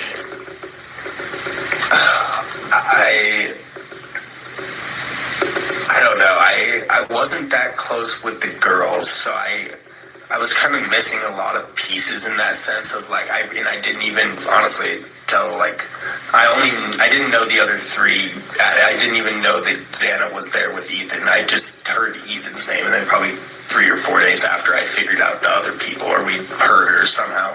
But honestly, my initial reaction wasn't even how did this happen? It was, or what happened? It was just Ethan. That was the only thing I could think about. Was just nobody should have to go through that, and especially not him, out of all people. He was the least deserving of that. I feel that was the only thing I could think of, was the fact that again, I wouldn't wish that upon anyone else in the world, but especially him. He never deserved that. I feel that was the only thing that kept running through my head for the first 3 days. Just because he was such a good person. Just the most impeccable. Again, not the smartest, not the hardest working all the time, but just the most genuine ever. That he never lacked that ever. So if you had to attribute, what did you suspect who did you suspect had done this? Or what type of person would you suspect had done this? And what do you think their motivations might have been? I don't know. When I heard that there was no sexual mutilation of the bodies, it is almost more frightful in the sense of still being hurt, or that person still being in an area, because that changes the motive, or the reasoning behind it a lot, right? So I guess that's kind of was my main thing. I don't really know what I thought out of that, but I was just more taken aback by that, I guess. Yeah, we all were. Of the fact that there was it was just to kill. There was no that's what stuck with me the hardest, I guess. I don't know if that answers your question or not. But no, it's a good take on it. Some people say interesting things that it's oh, okay, yeah. Do you think it could be somebody within the Greek system that did this, that knew them? Do you think there's people in the Greek system that are capable of this? I believe so. I couldn't put names to that, or but I'm there's situations, even don't take this in the wrong way at all, but I live alone. Hold on, pause. Pavarotti. Don't say it's not a frat boy. Dun, dun, dun, dun. Don't say it's not the Greek. Okay. Even they felt the same way, guys. They felt the same way. But y'all want to follow the people that they only report on facts. Okay? Read the documents and report on the facts. That's it. In that bottom room, like, I could walk out and do anything at any point in the night, and none of my brothers would ever. Just like, it's, people think it would be hard, but like, it would not be that hard for someone to, you know, tiptoe out of their house at 3 a.m. and all their buddies are drunk, or who knows, you know, there's a lot of different circumstances people are in that I think would allow opportunity for this. And my gut, I've talked to about this a lot, and we're kind of on the same page, but just due to, I don't believe, I mean, you guys know more than me, but I don't believe that it could be a traveling person. I mean, again, it's not hard to guess what a college kid's. And I think the Greek system is the one in Pullman. Now, I don't know. I don't think Sigma Chi is a Greek system, is it? Because I know for sure that Pikes is. Are they all Greek systems? But it's within the Greek system. Okay, so it's not the frats, but it's definitely the Greeks. Oh, man. It is? Okay. It's definitely the Greek system. Wow. Doing on a Saturday, whatever. But it was, to me, it was a bit more meditated than that. And to me, it's like someone wouldn't just be able to like waltz through Moscow on a weekend and hit timing points like that. And like Thanksgiving break and snow on the ground and like things like that where there was like, No, there's nobody that would ever do that. Not unless they're trafficking their own little girl. Oh, could that be? Huh? We call him Gonzo. King Gonzo. Yeah. He thought that he could just get rid of Maddie and Xana, and that's it. He thought it was going to be clean, I bet. He probably thought he was going to get his daughter not to cave in on him. But she was going to anyway. That must really hurt him to have to sacrifice his own child so that she don't go, Daddy was touching me. For years. My hand is in Maddie's underwear and bathing suit for because I had to. Alright, we've seen the pictures. Oh yeah, we're all over each other because we were lesbians from day one. I'm not getting sued for that. You put out the pictures. I know what I saw. That ain't normal. Okay? I know what I posted. I know what I saw. I seen the hands where they don't belong. Okay? I seen how they were trying to be as sexy as possible. Cute as possible. Like basically putting one shirt over the shoulder, showing a little bit of boob, wearing plenty of lingerie. Yeah, I'm sorry. I'm just expressing my feelings. I would love to put the picture up here, but I don't want to get in trouble. But yeah, I got that picture of them at the ocean, and yeah, I'm trying to understand why Kaylee's hands are in her friend's panties. Oh, excuse me, my bad. A bathing suit. Oh, and up her dress. Oh, and kind of cradling the boob. Oh, there's lots of pictures. Oh, and what are they doing? They're also straddling each other at a cabin. Oh, and then there's 3 girls in the bed. Not straddling each other, though, but they're in line on the bed, with short shorts, kind of, showing off the stuff. Okay? Doing a little... Oh, come on now. She's only in that house for 3 months, guys. 3 months. And she's ready to move on from the pastures. Apparently she had to get that car without the parents' help. Okay. Oh, and then what happened to her half-sister from another mother? What happened to her? And how did she end up in the Congo? Things be growing in the Congo. Okay, and then you have to ship the grow, and then, you got to package that. Yes, you do. Got her place where he needed her, right? And then she's all messed up. You think she's just an alcoholic, right? Mhm. Mhm. You know what? More of his daughters need to just like get on social media and go, "Yeah, that's my daddy." That's where I think it sadly came from. Someone, maybe not the Greek community, but someone who had A lot of people are from out of town. Yeah. Ball games. Yeah, that's true. That's true. And these especially the girls have big social media presences. Yeah. A lot of postings of photos online and whatnot. Yeah. You can digitally stalk someone these days. That's true. I don't know. I think it'd be hard for someone to hit those kind of time periods just because, it's easy to guess that they're drinking, but time periods are so sporadic on those kind of things. I don't know. I don't think someone could come through on a weekend and get that kind of luck. And I don't think it was luck.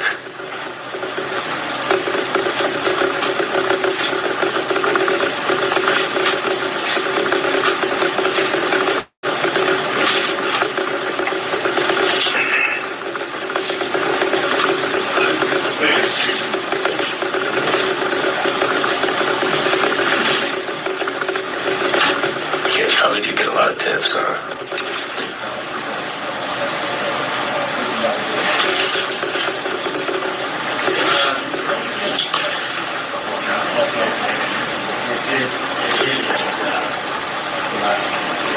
Is there anything else that you haven't talked about that you think that we should know about Ethan or you or the victims or anything? Okay.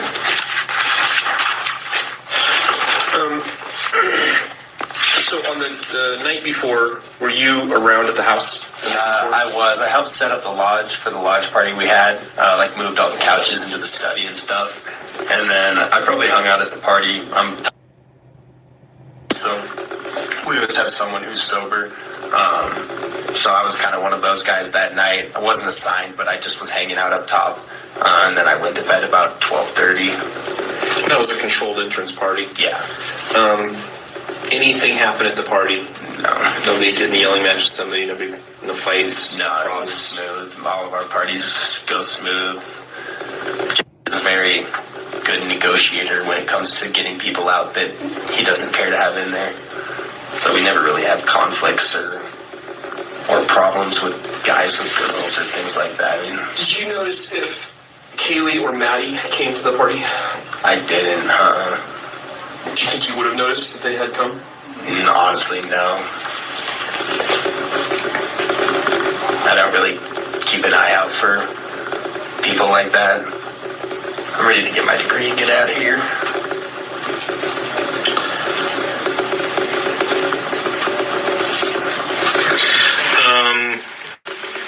Oh, he said people like that. Oh my God. Time stamping. So on his is 3520. For me, we are at 41827. What did he just say? People like that. I just want to get my degree and get the hell out of here. I don't look for people like that. I don't hang with people like that. Like that. Yep. That's exactly what I heard. Tell me what you guys think about that. I would love to know. I mean, I don't even know how I'm supposed to, I just don't, I don't look around. I don't deal with people like that. Okay? Like that. You don't deal with people like that. Did you miss it, Kate? Hold on. You missed it. Let's do this. Problems with guys with girls or things like that. Did you notice if Kaylee or Maddie came to the party? I didn't, Do you think you would have noticed if they had come? Honestly, no. I don't really keep an eye out for people like that. I'm ready to get. All right, Kate, did you hear that? Did you hear that? I don't keep an eye out for people like that. For not pretty girls, not, hey, I'm not interested in, chicks right now. I just want to get my degree and move on out. No, people like that. Did you get it? Say yes. Thank you. People like that. Like, he didn't say nothing bad about Xana. Oh, no. They were not happy with Maddie and Kaylee. People like that. Oh, boy. Oh, people don't. We heard. Let's rewind. Let's do it one more time. All right, so the other 2 interviews I'll do tomorrow. No, actually, I got to work tomorrow. We'll see what happens. Like, I got so much work. Have in there, so we never really have conflicts or problems with guys with girls or things like that. I mean, Did you notice if Kaylee or Maddie came to the party? I didn't. Do you think you would have noticed if they had come? Honestly, no. I don't really keep an eye out for people like that. I'm ready to get my degree and get out of here. I mean, maybe he's just saying, I'm just not looking for people, like that, like that, I'm just like, I'm not searching for no bitches like that. What a way to put it. Holy mackerel. Like that. Let me see what you have to say. Hold on. Oh my God. Forgive me. All right, like that. He's either a big or old fairy, or he's full of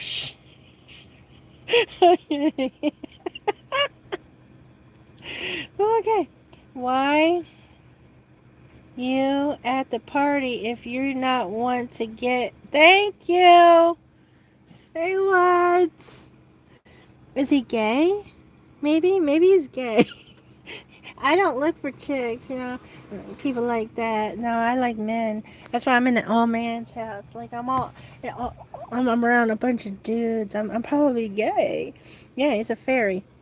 That's it. It's either that or there's something about Kaylee and Maddie, and I'm right, that they may have gotten busted trying to human traffic, but probably they don't even realize that's what they were doing. The sorority girls, okay, or any of the girls coming to the, coming out of high school and going to the college, and they probably didn't realize that's what they were doing. I mean, they grew up this way.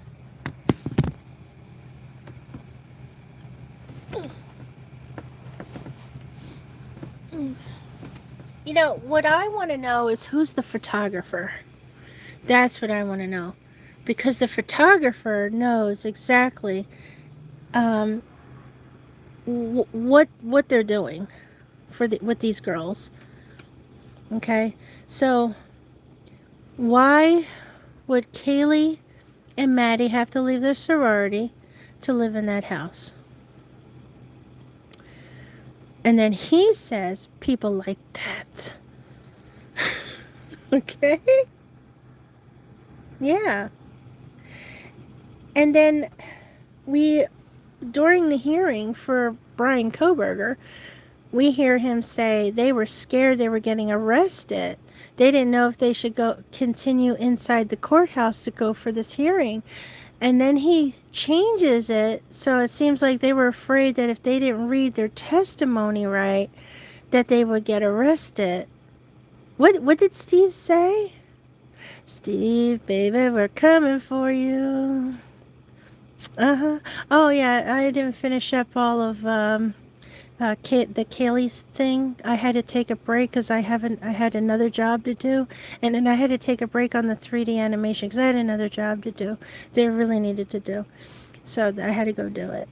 All right, and that's what I'm doing. So I had to take a break. But, hey, We got some stuff. Okay, sorry. Yeah, networking. Yep. And making extra cash here and there. Supporting maybe items that they probably don't know, that transports things from one country to another. Money laundering by using the cryptocurrencies and then losing the money. All right. You have sugar baby accounts. You have the Fight Club accounts. How do you money launder that?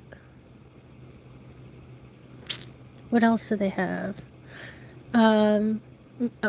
Boar, which is mixed drinks. They make lots of cash off of that. I don't know if they need to money launder that. I don't know how much they make, but you got that. What else? Adderall now? They're selling their Adderall? I don't think so. I think I think it's like a joint. Hey, dude, you want to smoke some? Yeah. Or they're in a conversation. Man, I cannot focus. Oh my God, I'm failing. Oh, you want an Adderall? Sure. Hey, it works faster if you do this. Okay. I doubt anybody's selling anything. Okay, but here we go. I'm so sorry. He said people like that.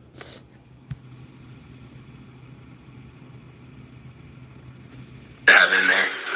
So we never really had conflicts or problems with guys with girls or things like that. I mean, Did you notice if Kaylee or Maddie came to the party? I didn't. Do you think you would have noticed if they had come? Honestly, no. I really keep an eye out for people like that. I'm ready to get my degree and get out of here.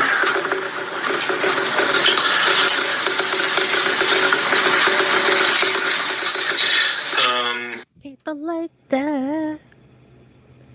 Yes, people like that.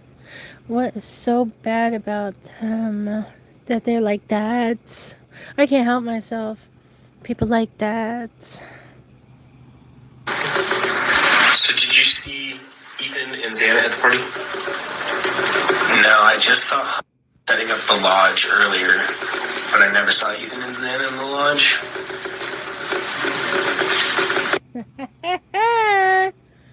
So if anybody said that they seen Xana and Ethan at the Sigma Chi are the liars. They are the ones that they witnessed whatever they were doing in that motherfucking house. Because here's a man that's actually telling the truth. He's not fucking stuttering. He's not saying like and on every sentence. Okay? This man's not stuttering.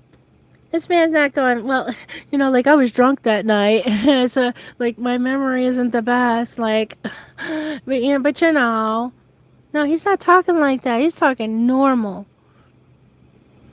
Okay? He's talking normal.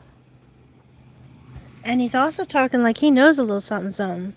Let me see what y'all got. Yep, elites. Okay, people like that. Wait, hold on. I'm so sorry. Okay. Should be the name of one of you videos. Oh my God, I should do that. But yeah, but it's only really short. People like that. So if another guy says something like that, maybe. It's an idea. People like that. Let's play, because I'm tired.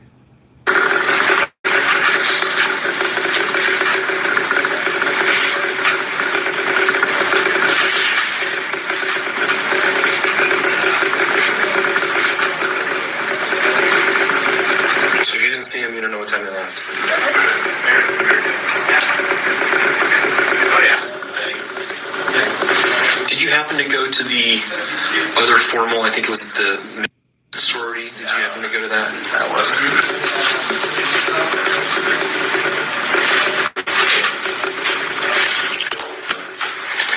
Anything else we haven't talked about? I don't think so. Okay, I'm gonna stop the interview at 5:08.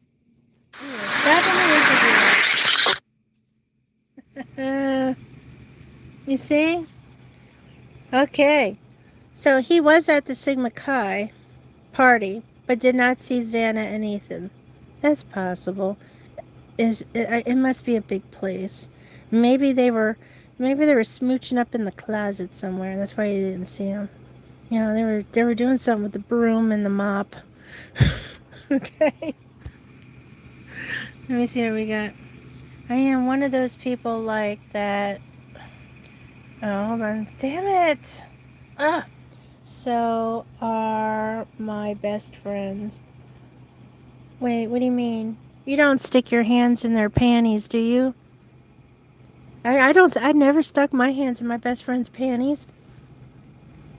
I mean, like there's hugging and shit, but when you start wrapping the legs around each other, that's a little different. Okay, I'd never done that. I mean, I never knew I needed to be that close to take a picture with a friend, okay? I mean, we have wide angle cameras, okay? Like, I should be able to have 5 people in one frame. I mean, and you should be able to get like our whole body. All right? I don't see why your wide camera lens needs you to have your legs wrapped around the other person. Okay? Or your hands in their bikini. Yeah, I got that picture. Okay. Or almost like you're getting ready to do something behind them. Okay. No. I mean, there's love and all, but damn. All right. I mean to say. Okay, thank you. Oh, don't cry. It could mean like that, like the girls. Oh, come on, then he's gay. Oh, I'm getting a headache. Oh, I think I had too much, like I had a donut and that was great, but then I went and grabbed the chips like an asswipe and the dip. But I didn't realize how much salt I'm putting in my body because I'm eating the dip, you know, which is the French onion. And oh my God, it's so good. But when you do that, you don't realize how much salt's going in your body because you don't taste the salt no more. And oh, like I feel kind of dizzy. Here's hoping and praying I wake up in the morning. Hey, I am close, okay? I'm at the age. Strokes could be going down. Heart attacks could be happening. Like, I stay away from people because somebody goes, boo, I could die. Okay, I'm at the age. All right, sorry, just kidding. All right, thank you guys for being here with me. Remember, the beginning of the video is the most important. That's what the title is actually about. We only just kind of went forward just to see what else was happening. All right. But my focus is Pikes at this point. But we now know that White's is very important. The White's apartments is very important. And the fact that nobody seen Xana and Ethan in Moscow, Idaho that night. And there's people walking home while they're dying. Okay. Yeah, let's not forget that. All right. Thank you so much for watching. We will do the other 2 interviews as well. Oh, please forgive me. I'll have more time next week. And I definitely want to go over the Chinese guy. Okay? And boy, am I going to pick on that motherfucker. Oh, be ready for that one. Yeah, we're going over that. That's next week. And forgive me, dry throat all of a sudden. Like I said, I may have had too much salt.